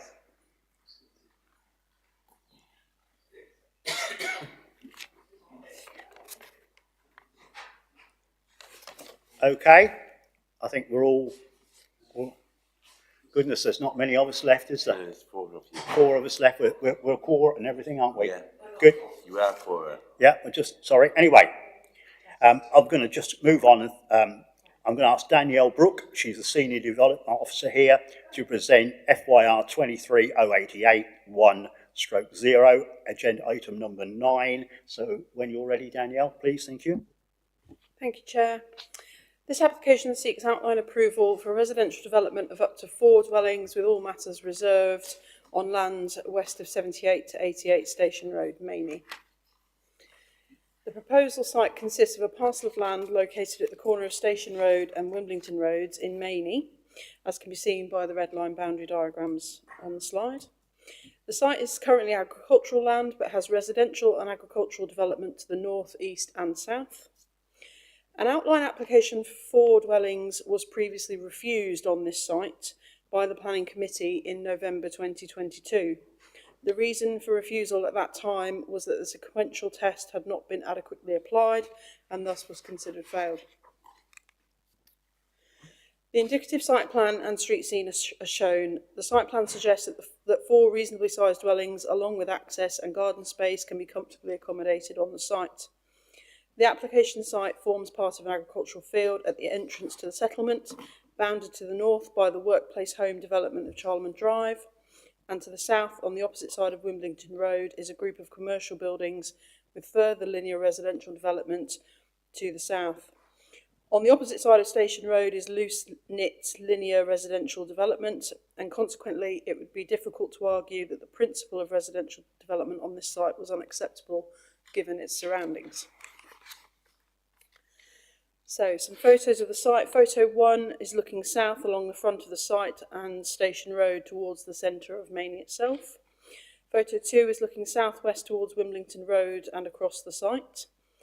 Photo 3 is looking west direction across the site, and photo 4 is looking north towards number 7 and 11 Short Drive. So in summary, the proposed development would be of a scale that is in keeping with the area and subject to layout, design and finishes at reserve matters stage, is not considered to detract from the character of the site and the area. However, members should note the earlier refusal on the same site for a similar scale development. The circumstances of the site have not changed in respect of flood risk, and the site is located within flood zone 3. The applicant this time round has not shown that the development is sequentially acceptable, disregarding certain available development sites, and thus must be refused as it conflicts with national and local policy, and so is a policy proposal to refuse the application. Thank you, Danielle. We have 1 speaker on this application. I'd now like to invite Peter Humphreys, of course he's the agent, to make his presentation to the committee. When you're ready, Mr. Humphrey, you have 5 minutes. Thank you. Thank you, Mr. Chairman. So this site is situated in between 3 drainage ditches as you can see on the site plan. With the application, I'd like to say we're prepared to offer some street lighting to help light the footpath to the railway station, just to reduce the use of the car park. It will also provide a community benefit to overcome the flood risk issue. I'd like to thank the officers for the report. If you read through the assessment on paragraph 10.2, officer confirms that it would be difficult to argue that the principles of residential development was unacceptable given the surroundings. Hence, the application is supported by policies LP2, 12 of the local plan. Paragraph 10.5 confirms the site will read as part of the existing village, not to appear incongruous or as an encroachment into the countryside. 10.6, planning officer confirms that reserved matter stage can ensure that the visual impact is acceptable. It goes on. 10.8, officer confirms that the submitted details would relate appropriately with dwellings around it. 10.9, garden sizes comply with policy LP16H. 10.10 confirms the scheme complies with LP16. And so it goes on. 10.17, however, flood risk, our submission is that there were no suitable alternative sites at the time of the application. There are material changes since we made the last application insofar as the Sears 5, as I'll refer to them, Mr. Chairman, the other side of the railway line, has been approved. The access has now moved from the first application, as has the red line. So it is a different application, and the client, if members feel the need, could accept a maximum of 3 dwellings, not 4, if you consider that overdevelopment, but clearly the planning officer doesn't. And also the applicant is prepared to offer some street lighting. So in conclusion, the planning officer confirms in all terms apart from flood risk, this site is in keeping with the area and subject to design and finishes, it would not detract from the character of the site and the area. We therefore propose to include wider sustainable benefits for this site in accordance with the exception test, which is flood warning, set finished floor levels, evacuation plan, solar panels, PV, triple glazing,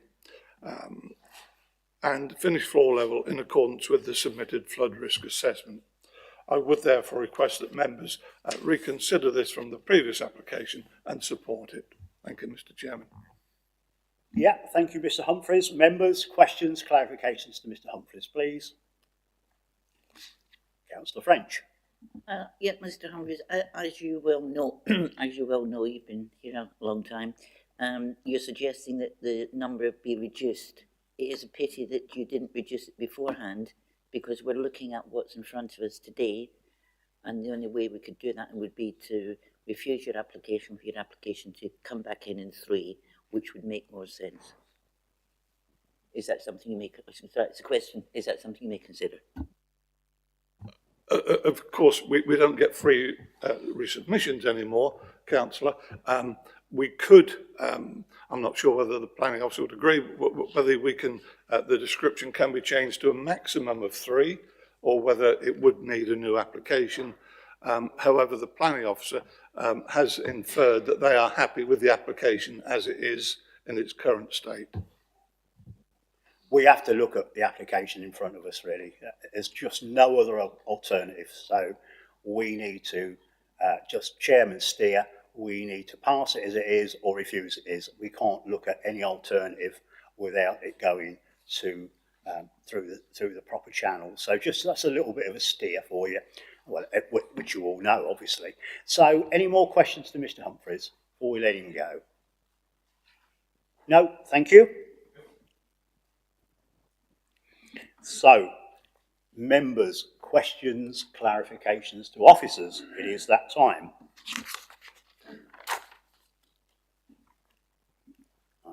Yes, Councillor Hicks, please do. For a point of clarity. Yeah. I'm not sure how to word this, but is that something you can do to change this to 3 today, or do they need to put it back for another application? Because I see you looking at one another there, and I thought you'd probably come up with an answer. That's what I thought. So. Through you, Chairman, yes, we have come up with the answer. No, you can't do it. I think I intimated that in my earlier soundings. So the answer is definitely a no there. Anybody? Councillor French. Yeah, but questions to officers? I mean, obviously it has been refused because it doesn't meet the sequential test. Have we had any information back from the agent with regard to the sequential test? Through you, Chairman. Yes, a sequential test document has been submitted with the application, which basically identifies a number of sites that would be sequentially preferable, but has incorrectly discounted those from consideration. Okay. So I suppose I'm going to ask a question here. So what's different? I think maybe I know the answer, but I'm just for the record. What's different to this application other than the one we refused however many months ago, 12, 15 months ago, whenever? My recollection, Chairman, is that not a lot has changed particularly. I believe, if my memory serves me correctly, that eventually, as part of the previous application, a sequential test was submitted which identified other sites and again incorrectly discounted those from being sort of available.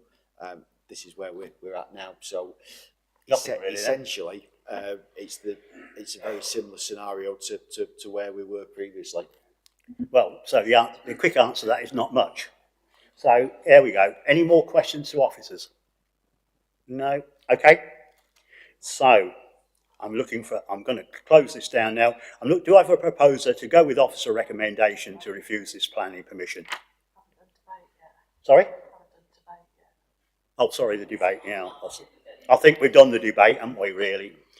Right. So you're going to go. So what proposal are you going to do, Councillor? I'm going to go with the refusal plan, Mr. Officers, to refuse on the grounds that not a lot's changed, and also to be in line with previous decisions made, which is sort of policy really. So there you go. Okay. Have we got a seconder for that? Councillor Miffordin, thank you. So we've got a proposal on the table to go with officer recommendation to refuse this application proposed by Councillor Hicks, seconded by Councillor Miffordin.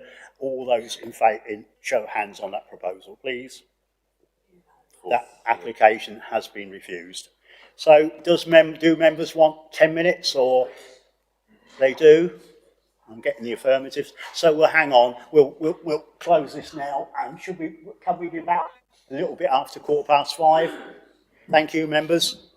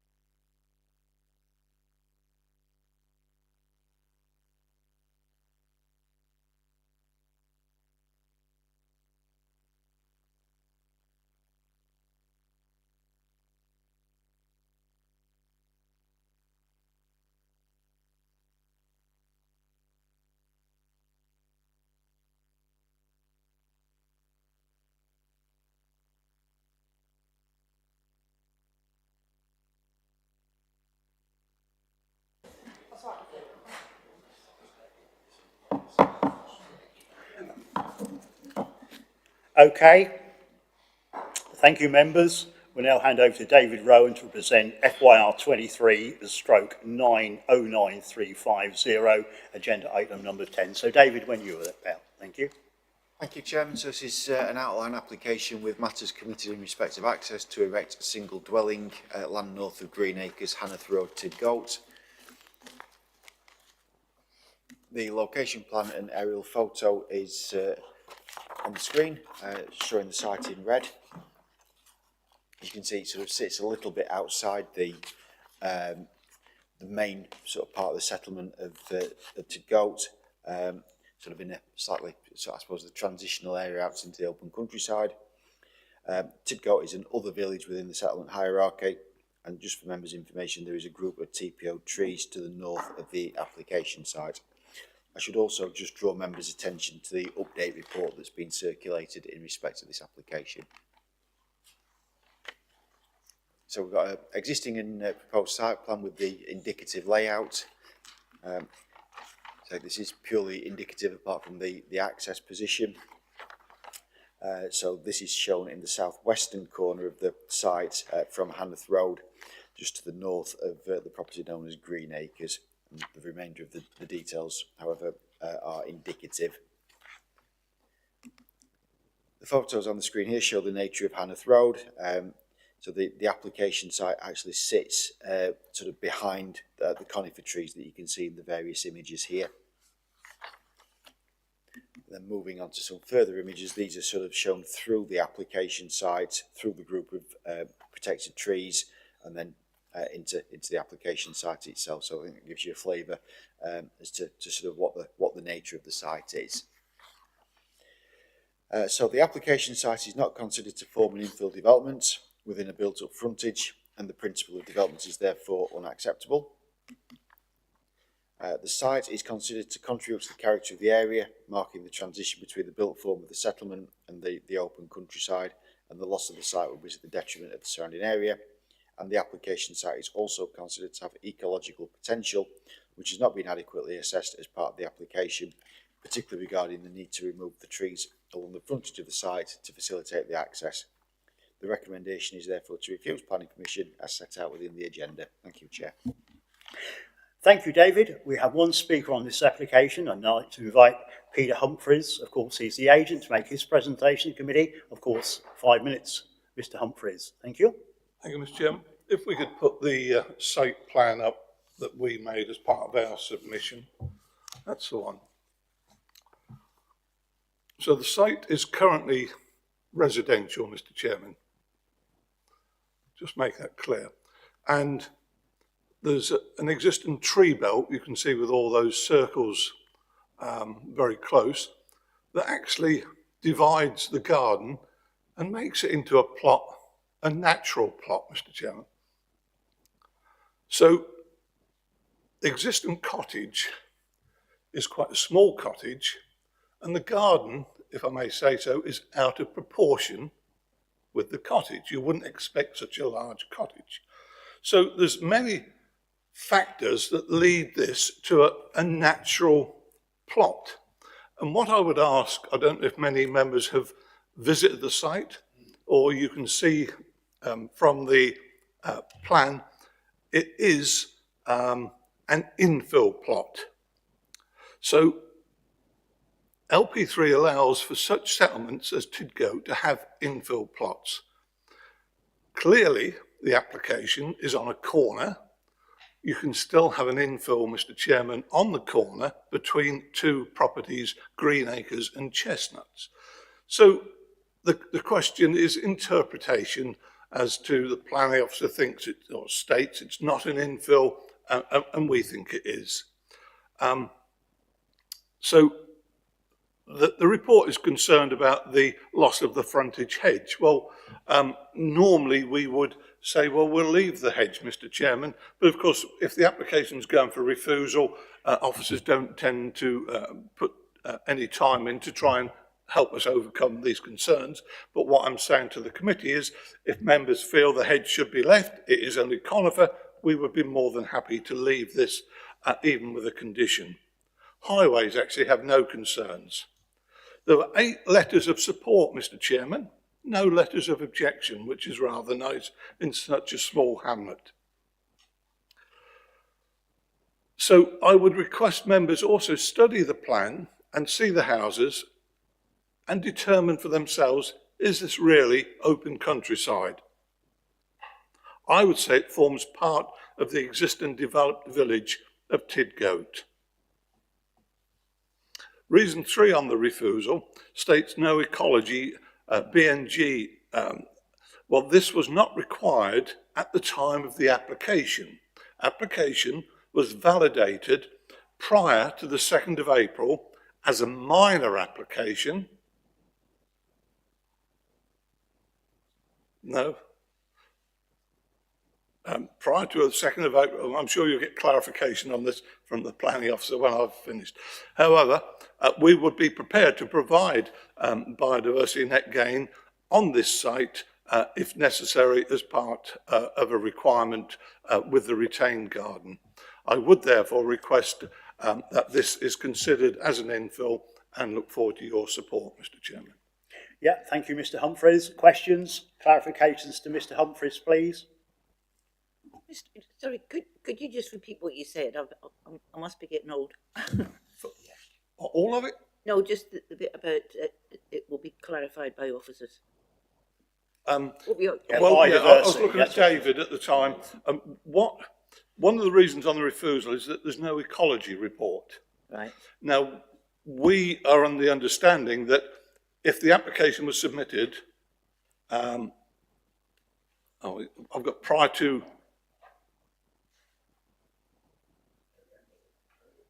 I think the ecology report wasn't required at the time of the application. So normally when it's an outline planning application, you don't have to supply that? Because it's a minor application, yes. David will clarify, obviously, when the next step. So, any more questions for Mr. Humphreys at all before we let him go? No? No burning desire, thank you. Oh, sorry, Councillor Belly at the last minute. Yeah. Would you be prepared to provide us with an ecology report? 100%. Thank you. Thank you. Okay, Councillor Ferdinand, please. Thank you. You did say there was a cottage on site. Can you indicate? There is. The cottage is, if you look at the blue line, it's in the northwest corner. It's either Greenacres or Chestnuts. It is Chestnuts. Thank you. Okay. Any Councillor Mark? Sorry, thank you. I've just looked up the meaning of infill because I just wanted to clarify that. And of course my phone has just gone off from what it actually says, which is great. Infill meaning materials that fill or is used to fill a space or hole. Well, not being funny, surely that is what that is. There's 2 properties. It's infill between 2. Okay, we've got the trees as a barrier, but it's an infill. One's on a separate road, but to me, I would class that as infill.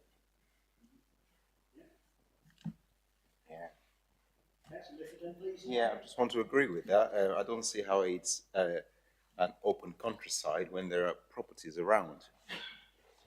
Thank you. Any more questions to Mr. Humphreys? That was just a comment. That wasn't really a question. Councillor Middleton, was it? But we'll said now. So any more questions to Mr. Humphreys? There isn't any. No, thank you very much.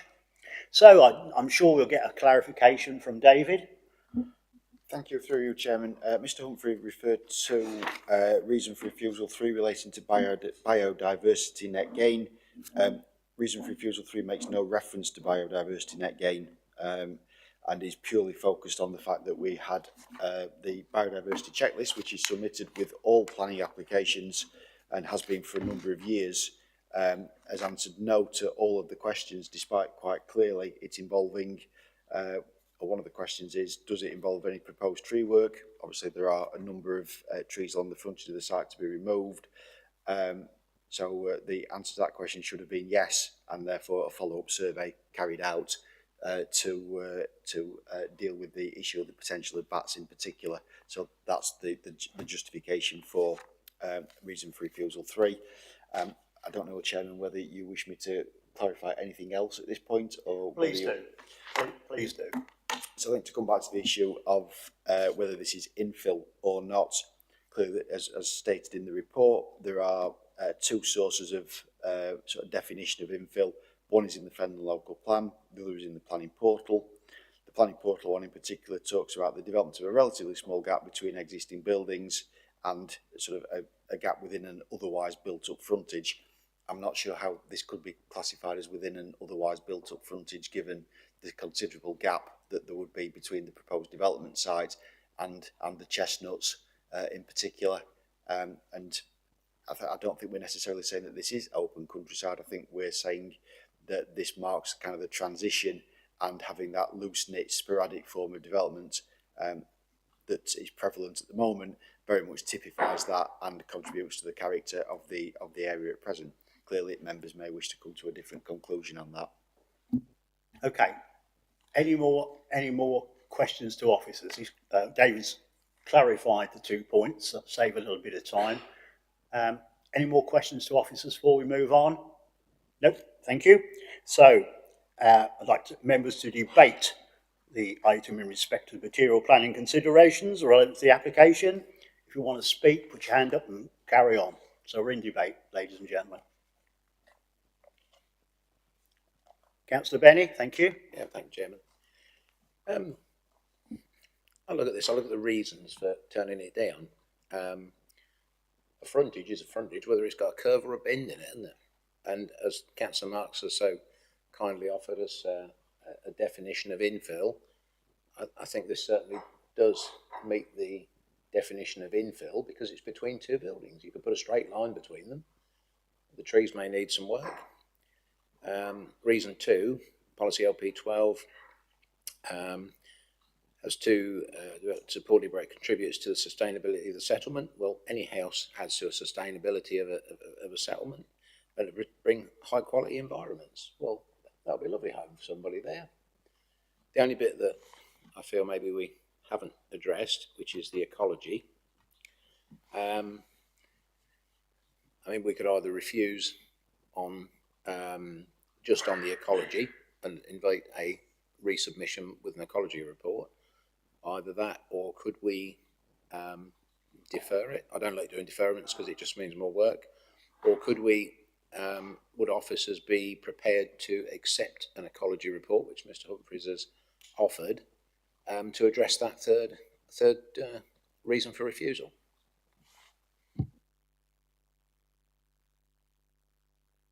Anybody else want to put anything into the debate? No, it looks like you're the only speaker again then. Yeah, so, right, debate's finished. Officers, probably you'd be kind enough to answer Councillor Benny's request or for answer. Thank you. Through you, Chairman. In terms of accepting an ecology report, or indeed, I suppose, any report at this stage, I mean, clearly the point of the biodiversity checklist is to help agents to identify when they need to do reports.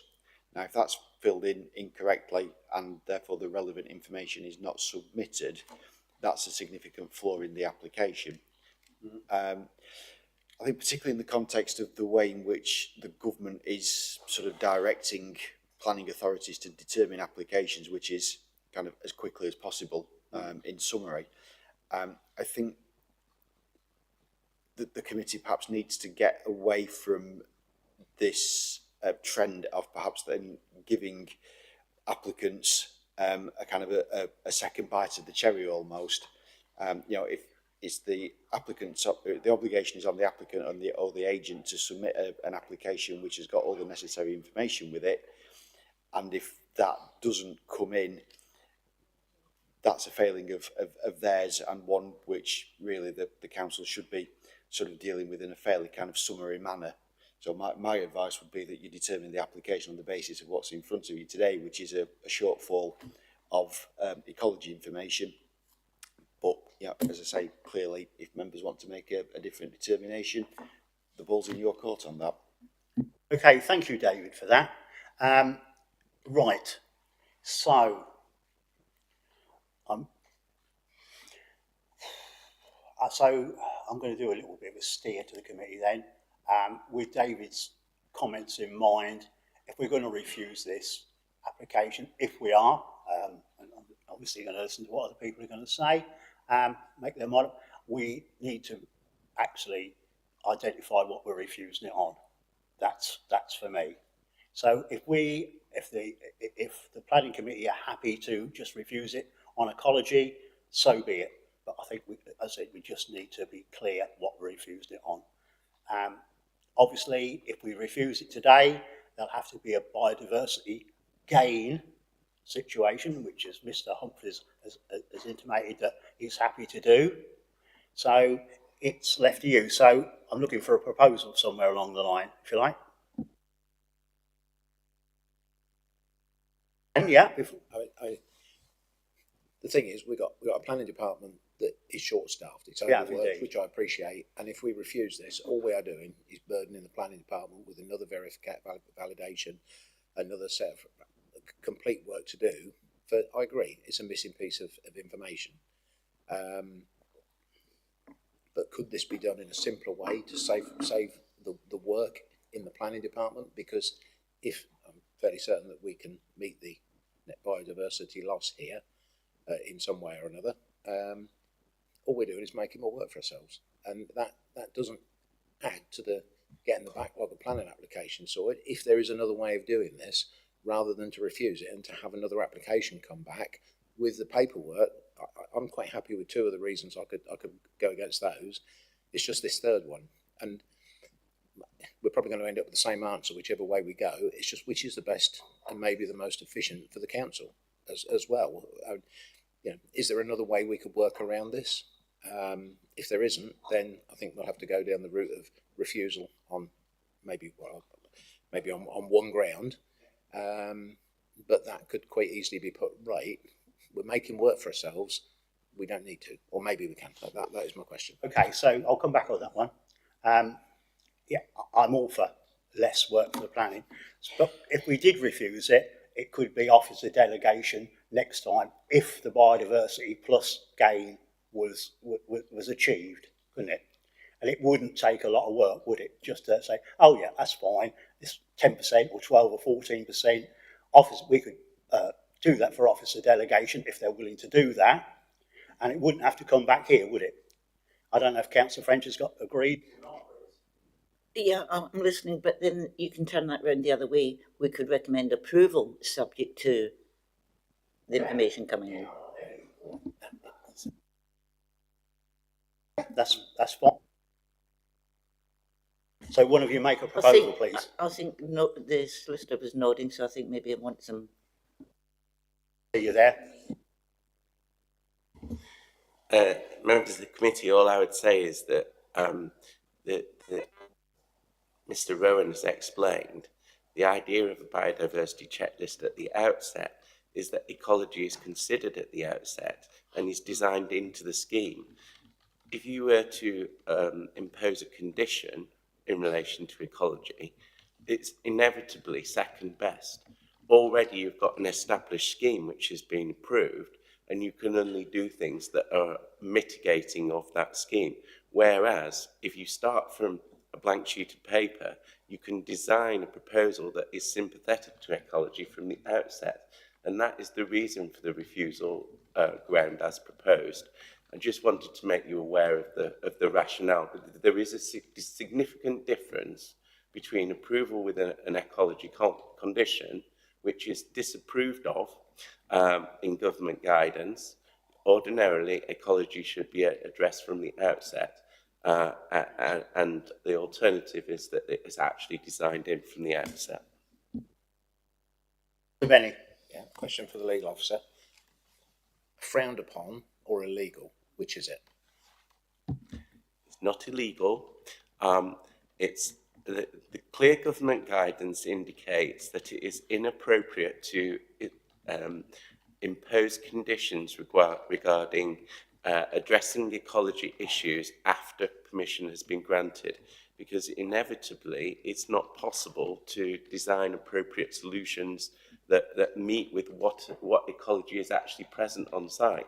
We don't know what is going to be found on this site, and so it may be that what is proposed is entirely inconsistent with the ecology present there, and yet, had there been a more sympathetic design attuned to the ecology, then it could be that could have been addressed through some separate design.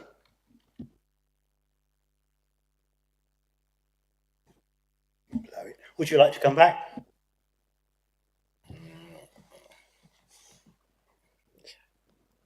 I think in that case, then we've got no choice but to refuse it. But I would only put the only reason for refusal would be the ecology.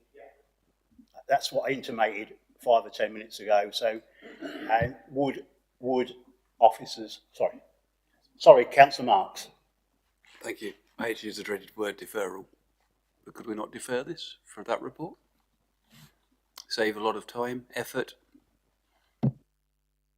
I'm not keen on a deferral, Councillor Marks. Really, I mean, if we're only going to refuse it on biodiversity plus, my view is that's the only way forward, according to the legal officer there. It certainly shouldn't take much for Mr. Humphreys to provide that information, and for it to be delegated to officers if they feel it's appropriate, and if it isn't, to come back to this committee on just one refusal, biodiversity plus biodiversity. Is that acceptable to everybody? Yep. Sorry, through you, Chairman. Clearly, any future planning application, in terms of whether it's decided at committee or at delegated level, would be dependent on how it complies with the scheme of delegation in terms of any representations received, etc.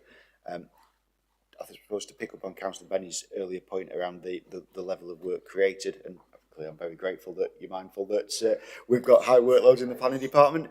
But I think this is potentially one of these cases where the committee almost needs to be sending out a message to agents and applicants that effectively substandard applications that lack information won't be, I suppose, tolerated, for want of a better phrase, and to encourage applicants and agents to get the requisite information in with the submission in the first place, potentially.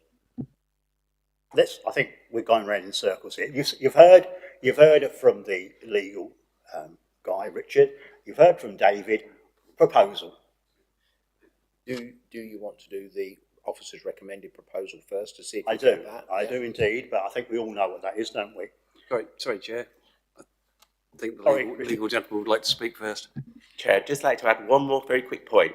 If this application were to be refused, a fresh application would be required, and biodiversity net gain would then be obligated as opposed to voluntary.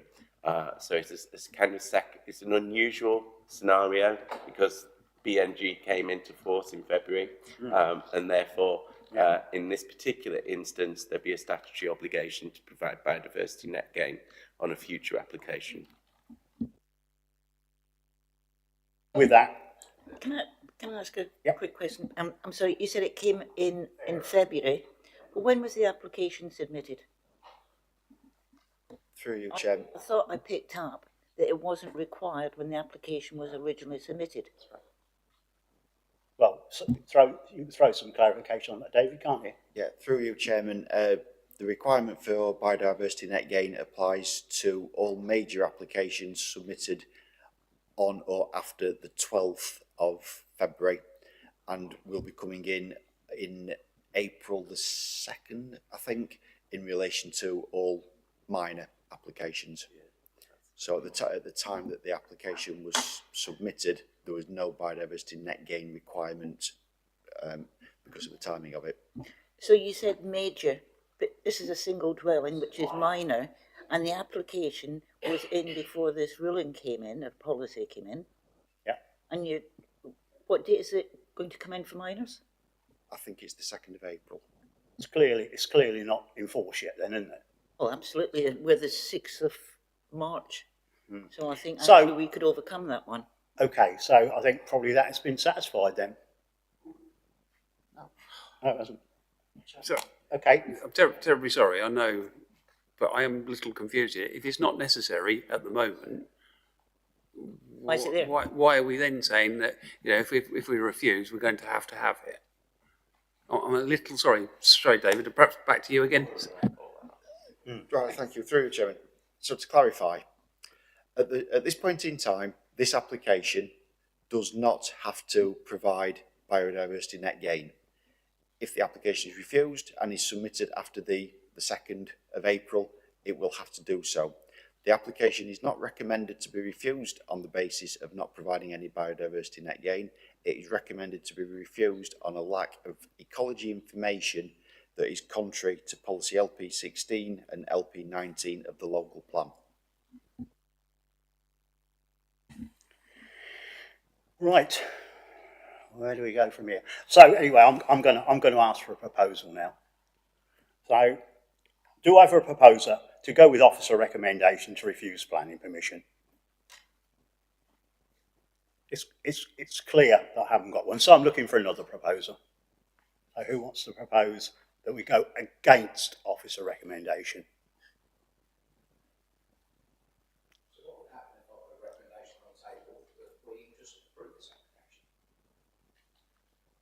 Nothing stopping you. And reasons. Yeah, thank you. There is nothing. Full-time job today. I mean, for the first two, I've already answered that. For the third one,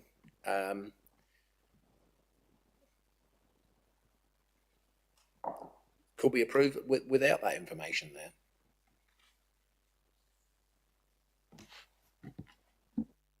Through you, Chairman, clearly the committee could.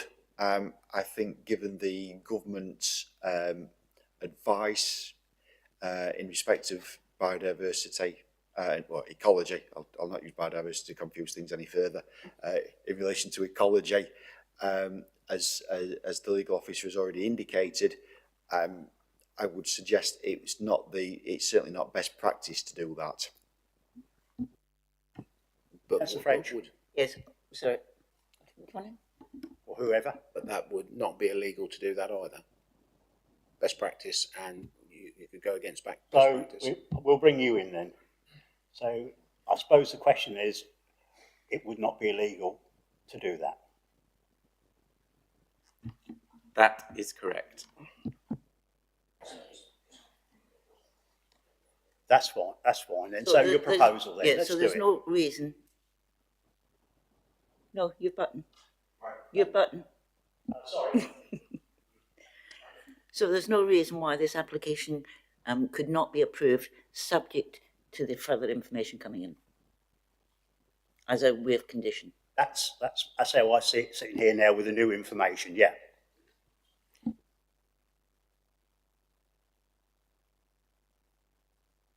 All the information you can get. It just needs a proposal now.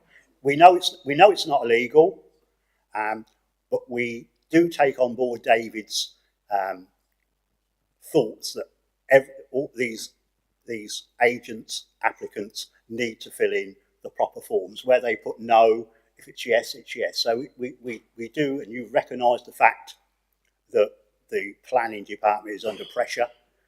But we are where we are, and we do recognise that as a committee. We do not want any slip-ups in future applications from any agents. But do your proposal. In that case, I have a proposal that we go against officer's recommendation and approve this. I've already given you the reasons for 1 and 2, and in 3, if we don't have to accept that, then we don't have to. We've been told that it's not illegal, and we can accept it without, and therefore I recommend we approve this application.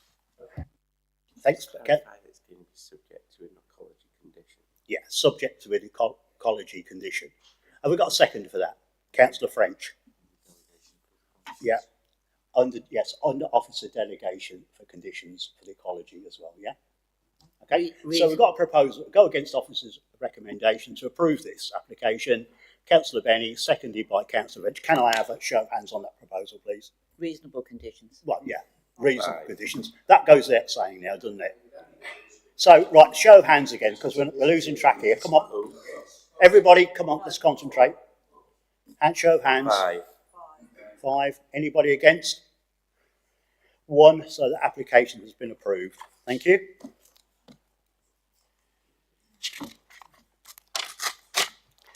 So, David, I'll hand over to you to present application FYR 230948F, agenda item number 11. Thanks, David.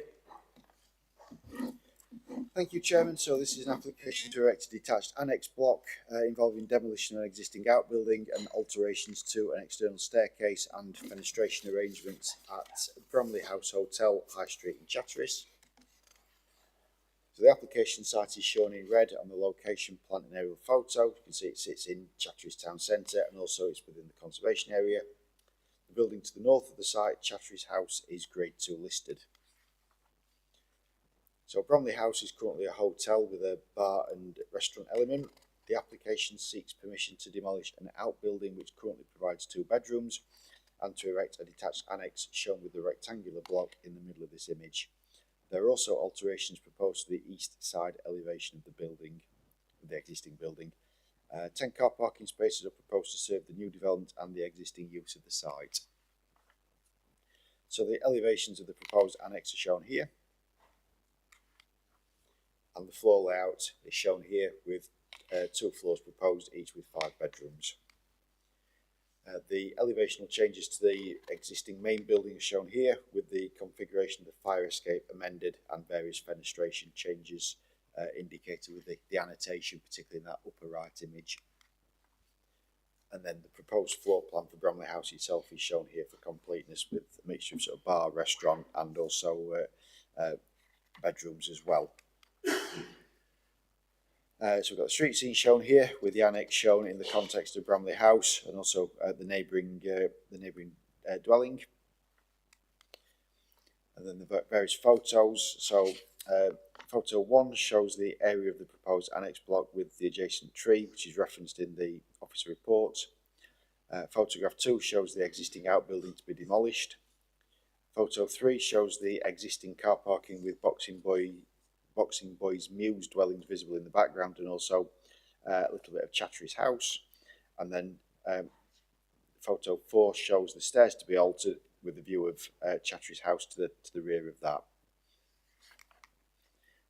Again, the proximity of Bromley House to Chatteris House with the stairs visible. Number 6 is another view of the outbuilding to be demolished and the car park. 7 is a wider view of the frontage of the site. And 8 is a photo taken from within Boxing Boys Muse Chatteris House parking area, again with a view of that tree. To summarise, the scale and design of the proposed annex is not considered to be sympathetic or appropriate to the surrounding buildings, including the adjacent Grade 2 listed building, or the conservation area generally, creating an incongruous feature in the street scene. Additionally, no extra car parking is proposed, and it is clear that the current use of the site suffers from a shortfall in this. So while the site is within the town centre, as illustrated with the appeal decision at the similarly located, positioned Falcon Hotel in Whittlesea 4 or 5 years ago, such a shortfall exacerbated by further development is not acceptable and will be to the detriment of those living in the immediate vicinity of the site. The recommendation is therefore to refuse the application as set out within the agenda. Thank you, Chairman. Yep, thanks once again, David. We have 2 speakers on this application. I'd like to invite Matthew Hall, of course, he's the agent, and Tom Payne, he's the applicant, to make their presentation to the committee. You've got 5 minutes between you. Thank you.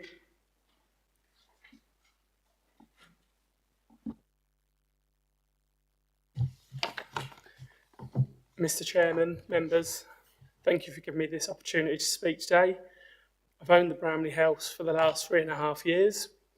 Over this time, I have learnt that what is needed in the area is a high standard of accommodation, whilst offering food and drink in a calm and relaxed setting.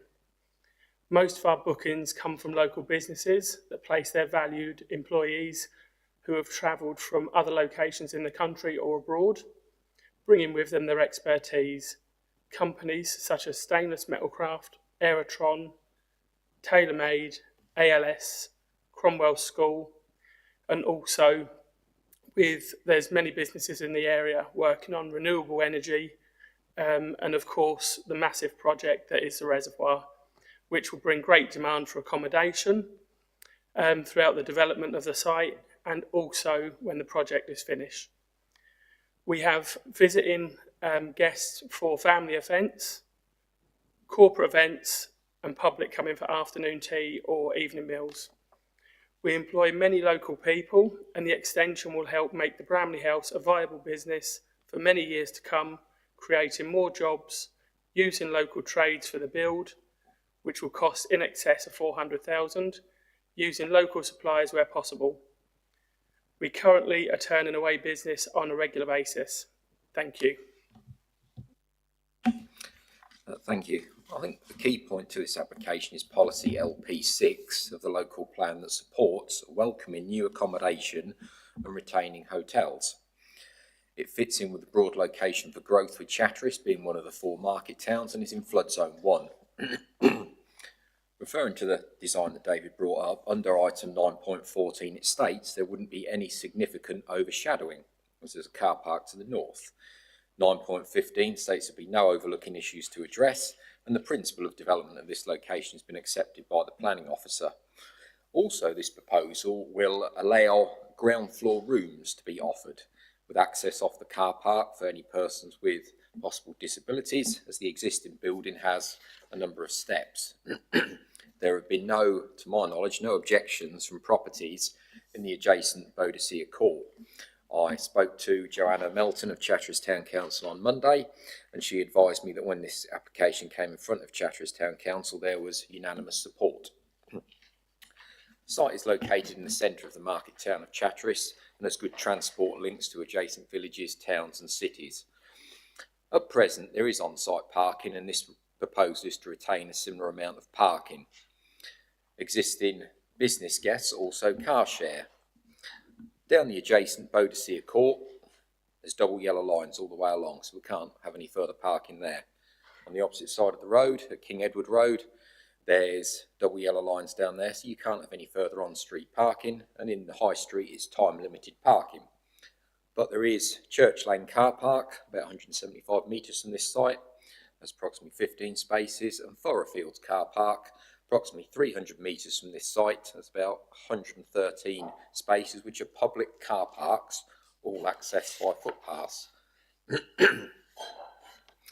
As I was reminded of the weekend, when I sort of get nagged to go away, where we've stayed in places in London, Liverpool, Fleetwood, Kent, Norwich, you don't always get car parking at these hotels. You may have to have a ticket, go to an adjacent car park, but we're keeping here on-site parking. This is a business application to expand an existing business, which will then allow additional persons to be employed, both full and part-time. We heard at this committee that Fenland is open for business, and this is a business application that will allow an established business that wishes to expand. Thank you. Thank you very much, gentlemen. Members, questions? And just could you say, Councillor Mivenden, who you'd like your question addressed to? Thank you. Thank you, Chairman. Mr. Payne, hi. Question to you, sir. How far is, because I know that the officers mentioned that the Chatteris House and the impact of having Chatteris House, how far is this development, the footprint of this additional extension from Chatteris House?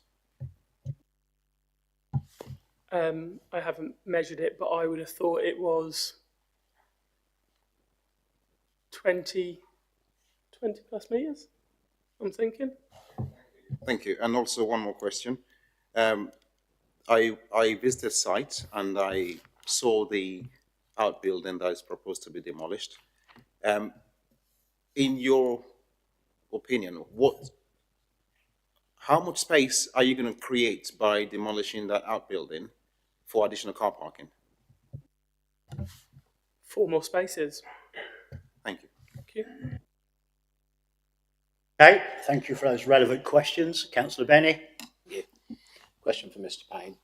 I mean, obviously I know you've owned Bramley House for some time. I mean, obviously you've identified a need for additional space because you wouldn't go all this trouble if you didn't need it. How much is this restricting your business by not having enough rooms? Obviously, we've got the reservoir, all councillors are fully aware of this, and we know that people are starting to use hotels in this area. How much is this affecting your business by not having these additional 10 rooms? And we're very fortunate that people do tend to want to come to us, and I would say that there's a high demand, a very high demand. I would expect to fill the full hotel on a regular basis, even when extended, because sometimes throughout the summer, certainly throughout the, maybe not quite so much, let's say January, February, but certainly throughout the rest of the months, I would say there's a very high demand. And sometimes people, if they're looking for a 2-week stay, they can't get that anywhere around as far out as Cambridge. Thank you, Councillor Benny. Councillor Hicks. Having visited the site, would you agree that what you're intending to put up, basically what you're going to do is your building you've got there, which you're going to demolish at the moment, is 2/3 of the size of the one you intend to put up. So in actual fact, you're only having to put up a third extra piece of space. So in other words, if you get a piece of land that big and you're going to build a bit that big, you're only putting on that little bit extra, taking into consideration what you're going to pull down. You're only adding a third on to the existing building, actually, aren't you? Third in size. Would you agree with that? That is, that's my take of it. Do you think that's give or sorry, take? That's my bin needed putting out. Sorry, that is on silent. I mean, it's roughly a third extra. Sorry, yes. It's not that much more of a floor print, and that does take away garden space that I don't use, as in a decked area, opposed to a lot of that does go into like a space that isn't used at this time, opposed to taking away, it takes away, I would say, 3 spaces, parking spaces, and the rest is space that isn't used because I don't sit out on the decking. I'm working. Okay. Councillor Marks. Thank you, Mr. Payne. Couple of questions. Firstly, the rear of the property looking out to Chatter's house, are there actually windows in that? You can see our proposed properties at 90 degrees to Chatter's house. Our property, there's no first floor windows. We've got some roof lights at the back, on the back of the properties, which obviously it's not quite full first floor, but they're actually roof lights, which you can't physically actually see the windows at Chatter's house. No. And that's in the officer's report. It said, which I think under 9.15, it states there are no overlooking issues to address. Okay, thank you for that. Number 2, and having parked in that car park, it is very tight. So, number 2 on that, regarding the car park, are you going to have electric charging points in there for vehicles? That is something that's on my list that I would like to have done. And my own car soon won't be in there. I've got 2 cars that'll be coming out of there.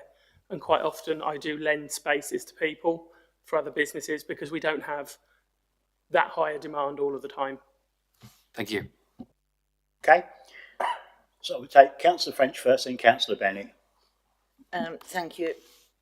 At the rear of the property, there is the 2-bedroom annex, or whatever you want to call it. How long has that been there? Because it looks totally disjointed.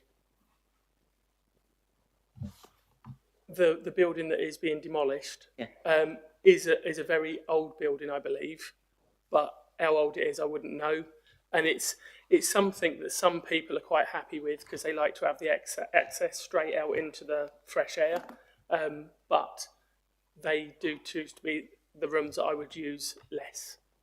I was just going to say, it does look disjointed, and I just wonder, it's a listed building, it was whenever it was listed. Was that added on? It's not after? a listed building.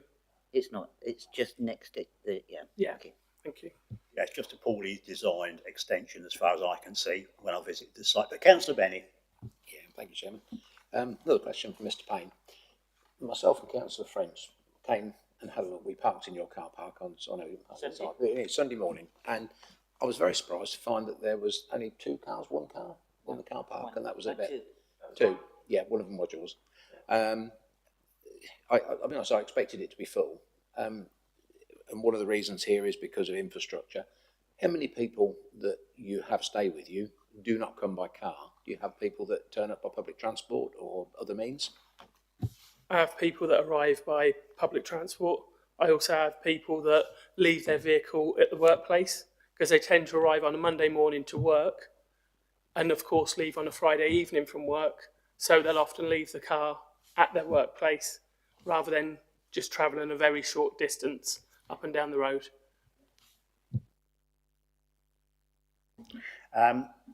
Councillor Miffordin, thanks. Thank you, Chair. Just a very quick question, Mr. Payne. What are your occupancy levels?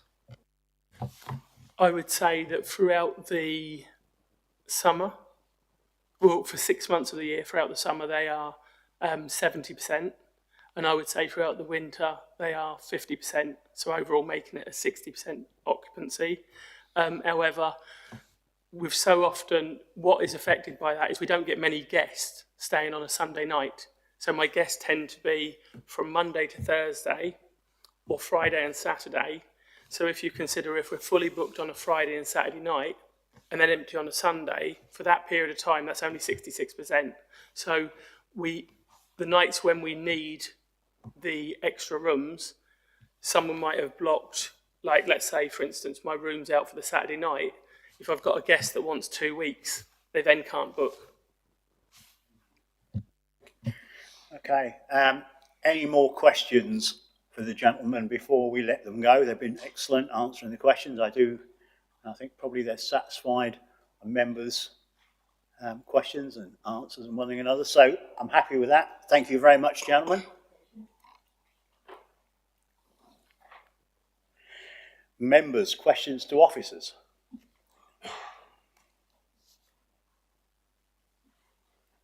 Councillor Miffordin, thank you. Thank you, Chair. I just wanted to ask officers, same question I asked Mr. Payne earlier. What is the proximity of the proposed development to Chattery's house, and why was that raised as a concern? Thank you. Through you, Chairman, from the sort of corner of Chattery's house to the corner of the development is 7.5 metres. You've got the professional view of the council's conservation officer, that the scale, that the design of the proposed building is not sympathetic to Chattery's house as a Grade 2 listed building, which, as you'll be aware, the council has to pay special regard to preserving the setting of a listed building, and also the site is within the conservation area. Bramley House is a significant building in the conservation area, and again, the scale and the design is not considered in the professional view of officers to be sympathetic to that heritage setting. Can I, sorry, one more, just yeah, absolutely. Very quickly. What is Chattery's house being used for today, if I may ask? Through you, Chairman, I don't know what Chattery's house is being used for, and to some degree that's not particularly relevant to the consideration of the impact on its setting of a further development. You're finished. Councillor Marks. Listening to what we just heard, can we go back a couple of slides to the actual there's a picture of the proposal. Keep going. There. That's a very stark, full-on photograph, which obviously the historic guy has said, you know, it's going to, but actually Bramley House actually stands on the corner and you can't actually see most of that. So is that what he's saying? It's affecting that because of the street scene? No. Or is it just because it's a modern building beside an older building? Through you, Chairman, the Conservation Officer's very detailed comments are in full in your agenda pack. I mean, without wishing to basically just read them out to you, the building is considered too large for its position, especially in such close proximity. Its form is also architecturally inconsistent with the host Bramley House and the listed Chattery's house. It would appear that the form of the proposal being dictated by the wish to provide a certain level of floor space, resulting in a rather oversized building, which fails to pick up on the essential character of the site, most notably the characteristic hipped roofs. The dormers are shown to be clad in timber shiplap. This is an incongruous material and is inappropriate. So there's quite a lengthy critique of what's been drawn up by Mr. Hall. Yeah, no, that I accept. But what the question is when you look at it on a start thing like that, I understand that. However, when you take everything into consideration, you're not actually going to see most of that because it stands back. I understand from Chatter's House you may see a different view, but is it he's seen that and gone, as opposed to it being on the angle where there are properties around it, so it probably blends in more than a stark, drawing like that. Through you, Chairman, the Conservation Officer will have done a robust consideration of all of the drawings that have been submitted, and will probably also have done a site visit as well. So we'll be those comments will be based on a fully comprehensive consideration of the scheme. So I'm mindful of time. I know we've got to give it due consideration and everything, but any more questions to officers? No, thank you very much. So now we're going to debate the application now. Councillor Bennett. Thank you, Chairman. Where do I start with this one? As a Chatter's councillor, and also as a resident of Chatteris, I know what Mr. Payne's doing there. I think I've only been in there a couple of times, but it's more than commendable what he's doing. To take on a £400,000 expansion of a business in a sector that's failing, I think he's commendable for taking it on. The criticisms that are in the report are subjective. One man's meat's another man's poison. I think the committee will decide whether we agree with that viewpoint or not. This building is for purposeful use. This is an addition to Chatteris. We are building an extension to a hotel where there is certainly a need for it. And I look at this and I fully support this application. I think it's commendable what Mr. Payne is doing. I think the stark drawing that's in front of you does not pay justice to what is going to be delivered there by the time this is finished. It's in a conservation area. If we were going to build this on the front of it, I would be of a different view. This is at the back. We've all been there. We've all had a look at the site, I assume most of us have. And that is not what you see when you're on the ground. And that is the benefit of doing a site visit. So LP16, does it make a positive contribution? I think it absolutely does make a positive contribution. I think this is a positive development. We've done development directly opposite this, the big block of land where Brewers used to be in the high street. We redeveloped that and we approved that some time ago with new buildings in the back closer to the church, which is a Grade 1 listed building. They were approved. Boxing Boy Mews was built in 2006, 2007. That used to be a row of garages there. You could buy tyres there. That's certainly enhanced that part of the Grade 1 setting. Is this close? Does something close make it bad, or does something that fits in make it good? I'd rather fancy this fits in. And when looking at the insufficient parking, if this was in London, you wouldn't have any parking. I know this is Chatteris. There is Church Lane car park, which is not far away, and you've also got Furrowfield car park, which is the other end of town, and that's within walking distance. As long as Mr. Payne keeps his residents from parking in the high street and stopping the shoppers getting to the town, provided they use the car parks, which I'm sure he will, I think this scheme deserves full support of this council. And I'd see nothing detrimental with this scheme at all. Councillor French. Thank you. Yeah, I do agree with most of what Councillor Penny said. But if this was a new build, a block of flats, the parking policy, because it's in the town centre, you don't need any parking spaces. Okay, Councillor Mifferton. Thank you. Just want to add quickly as well. Maybe in future considerations where there's a list of buildings present, if we can have the conservation officer here as well. I don't know if we can introduce that. But just to add, I think this is a commendable development. I am in the hotel and leisure industry. I have a site similar to this, and I know how we struggle. Okay, for someone to want to, spend their money and improve a business, and also just one point that Mr. Payne mentioned that really resonates with me is the lack of accessibility for wheelchair users when they want to stay in these places. If you have a chalets like I have that's open to the car park, it does attract a lot more bookings, and it does make people more comfortable to use it. Not everybody wants to is confident enough to walk through a corridor full of people sitting down. Some people just want to arrive at their hotels and then just go into their chalets or rooms and rest. So I'm fully, I think we should support this. I don't think the fact that there is a listed building, which is now a block of flats, or converted into flats, correct me if I'm wrong, should have an impact on a business. We're saying Finland is open for business. So I think we should support this, and we should commend the gentleman for actually wanting to invest. Thank you. Thank you, Councillor Mifflin. Councillor Marks. Thank you. I quite agree with everything that's been said so far. I have to say, probably not a direct planning reason, but when you talk to a lot of the businesses in the area who are trying to find beds for people to stay, Aerotron, I know for a fact, bring people in from all over the world. There is a very major lack of beds in Chatteris and availability.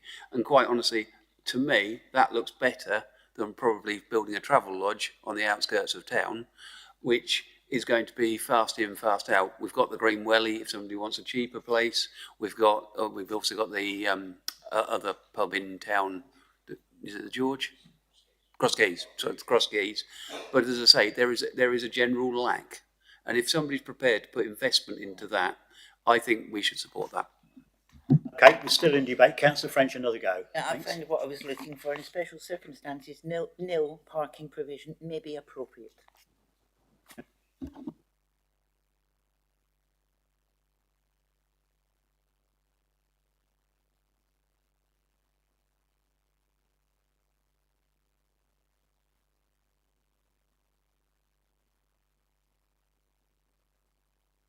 Do I have a proposal to go with officer's recommendation to refuse planning permission?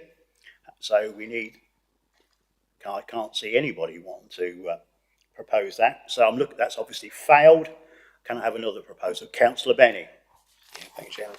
Yeah, I'd like to propose that we go against officer's recommendation on this one and approve this application. I feel that a lot of the reasons for refusal are subjective, and the benefits to the town and to the area are beneficial and outweigh any harm that may be done with this building. Okay, that's fine. I can see that. Who wants to second it? I'll take Councillor Hicks, thank you. That's with delegation to officers. Yeah, okay. With officer delegation for obviously, which are not too onerous, of course. We all say that, don't we? So I'm happy with that. So we've got to go back now. We've got a proposal, go against officer recommendation by Councillor Benny's proposed it. Councillor Hicks has seconded it. Can I have a show of hands on that proposal? Okay, that application has been approved. Thank you. So we're still going to carry on, aren't we? We don't need another break for a minute, do we? So let's crack on with number 12, agenda number 12, which Danielle will present, application FYR 2309870, agenda item number 12. Okay, Danielle, when you're ready. Thank you. Thank you, Chair. Agenda item 12 is an outline application with all matters reserved for the erection of up to 6 dwellings on land east of Bramley Court in Coldham. The application site is outlined in red and shown on the location plan and aerial photos. The site is an area of agricultural land shown to the west of an existing development at Bramley Court, within an area of sporadic development to the east. Open agricultural land is located to the north and south of the site, as can be seen. The application is outlined with all matters reserved, but the indicative plans submitted indicate the potential layout with 6 dwellings and detached garages flanking the east and west sides of a central access road, with turning head and retention of a field access to the north. Photo 1 is showing the site facing north. The boundary of Bramley Court is set to the west. Photo 2 is facing northeast across the site to the eastern boundary of the site. Photo 3 is facing east along March Road with the application site to the left-hand side of the photograph. and photo 4 is facing northwest towards the existing Bramley Court. Photo 5 is taken from Google Street View. This is facing west along March Road, facing Bramley Court. Note the lack of room within the highway verge to include a suitably wide footpath to link between the application site and the existing footpath to the far side of Bramley Court in the background, which is highlighted by that sort of reddish shading on the grass verge there. On the basis of the consideration of the issues of this application, conflict essentially arises through the principle of development on the site rather than the result of matters that could be addressed at design stage.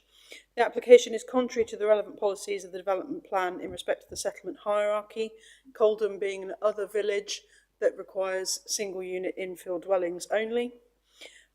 Furthermore, development at the site would be unacceptable encroachment into the countryside at detriment to the rural character in contravention of LP12 and LP16.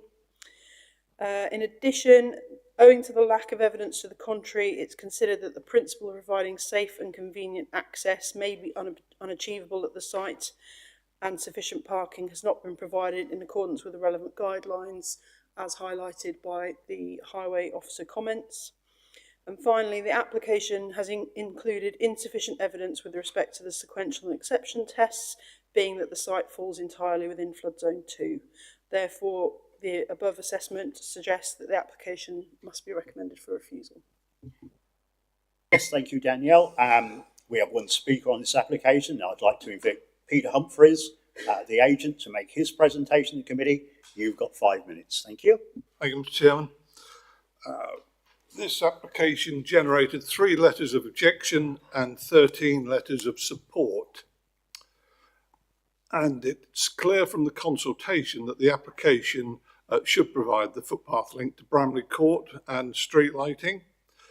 The application seeks to mirror the adjacent built scheme at Bramley Court, from which you can see the type of development that could be delivered. So the site is clearly adjacent to the developed footprint of the village and forms a natural infill between existing built form and the natural tree landscaped area. It's only an outline application, so all details can be agreed at a later stage. The client would also be happy to provide traffic calming, which is what I know the villagers of Coldham would like. So it would be difficult for them to try and get that in from any other development because it's an infill only village. But I've spoken to the client who said he would be happy to offer that. This would also assist with the visibility from our site. It's also should be noted that the site has been allocated in the emerging local plan.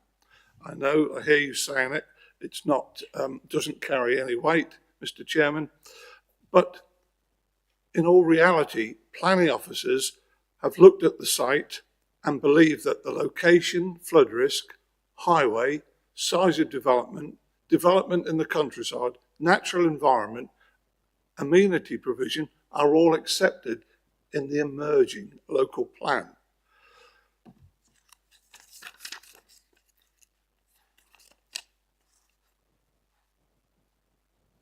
So I would therefore just conclude that the site that the emerging plan can be given some consideration and would request that members look at this and give it its support. Thank you. Yeah, thank you, Mr. Humphreys. Members, questions to Mr. Humphreys, and I can see Councillor Hicks, and so carry on, please. Hello, Mr. Humphreys. Where would you propose that these traffic calming measures go? Are they going to go around that blind corner? Things so it slows people down coming around that corner? I don't know. All I know is if you read the comments on the file from locals and speaking with the site owner, someone must have flagged it up to say that's what we need, probably the parish council. So I don't know, we'd have to speak and liaise with the highway department, but there's certainly traffic calming would be welcome and benefited to the village. Okay.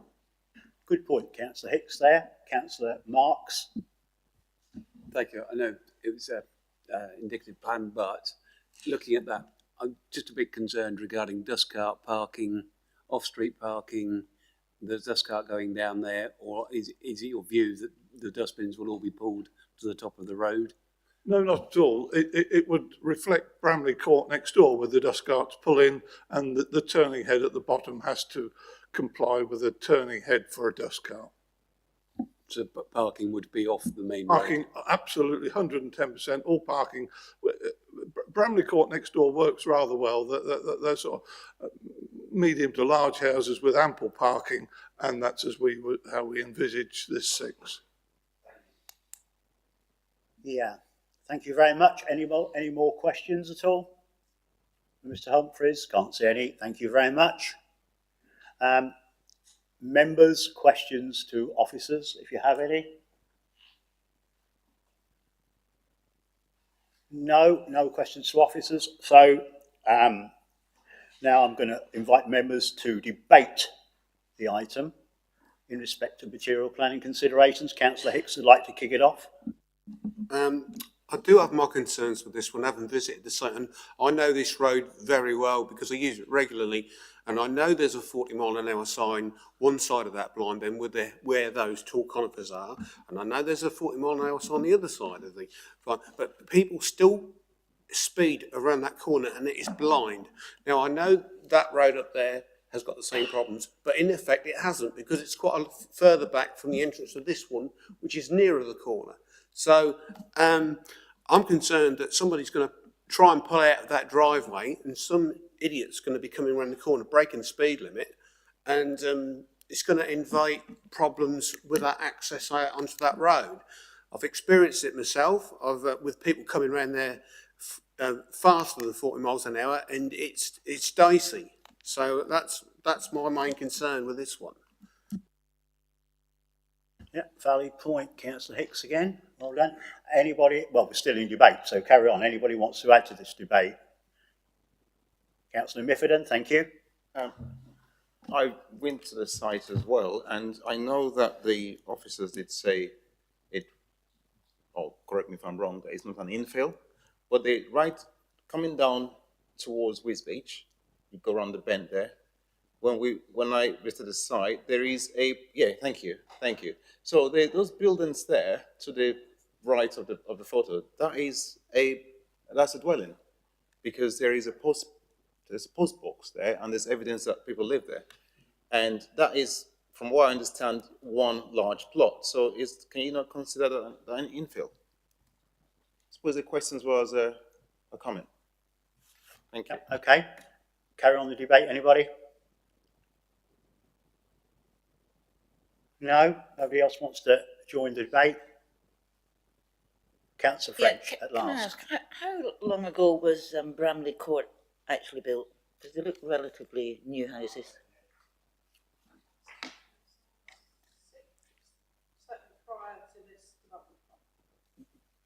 Yeah, so probably. But I looked at the site, to be fair, and the application site, and it does very much mirror the previous development. So, and I had a look. In fact, I turned round down the bottom of that estate, and I found no trouble doing that with my truck. So that's quite a big vehicle. So that's just a comment I've made. But anybody else want to carry on? No? Okay. We're going to bring officers in. Dalton, thank you. Thank you, through you, Chairman. I'll just try and round up some of the comments that have been made. In terms of Councillor Mafferdin's comment about, is this an infill site? Again, we had sort of this discussion earlier.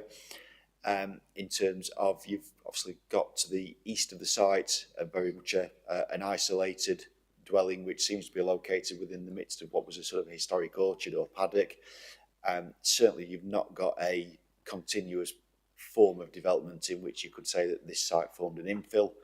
Notwithstanding that, LP3 relates to the settlement hierarchy. Coldham is identified as an other village, which will normally be restricted to a single dwelling infill site. Clearly this isn't a single dwelling.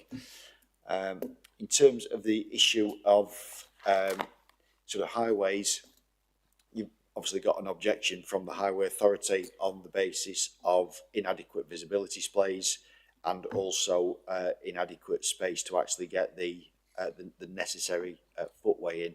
So you've got an objection from the Highway Authority on that basis. Thank you. Thank you. So we've all heard David's summing up there.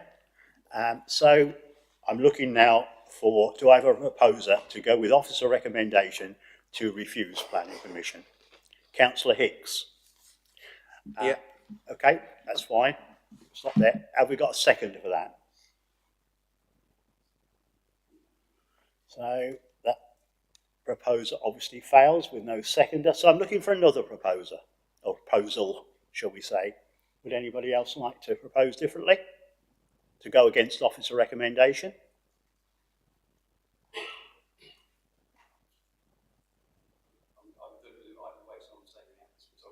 Okay. Okay.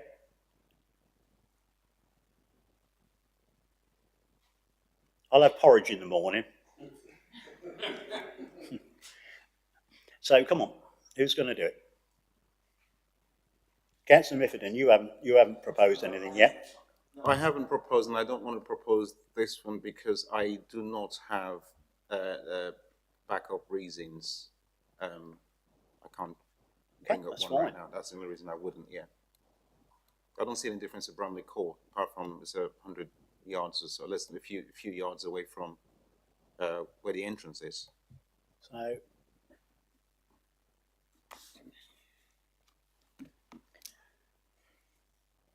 Councillor French, you're a little saint. For goodness sake, let's move.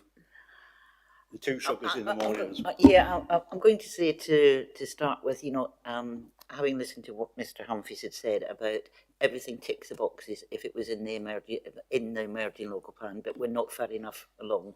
You know, the time and effort that officers and agents put in, if it ticks the boxes, then I know we don't often give weight to it. But I would be inclined to give weight to this rather than wait another 18 months. I'm not sure about reasons. Okay, David. Through you, Chairman, I would seriously advise the committee not to go down that route of giving weight to local plan, the emerging local plan at this point in time, given the very unadvanced state of the local plan at this point in time, and the legal status of that as a result. And I would also point out that there have been numerous other applications that have come in where the committee has given no weight to that. So I would strongly recommend that, or suggest that the committee would be on dubious ground in that scenario. In that case, Chairman, I withdraw my proposal. I think that's absolutely great advice that David's given us there. We have to be consistent. We've not given any weight to emerging local plan before, so and we should give no weight to it today. But still, we're still looking for a go against officers' recommendation. One would have thought. Okay, I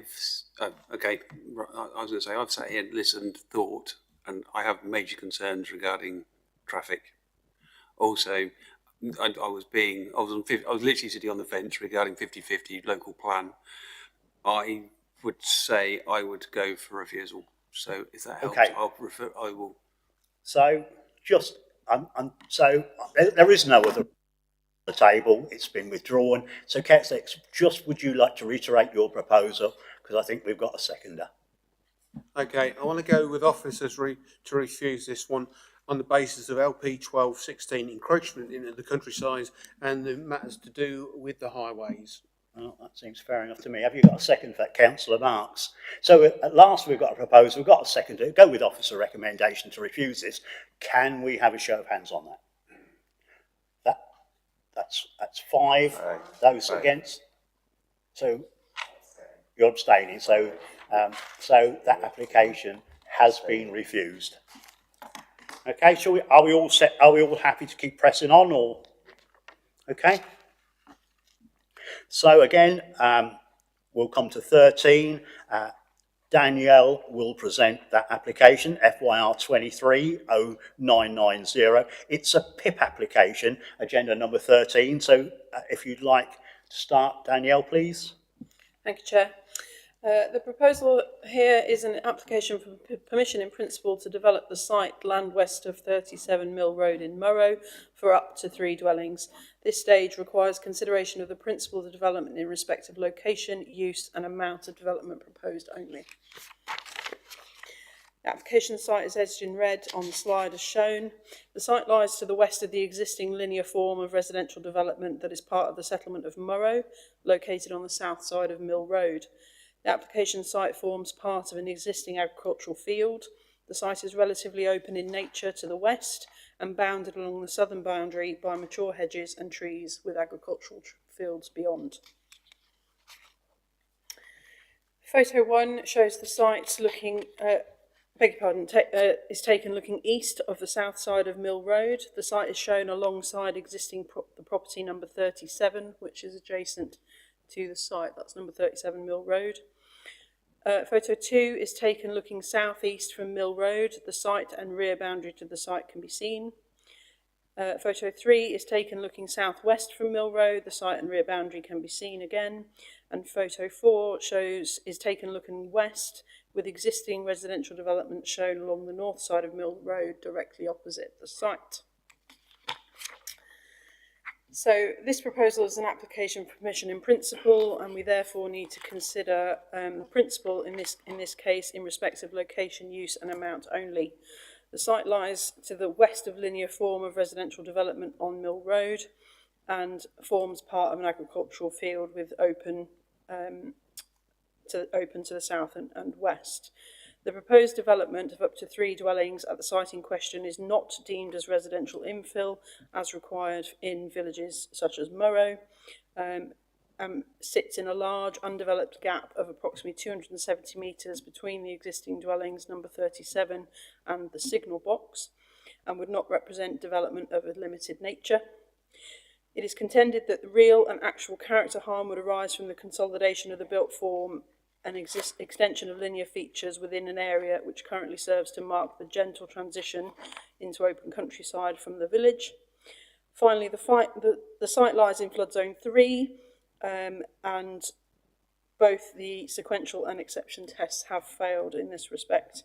Therefore, the application is recommended for refusal. Thank you. Thank you, Danielle. We have 2 speakers on this application and 1 written representation. First, I'd like Member Service to read out a written representation to the committee from Debbie Fryatt in objection to the proposal. So when you're ready, Elaine, please. As stated on our comments on the public access platform on the 12th of December 2023, I myself have been a resident of Mill Road for nearly 30 years. I would just like to reiterate the contents of my comments. The road is still in a bad state of repair. The flooding issues reported to highways over the last 15 months have still not been addressed.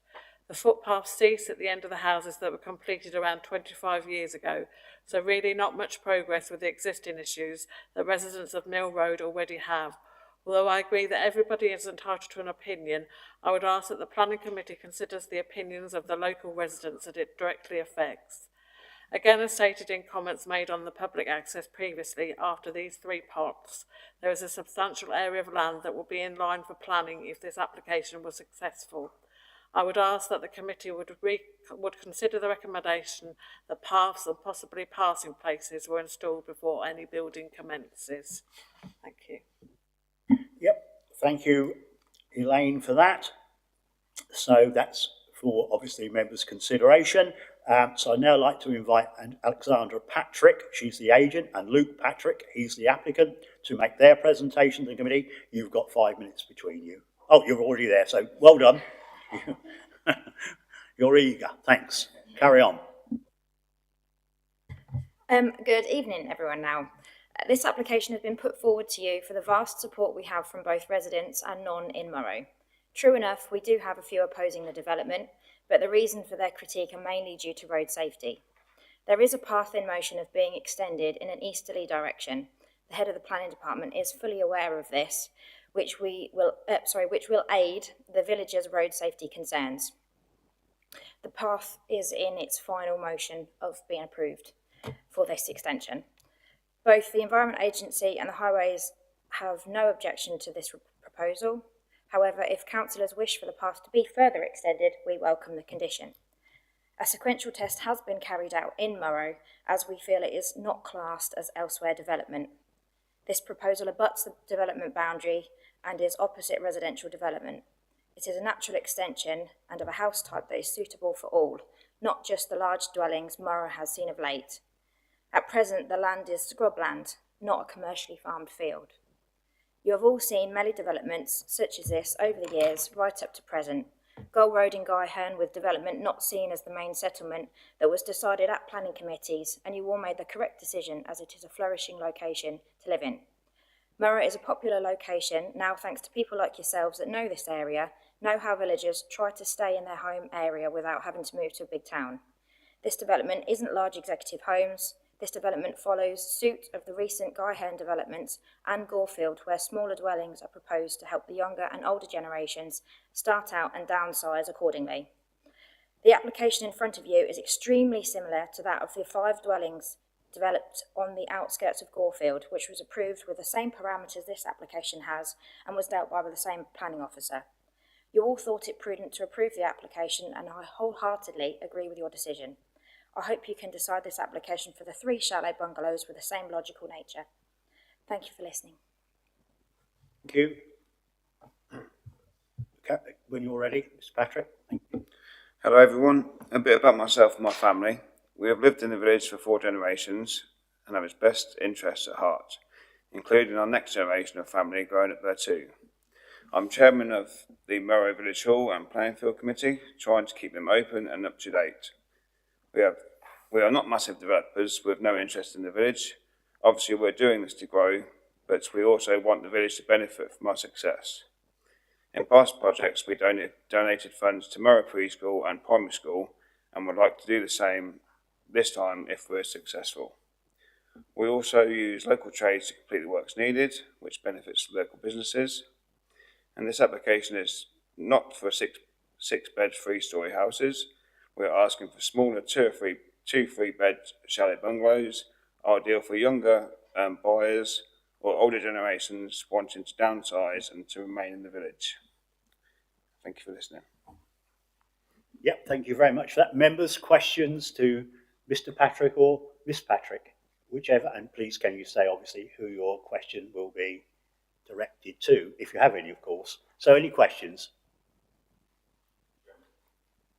Councillor Marks, thank you. To either Patrick's, excuse me.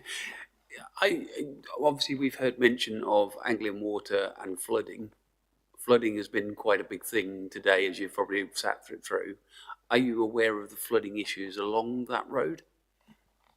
To my knowledge, there's no flooding that has occurred along that road, and I've double checked with the Environment Agency's surface water, and in that location there has not been any warning at all from there. Thank you. Okay. Any more questions at all? Councillor Mifferton, thank you. Thanks, Chair.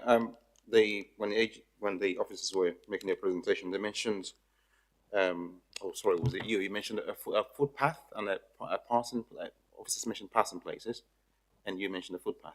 Right. What are you doing to improve that? Thank you.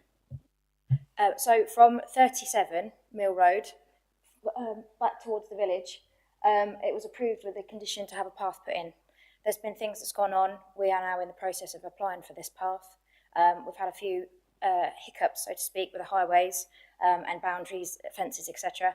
But we've overcame them, and it's being approved as we speak to get quotes done to be completed. So that will aid that, their concerns with regards to that. We're also in the position that if you were to approve this application, we could extend the path even further along to again help everybody else. Okay, so is there any street lights along there, or is it void of street lamps, the whole lot? To my knowledge, I'm not aware of street lights. Okay. Few and far between, but that's all of Murrow. Yep, that's fine. Just want some clarification on that. Councillor French? The proposed footpath, is that under a local highway improvement scheme, or is it something that you're doing yourself? It's to highways. Highways are going to obviously take it on afterwards. No, I didn't, that wasn't the question. Is it done through the parish council as a local highway improvement scheme, which that is a scheme every once a year? No, sorry, for ourselves. Yeah. So just for clarification, you're footing the cost completely. That's fine. Thank you. Anybody else got any questions at all? No. Thank you very much for that. Very eloquently put, both of you. Thank you. Officers, have you got any comments? Through you, Chairman, just to remind members that this is a PIP application, so there are no details in terms of the nature of the housing submitted. There's also no opportunity to impose conditions or to secure footpath links, etc., etc. As part of the proposal, it is purely whether the principle of residential development on this site is acceptable or not. Thank you for that clarification. Now, invite members to debate the item, please. Somebody pointed at Councillor Marks. Are you? Sorry, it was actually a question I was going to ask David, but I see floods. Please, we can wind back a bit. Okay. The next door properties, are they in flood zone 3 as well? Do you happen to know? Through you, Chairman, I don't know off the top, but I can probably soon find out. Thank you. That's a question I think we can give just David a couple of minutes to work that out, because I think it's imperative that we get an answer to that.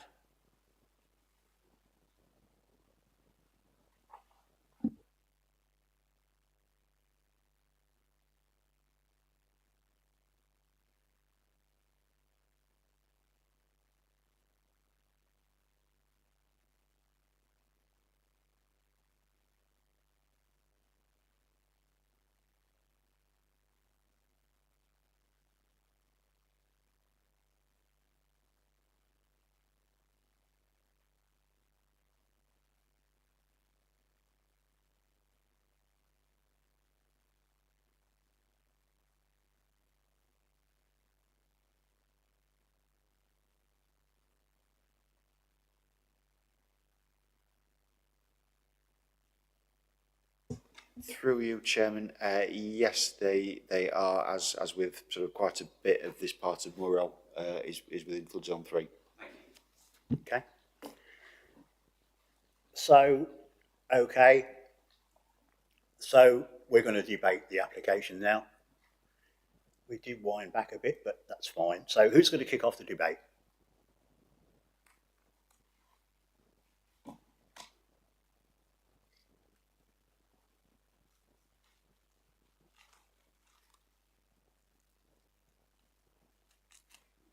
Have you?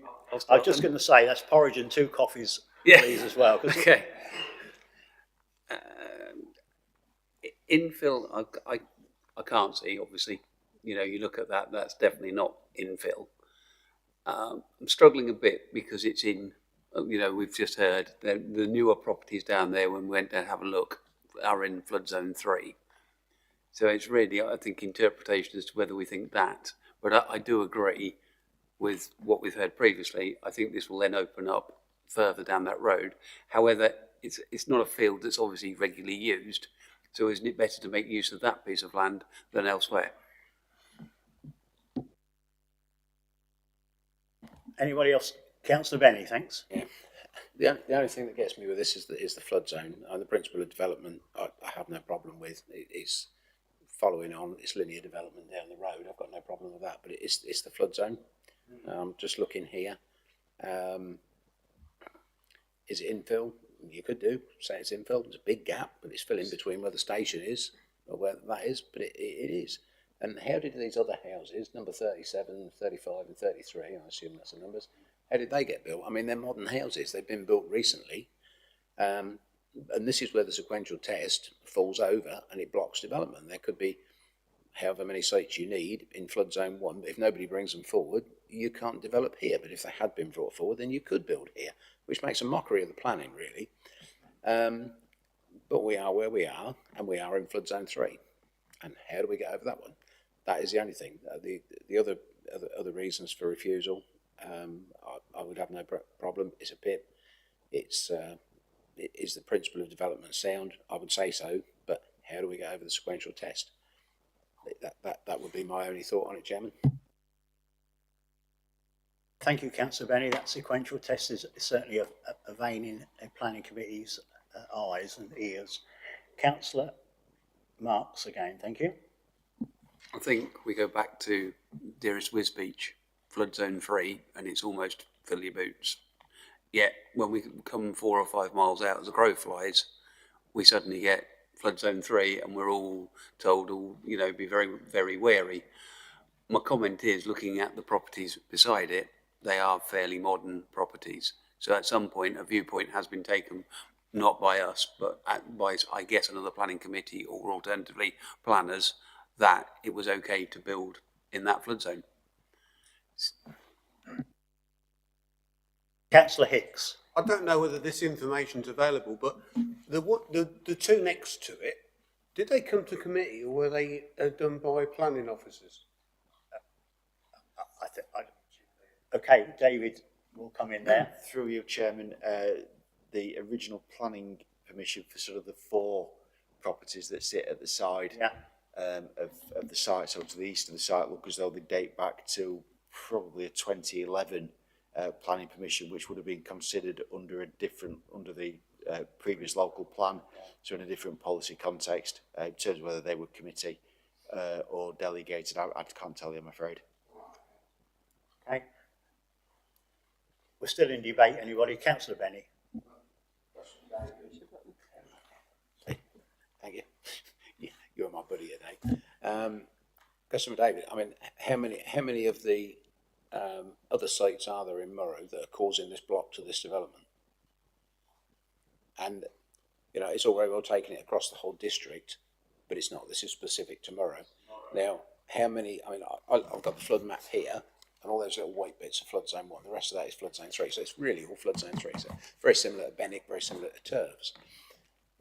You can't kill a village by not building in there if there is reason, if you can. The villages all need housing to keep them sustainable.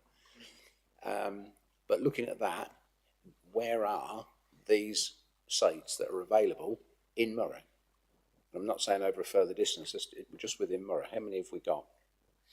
Through you, Chairman, I think if members cast their minds back to last month, and we had a very similar debate, didn't we, about the Inham's Close application. So for a start, there's 2 there that were granted at the last committee meeting, and if memory serves me, on the sequential test that we considered in relation to that application, I think we said that there were probably another 7 properties that were sequentially preferable.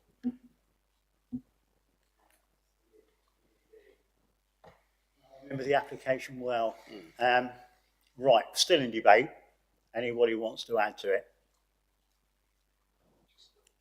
Councillor Mifferton, yeah. Thanks, Chair. Just looking at the refusal from the Parish Council, Wisbeach St Mary, and towards the very last paragraph of it, it says this: if officers are minded to approve the PIP, then the Parish Council recommends that a footpath is installed prior to commencement of development. They also note concern regarding drainage and flooding.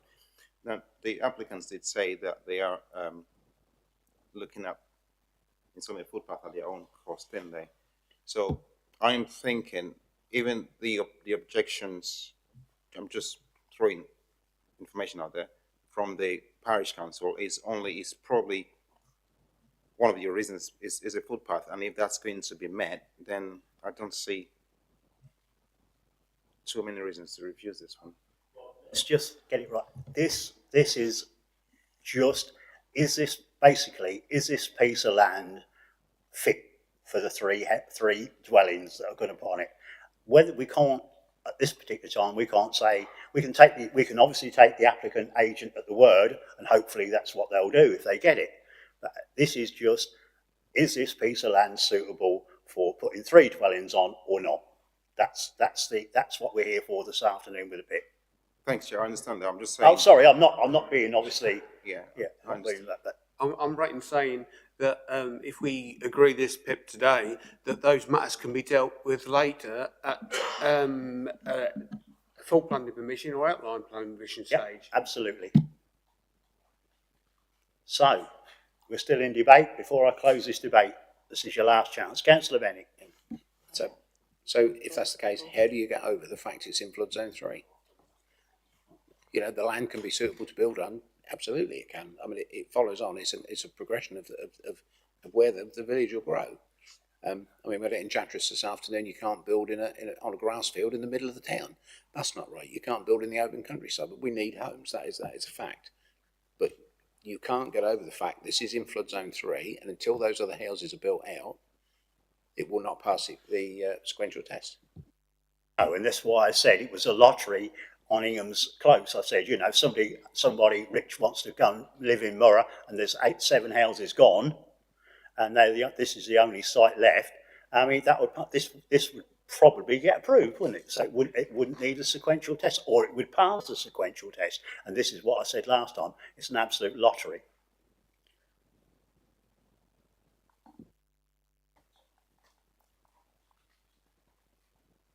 Councillor Marks. This is more really probably a question for David more than anything else. Flood zone 3, if we could get mitigation, i.e. living upstairs, no, David's shaking his head straight away. You know, Holland is all flood zone 3, you know, and underwater, but they seem to make it work. We seem to always have this hang up that we can't make it work. I think anybody else want to add to this debate, then I'm going to bring officers in. Then I'm going to look for a proposal in that order. So anybody want to bring any more for this debate? There isn't. I'm going to bring officers in. Thank you, Chairman. To go back to Councillor Marks's point, the government is very clear in terms of its approach to flood risk, which is that new development should be steered away from areas of flood risk or to areas of the lowest flood risk. That mitigation on site does not overcome that locational factor. So we're in a position where, as Councillor Benny said, this is a site that's in flood zone 3. The sequential test is deemed to be failed, given that there are other sites within Murrow that are sequentially preferable. And that's if you apply Murrow, given that this is arguably a development which is not envisaged for Murrow in terms of the settlement hierarchy, and that it's an expansion out into the countryside rather than infill. That's a whole different debate. And I think to pick up on the issue, I don't think there's any way that this could be considered an infill site, given that the nearest building to the west of the development is probably several hundred yards away. So it basically fails on several grounds. Okay, so you've all heard what David Rowan has said. I thank you for that, and I'm going to move on to having a proposal for this application. So do I get a proposal to agree with officers to refuse this application? Have I got one? Councillor French. I think in this case, I would like to support this PIP, but under the circumstances as we've discussed hours ago with regard to flooding and the debate we had last month on the sequential test, I cannot see how we can agree it. So that's fine. That's all I want to know. So that's great. So we've got a proposal to go with officer's recommendation to refuse this application, proposed by Councillor French, seconded by Councillor Miffordin. Can we have a show of hands to move on so we can quickly move on? That application has been refused. So with last not least, I think now we've more or less we've got one more to do. So we're going to press on, and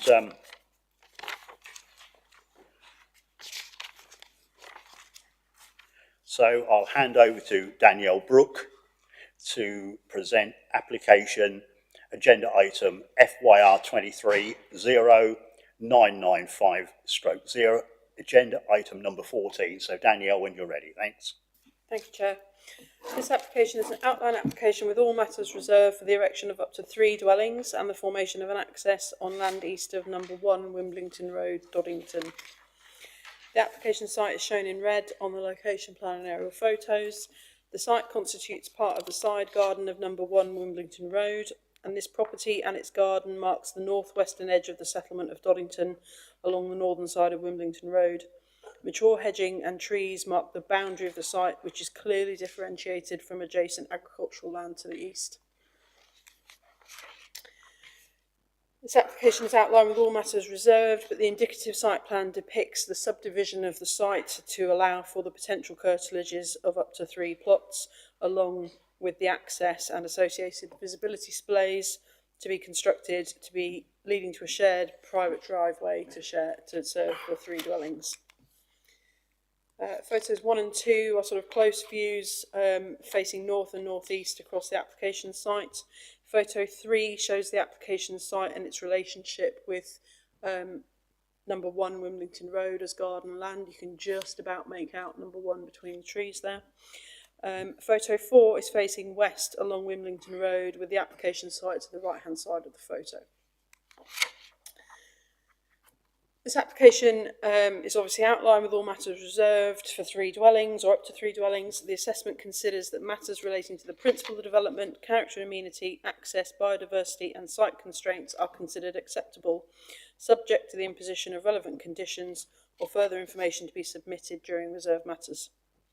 The Parish Council has concerns with regard to the application being a linear encroachment into the sort of agricultural lands to the east, and concerns over highway safety. Officers do not believe that it's an encroachment into the countryside, notwithstanding it had a previous outline approval for up to 13 dwellings, of which this site was part of that.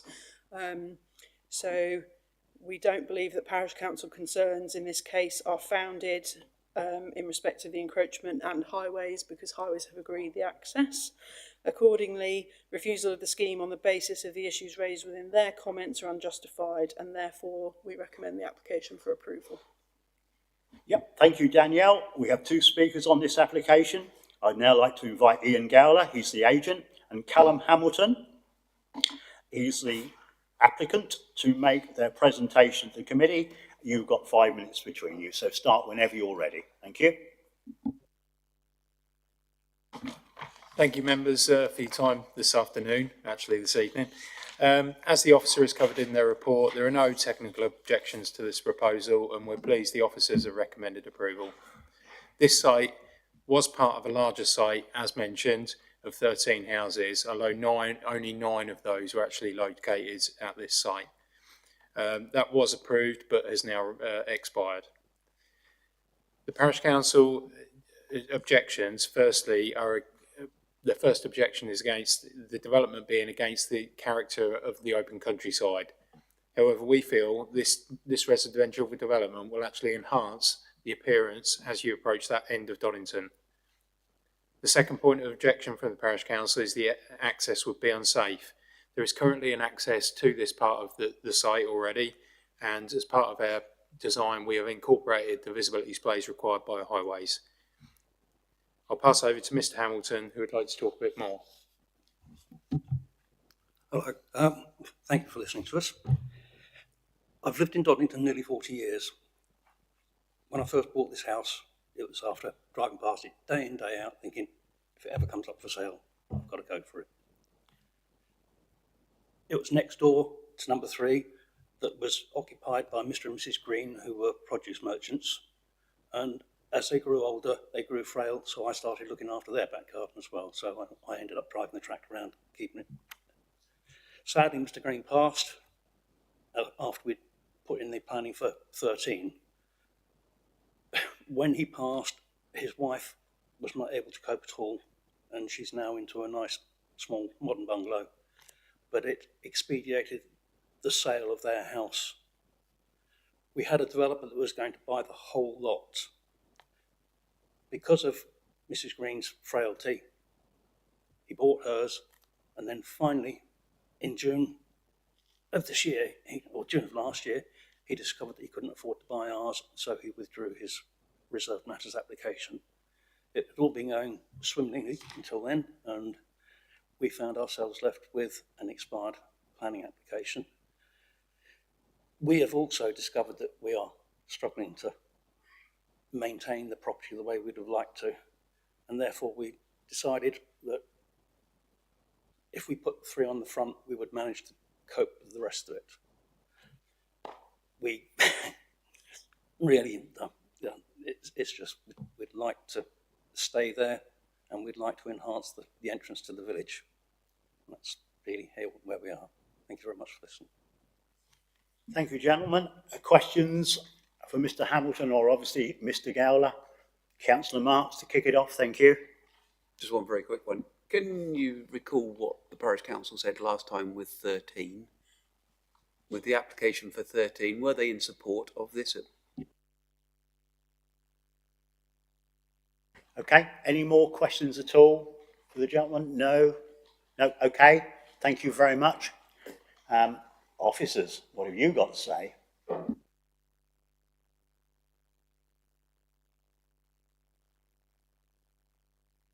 Yeah, I do have a question. I know it's gone 7 o'clock and I'm, you know, old and getting tired, but I'm not suffering confusion, I don't think. The Parish Council supported 13, but don't support 3. Any particular? I mean, I'm just. They want more houses, John. They want more. No, I think that is correct. Any more questions at all? Okay. So that's that. So without further ado, we'll move into debate then. So who wants to start the debate off? And you do, Councillor Hicks. Well done. Yeah, I can't see a lot wrong with this.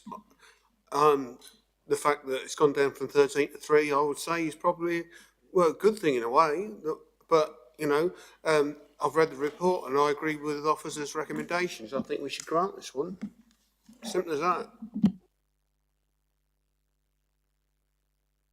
Yeah, Chairman. Thank you. Thank you, Chairman. I think most of us sitting around the table agree with this. This is a sensible decision. We can sit and talk about footpaths and everything else, but I think we're going to end up here. Could we just take a recommendation on this one, Mr. Chairman? We won't be long, Councillor Benny. Councillor Mifford, please. Yeah, I'm just going to agree with what's been said. I think this is a straightforward application, and I think we should support it. Okay, so I'll steer where this is going.